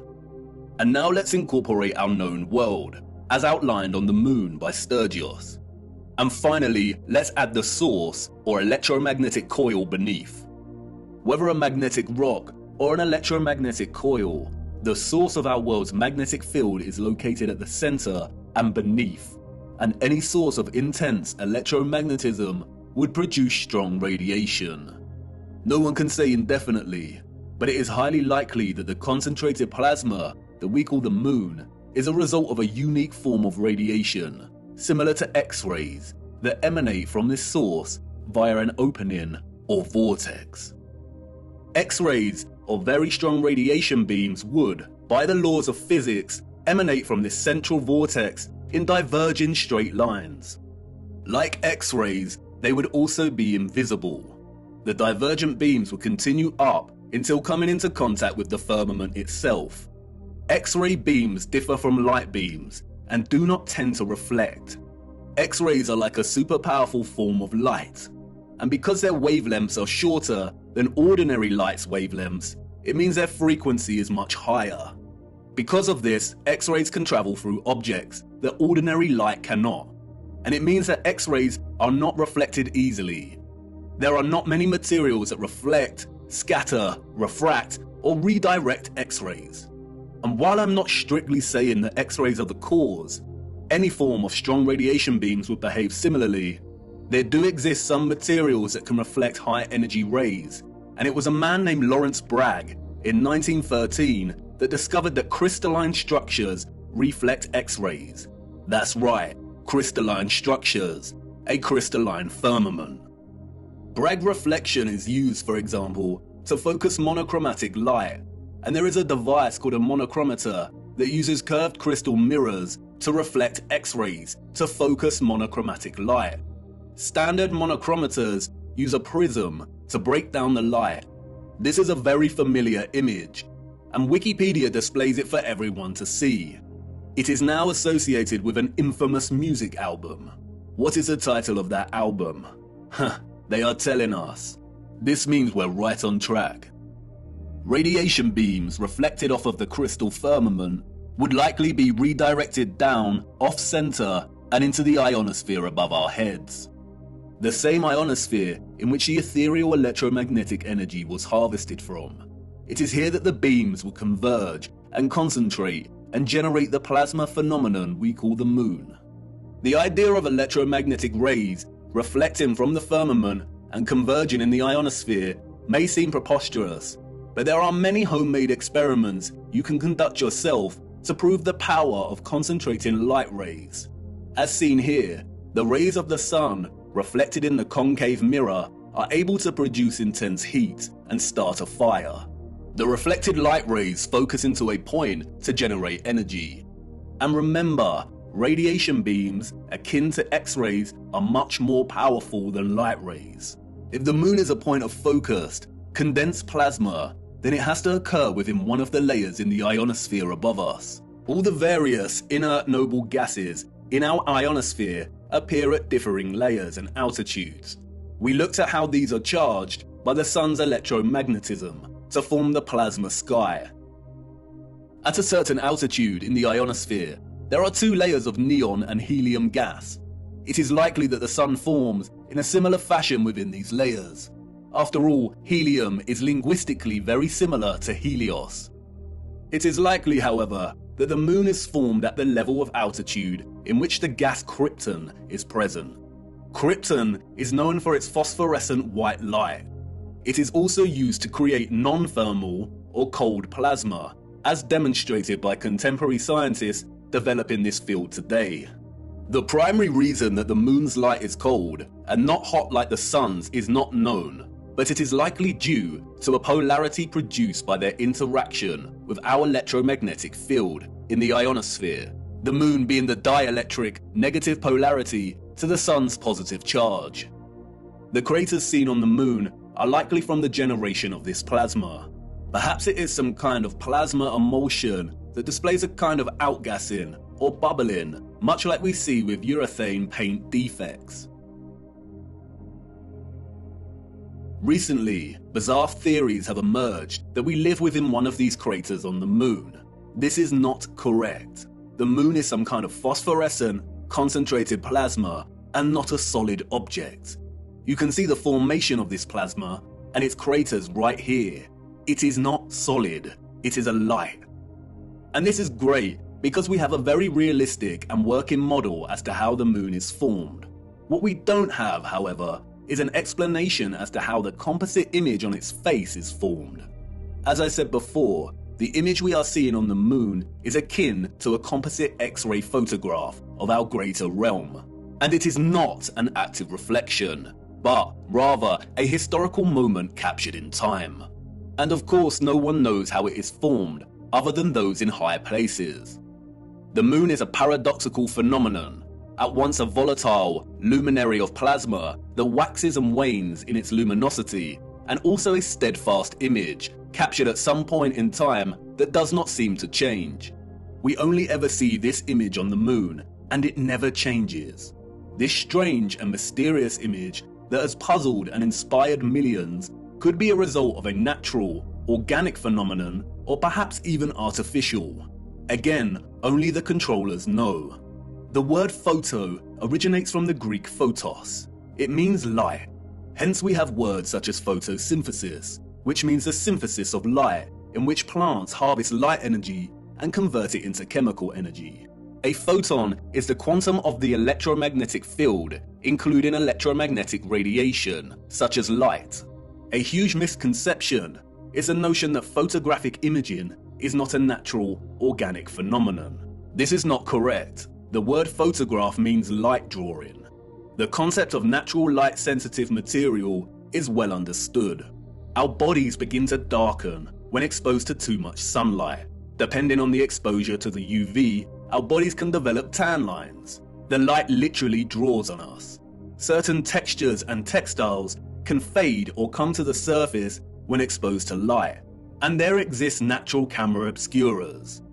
A natural camera obscura occurs when a darkened space with a hole permits light rays to enter from outside the space, resulting in a projected image of the space outside inside the darkened area. We can even see projected images of a solar eclipse here on the ground underneath a leaf canopy due to the holes in the leaves. Natural camera obscura was, of course, the inspiration for the early development of photographic technology. Interestingly, the noble gas krypton, the same gas present in our ionosphere, has been used for years, we are told, as an integral component in camera flashes for high-speed photography. It is also an essential component in hyperpolarized MRI scanners. There is also a possibility that the face of the moon is not a natural phenomenon, but was a result of an experiment. Photographic and X-ray films are created through a fusion of a gelatin emulsion with microscopic silver crystals. Because of this, exposure to light is able to capture an invisible latent image. During light exposure, the silver halide crystals grow to visible sizes, and this is what is called printing out the image. Microscopic silver was essential in producing traditional photographic images. Without it, the technology would not have been possible in the first place. Interestingly, in their alignment of noble metals with astronomical bodies, the alchemists designated the moon as having rulership over the metal silver. The birth of modern photography began in 1800, we are told, when the uncle of Charles Darwin tried to capture the image produced in a camera obscura. He discovered that by coating white leather with silver nitrate, he was able to partially capture real-life images. The use of silver nitrate was developed further by Louis Daguerre, who went on to birth the daguerreotype and modern photography. But what is interesting is that silver nitrate goes by another name. They called it lunar caustic, in homage to the alchemists' association between the moon and silver. It's also quite interesting that many Masonic representations of the alchemists depict the sun and moon as reflected rays. And what are the coincidences that the alchemists, who probably didn't exist in the manner we are told they did, associated the moon with the very metal in which traditional photography is impossible without? This is not a coincidence. Those of the old world knew what the moon was, and perhaps an older civilization that came before them and that were also technologically advanced had a hand in rendering the image on the moon. It's not that much of a preposterous notion, considering that we are continually experimenting with things on a cosmological scale today, staging fake rocket launches that sometimes get caught on the firmament, developing artificial suns, and some demons in higher places are even trying to find ways to dim the sun. Humans have always overstretched their ambitions when it comes to the luminaries, and I don't see why advanced civilizations of the past would have been any different. But how this composite image phenomenon came to be is not important for our journey. It's what it shows us that is important. And perhaps it is best to leave the moon shrouded in mystery. Whether a natural or artificial X-ray photographic image, what is important is its composite nature. The image we witness here is a combination of at least two fixed images that are superimposed upon one another. The first image we are seeing, as Sturgios' groundbreaking work has shown over and over again, is a skeletal outline of our realm's land masses, akin to an X-ray, and in a way we have never seen before. In this image, we see all the continents of land we associate with Earth, or what is more appropriately termed the known world, represented by the dark areas in the image. And we also see vast bodies of land and continents that we are completely unfamiliar with. Sturgios revealed that if you treat the moon as the mirror image it is, and flip its image like you would with any reflection, then you can start to map our known land masses with utmost precision. And this is exactly what Sturgios has done, mapping the known world captured in the moon down to its Great Lakes and deserts. The striking similarities between our known world landmass and that captured on the moon are far too exact for it to be any kind of coincidence. It has been right in front of our faces every single day, literally. It is likely that no one has connected the dots here before because of this particular unknown landmass, which Sturgios has appropriately named Lemuria. And this landmass is very important because we know that it does not exist anymore. Theories of Lemuria's existence as a lost continent have been around since the 19th century, with most plotting its location somewhere around the Indian Ocean. Those in the 19th century also spoke of another lost continent called Mu. They are one and the same thing. Old maps of Mu plot the land exactly where it is on the moon. And in 2007, Masaki Kimura discovered huge structures, including pyramids, castles, and roads, on the ocean floor, some way from Japan, a location very similar to where Lemuria is plotted here on the moon. The continent sunk years and years ago, and this is very useful because it means that this image is not an active reflection, but a moment captured in time before the continent sunk. The second image we are simultaneously witnessing in our moon is that of the firmament itself. Yes, you heard me right. The moon is the only known official image of our firmament. The face of the moon is a composite image, and we have to separate the images to fully understand what we are seeing. We have the landmass of the greater realm, and this is one image from one angle. And then we have another image from a different angle. I can only illustrate this by showing you. This specific area of the moon is primarily what gives the phenomenon its spherical 3D appearance.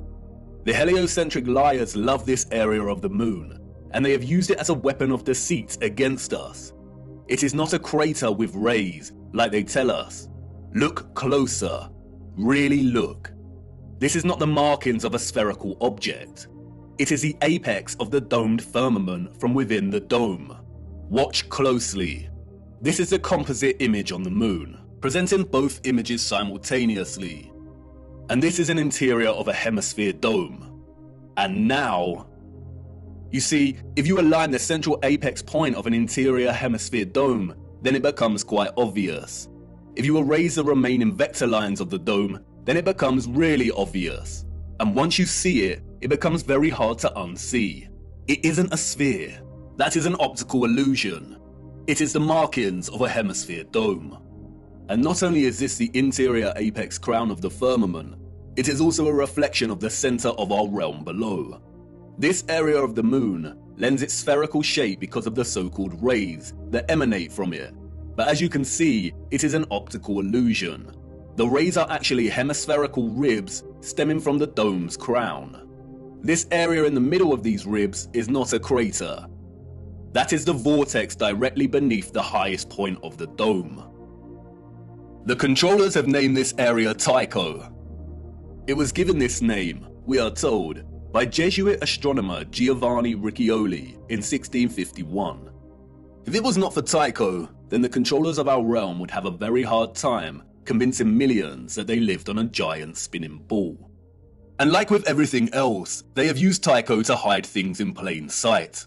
For instance, another 17th century Masonic astronomer named Pierre Gassendi called it Umbilicus Lunaris, the navel of the moon, which is interesting as Norse mythology uses the same simile of the navel to describe Vergelmir, the whirlpool in the center of our realm. Arthur C. Clarke's Space Odyssey, one of the most famous science fiction novels of all time, features a crater on the moon named Tycho. In the novel, scientists find that there is a strong magnetic field emanating from the crater and discover that it is coming from a black cube monolith buried 15 meters within the crater. A black monolith, a rupes nigra, a magnetic black rock.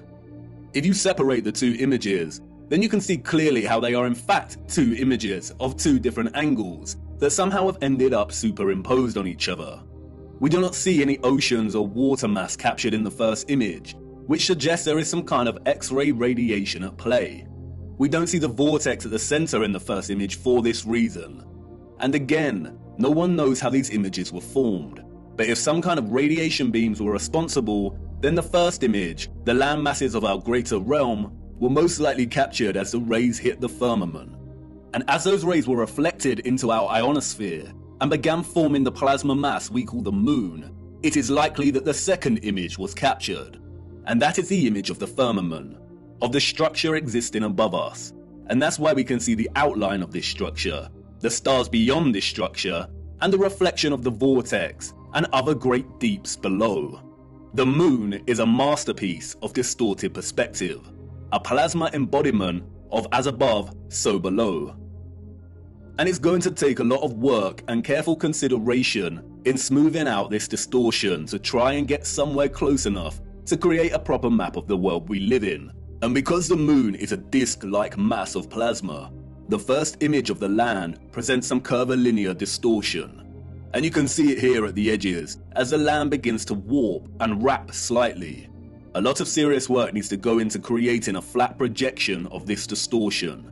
But it shouldn't be too difficult, because the distortion is only slight around these edges. And that's why Sturgios can map the circles of latitude, seasons, and time zones very accurately. A map without the distortion may look something like this. But important questions remain. If the central vortex is absent from the land image on the moon, then why has Sturgios plotted the land we assume is Hyperborea over here, which is not in the center? And what about all this other land? The sun and moon cannot journey above all of this land, as it would take more than 24 hours to circle all of this, and we know the paths of the sun and moon. And the big one, the one you've been desperate to ask about since uncovering the only map we have. Where is the ice wall that you flat earthers constantly bang on about? Let's start with Hyperborea. And here's where many flat earthers may experience cognitive dissonance. Although Sturdios has plotted Hyperborea here, there is no proof that this is the true Hyperborea. There are a lot of different land masses in this region, and we cannot be sure. It pains me to say that Hyperborea may not exist in the way we have come to believe. Mercator's Hyperborea is likely the work of the Masons to throw us off the real path. And this is what our purpose is all about, isn't it? Digging for the truth is difficult business, and as we dig deeper, we come to realize that artifacts we found before may not be as useful or important as we first thought. We all get it wrong, but stay with me, no need to despair just yet. It is very interesting that the Urbano Monte map was added to the Stanford University map collection and made available to the public in 2017, the same year that Flat Earth was gaining huge traction and people were starting to wake up. It's also interesting that it has been arranged as a planisphere. The huge individual sheets of this map were originally arranged as an atlas projection, but David Ramsey purchased the map in 2016, and the team got to work scanning each sheet individually and processing them digitally to wrap around a sphere. Perhaps the release of Monte's marvelous map was an attempt to keep flat earthers thinking Hyperborea was located at the North Pole, and to perhaps bring back any that were sitting on the fence and hadn't truly woken up yet. A very subtle act of manipulation. But why would they want the flat earth community to keep fixed on Hyperborea? I have some thoughts regarding Hyperborea, but first we must turn to the clocks. Those of the old world knew. They knew exactly the type of earth they lived upon, and it's displayed for everyone to see right here in the astronomical clocks. The zodiac dial here, or what is officially known as the ecliptic dial, on the Prague astronomical clock, allegedly constructed in the 15th century, does not divide its 30-degree constellation arcs equally. It is also off-center from the map behind and appears distorted, and so many clocks of the old world present very similar ecliptic dials. But let's look a little closer at this magnificent Prague clock. As you can see, the zodiac dial contains a border that presents a series of vertical lines. These lines represent a chunk of 5 days, and each zodiac section represents a month. Those of the old world use this dial to track the seasons, the phases of the moon, and to present the date. But in a realm of perfect circles, why are 6 of the 30-degree arcs here represented within a smaller space than the other 6? They all contain 5 subsections, so why are they different? As you can see here, the Prague astronomical clock presents the land of Earth in the middle. Why does the ecliptic dial need to be bigger and off-center with the representation of Earth? The official liars of our realm, the satanic controllers, have an answer, of course. They tell us it is because the ecliptic dial is a stereographic projection. Stereographic projection is a mapping function that projects a sphere onto a plane. All maps are stereographic projections. We have no accurate maps. Wikipedia tells us that the ecliptic plane is projected onto the face of the clock, and because of the Earth's tilted angle of rotation relative to its orbital plane, it is displaced from the center and appears to be distorted. The projection point for the stereographic projection is the North Pole. In their fabricated heliocentric model, the Earth has an axial tilt of 23.4 degrees. The controllers needed to invent the axial tilt to justify the entire spherical lie, to justify the seasons, the vastly differing climates, and to justify the absolute fixed position of Polaris over the true geographic north. The reason Polaris does not appear to move, they say, is because Polaris lies nearly in direct line with the Earth's rotational axis above the North Pole, the North Celestial Pole. Polaris stands almost motionless in the sky, and all the stars of the northern sky appear to rotate around it. Remember, everything in their model is moving at incomprehensible speeds. But we can see with our own eyes that Polaris remains fixed. If they did not invent the axial tilt, or what is known as the obliquity of the ecliptic, then they would have no way to justify this in their fairyland model of orbiting planets. Polaris does not move, it remains fixed. If you are in Iceland or America, you can film a star trail of Polaris, and it remains fixed. but it is not fixed directly overhead in these locations. The only place we are told to observe Polaris directly overhead at a 90-degree angle is the true geographic North Pole. You know, that place where no one ventures. And that's why they invented the tilt. They tell us that Earth's true geographic North Pole is tilting directly at Polaris, and as the Earth spins on its little axis, Polaris appears to remain fixed. They tell us that the star's steadfast nature is an optical illusion, but their lies fall apart swiftly when you consider that the entire constellation system of the stars above remain constant. We always see the same stars and constellations. If Earth was spinning on its axis while orbiting the Sun, and the Sun was zooming through our galaxy, which is also moving in a bigger universe, would the precession of the equinox really be that predictable? Would the constellations of the tropic circles of latitude really appear with such consistency in union year after year at the solstice, or would it appear a bit more random? They are liars, and we all know that water does not lie. Resting water does not curve or convex. For you see, the satanic controllers are masterminds of reverse engineering. The celestial zodiac ecliptic dial is not a stereographic projection. The entire heliocentric model is reverse engineered science, and they had to start at Polaris and trace their steps back to ensure they justified its fixed, immovable position and made sure it was compatible with their globe. The Prague astronomical clock has been altered drastically over the last 200 years. It suffered fires, been restored and altered, and you can see that here in the way the projection of the Earth behind the clock has changed over time from a flat map to a bulging, unsightly sphere. But look, when you align the ecliptic dial with the map of our greater realm, then this all starts to make sense. The zodiac constellations appear distorted, despite all having 5 equal subsections, because our location is limited within a portion of the greater realm, and this governs our observational perspective of the stars. The shape of this dial has nothing to do with an axial tilt. It is designed this way to reflect our known world within this magnetic field pocket. The realm is much larger, and therefore the firmament and circumference of the fixed stars in the water beyond is much larger than the circumference of our own magnetic field. Polaris is here, above the center, and this is so important. They tell us that our magnetic North Pole is separate from what they call true geographic north. Our magnetic North Pole is moving. How can that be? Is that just another one of their lies? No, it is not. It is a half-truth. They tell us over the course of a century, the magnetic North Pole has moved from its location, just above Canada, to near Greenland, and is now en route to Siberia. It is moving fast. Why? The symbol of the swastika and the black sun offer some clues as to why.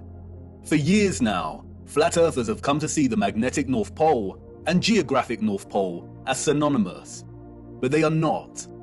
As you know, the swastika symbolizes the vortex, but the black sun takes its symbolic message further. The central core circle here represents the iron core, the black sun, or what the fictional Mercator called the Rupes Nigra. But look closer. There is another ring outside of the central core. Remember, the black sun is the energetic core inside of the vortex. And remember also that in the heliocentric model, they acknowledge that the Earth's core is a solid iron sphere, but there also exists an outer core of molten iron liquid. They also tell us that this liquid outer core is responsible for producing our moving magnetic field and poles. This is why the pole is moving, because the magnetic field is not emanating from the solid core, but from a volatile outer core. This is what the second circle here represents. And like everything heliocentric related, all you need to do is apply common sense and flatten the curve, and things start to make sense. There is not a spherical outer core, but some kind of electromagnetic coil, perhaps even made of molten iron, surrounding the central solid core. At the core we have a vortex opening, but the actual volatile energetic source is beneath. The central core is akin to a central clock dial. It's solid and remains fixed, and everything else moves around it. but it is also the keystone responsible for this entire movement. Everything surrounding our world moves. The stars above move, the sun and the moon, and the electromagnetic outer core under us, and all the while the land itself and central solid core remain stationary. And not only does this outer core move and take our magnetic North Pole with it, but it is highly likely that it moves in accordance with the precession of the equinox, in time with the stars above as they move from their fixed positions, which means that it probably moves 30 degrees of the realm's circumference every 2,160 years. The North Magnetic Pole is slowly moving, and it is as natural as the sun and moon's concentric journey above us. And this is why the symbol of the black sun is a 12-spoked wheel. Each spoke represents a fixed constellation of the zodiac. Each section is an individual age. And the result is a situation like this. Every 2,160 years, our North Magnetic Pole circles the inner solid core and vortex by 30 degrees. This is why the pole has moved from Canada and is en route to Siberia. It is traversing the outer central circle, or what is more appropriately termed the magnetic circle. We live inside of a perfect clock, inside of God's clock. The sun and moon circle our magnetic North Pole, which is situated roughly at the center of our known world's landmass.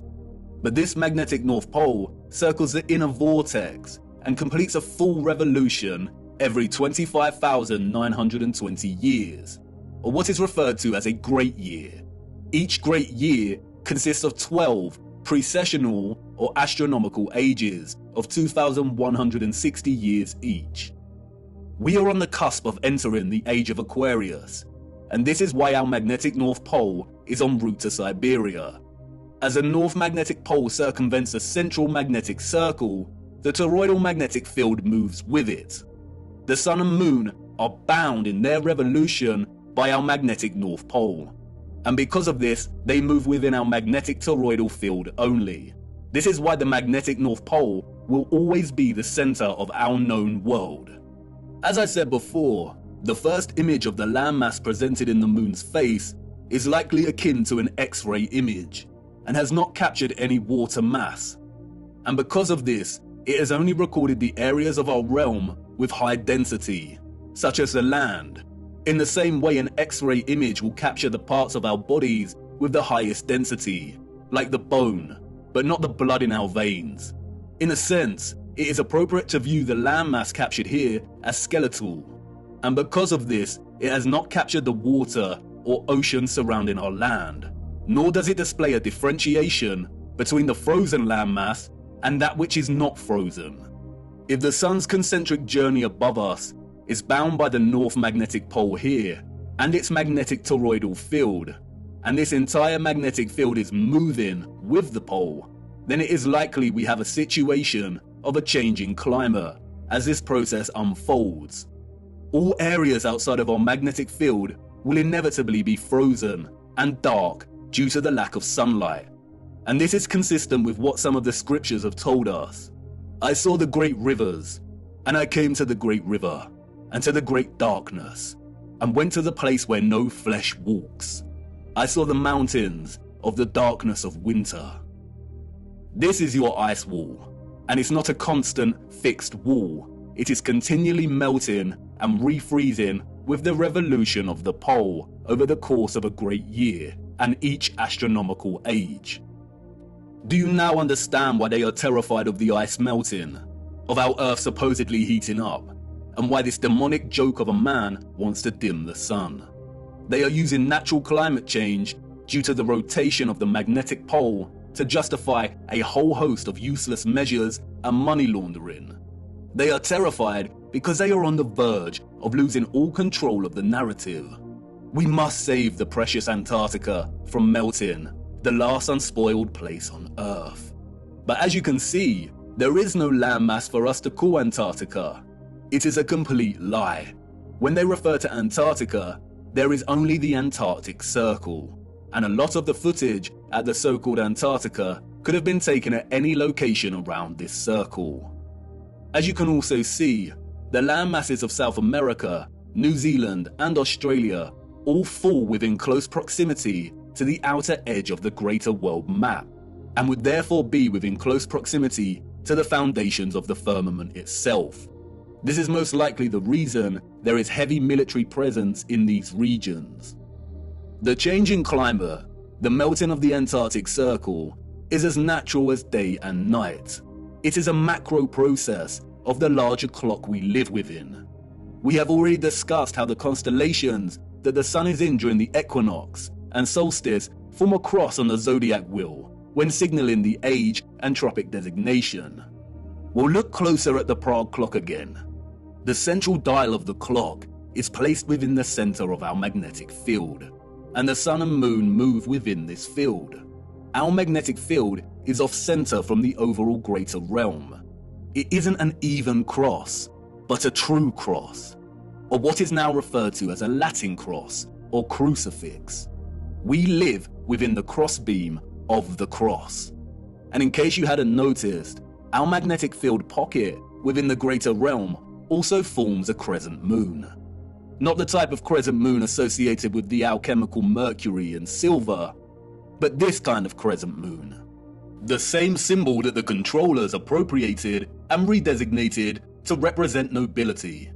The cross and crescent are natural expressions inherent in the workings of the timepiece we live within. They are natural expressions of God's clock. And we got it wrong. Polaris is not situated 90 degrees above our north magnetic pole, in the region we call the Arctic, home to Greenland and Iceland. Polaris rests above the vortex at the center of the greater realm.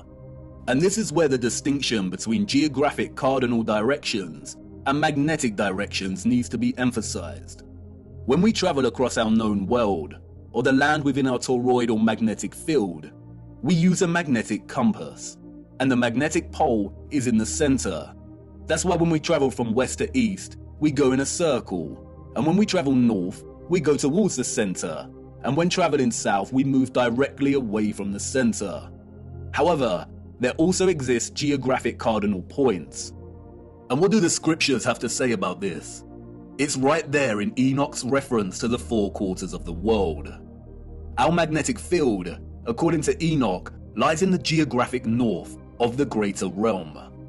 And the first quarter is called the east, because it is the first. And the second, the south, because the Most High will descend there. And the west quarter is named the diminished. And the fourth quarter, named the north, is divided into three parts. First of them is for the dwelling of men. The second contains seas of water, the abysses and forests and rivers, and darkness and clouds. And the third part, the garden of righteousness. The vortex is in the center of the realm, or what is more appropriately termed true north. The X-ray image of the land on the moon map does not display this vortex, but, as discussed, it is present in the second image of the firmament. At the crown of the firmament, we see it reflected, the navel of the world. It could be that the garden of righteousness that Enoch refers to, and what is also known as Hyperborea, is located right where Sturgios has plotted it. But this land is not the true north or central vortex. That can only exist in the center. And as stated before, there is some curvilinear distortion present in the composite image on the moon's face. I have used my little colourful map here strictly for illustrative purposes. I am not a map maker, but I did attempt to smooth some of this distortion out. Let's hope Sturgios tackles the distortion. And in both my quick attempt and the actual moon map, we do see a body of land right in the center, right here. Perhaps this is the garden of righteousness, surrounding the central vortex. And perhaps Enoch's reference to it being located in our northern quarter is because it can only be accessed from within this quarter. Who knows?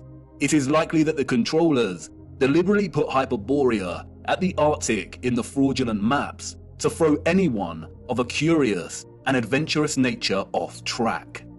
If someone set out to find true north, using these maps, they would fail. And because of the distinction between magnetic and geographic direction, finding true north would be a monumental feat, even without their deceptions.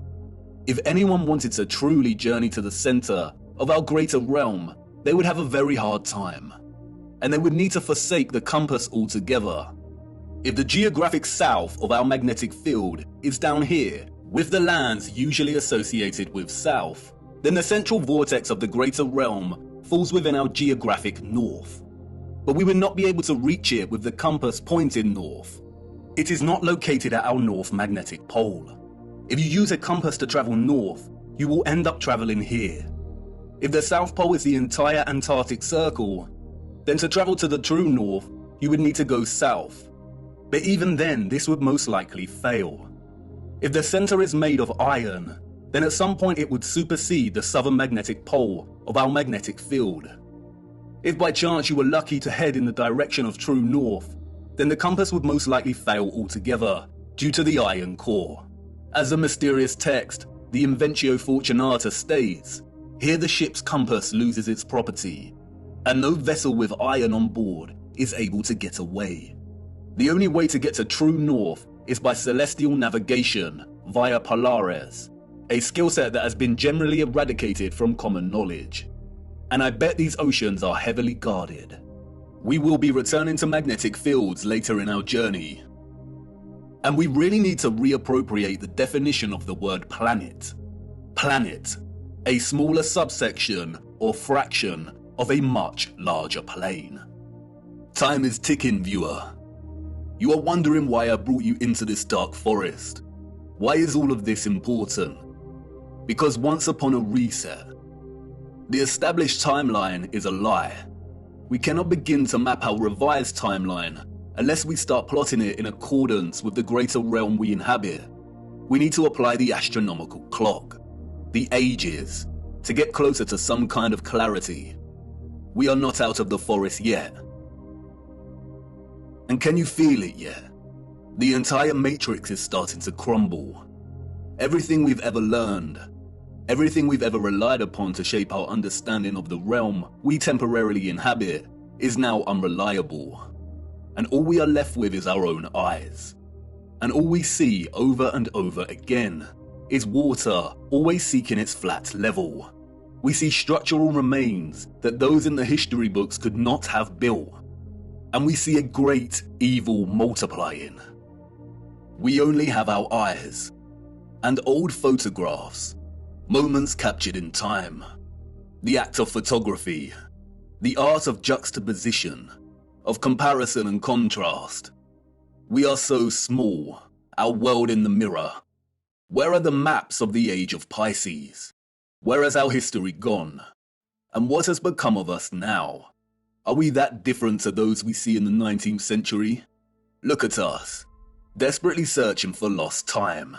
Our boots caked in mud, our entire days spent digging through the deception. Digging and moving the mud. Frantically digging. Tired and aching, but not giving up. And what do we find? The same things that our ancestors of the 19th century found. Glimmers of glory, of beauty, of pain, and wonder that remain stubbornly silent, offering no explanation for its existence or how it came to be. Old photographs and such glory. I haven't shown you just how impossible these structures are yet. The only thing these people have ever built is the lie, brick by brick, and I need to show you how they did it. Our world in the mirror, once upon a reset.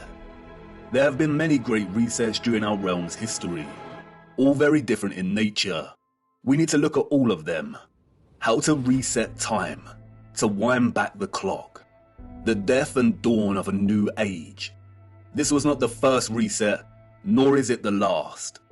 It is happening again right now. Empty cities, such quietness. There is a war going on back home, viewer, and most haven't even realized. A peculiar and irregular type of war. Silent warfare, information warfare, biological warfare. A war as old as time itself. A war between the forces of light and those of darkness. And we're caught in the middle, on the cusp of the dawning of a new age. A war for Aquarius. the water bearer. Watch the water. And for us who fell in love with the truth, and who have resisted the darkness, we've had the armor of God on now for so long. How many of your friends and family have deserted you? How many of them left you stuck in the mud? And you've remained steadfast. But it's time we took a stand and became very loud. It's time to draw the sword of truth. The blind are going to need us because nothing can stop what is coming. The legend of Offerus, bearing Christ, bearing the truth so it can reach the masses. I will try my best to continue our journey, but as things become even darker, the lights will inevitably go out, and our journey may end here. But you have more than you know, more than you need. You've seen enough deception. Do not believe a single thing they say. We have to try and keep moving.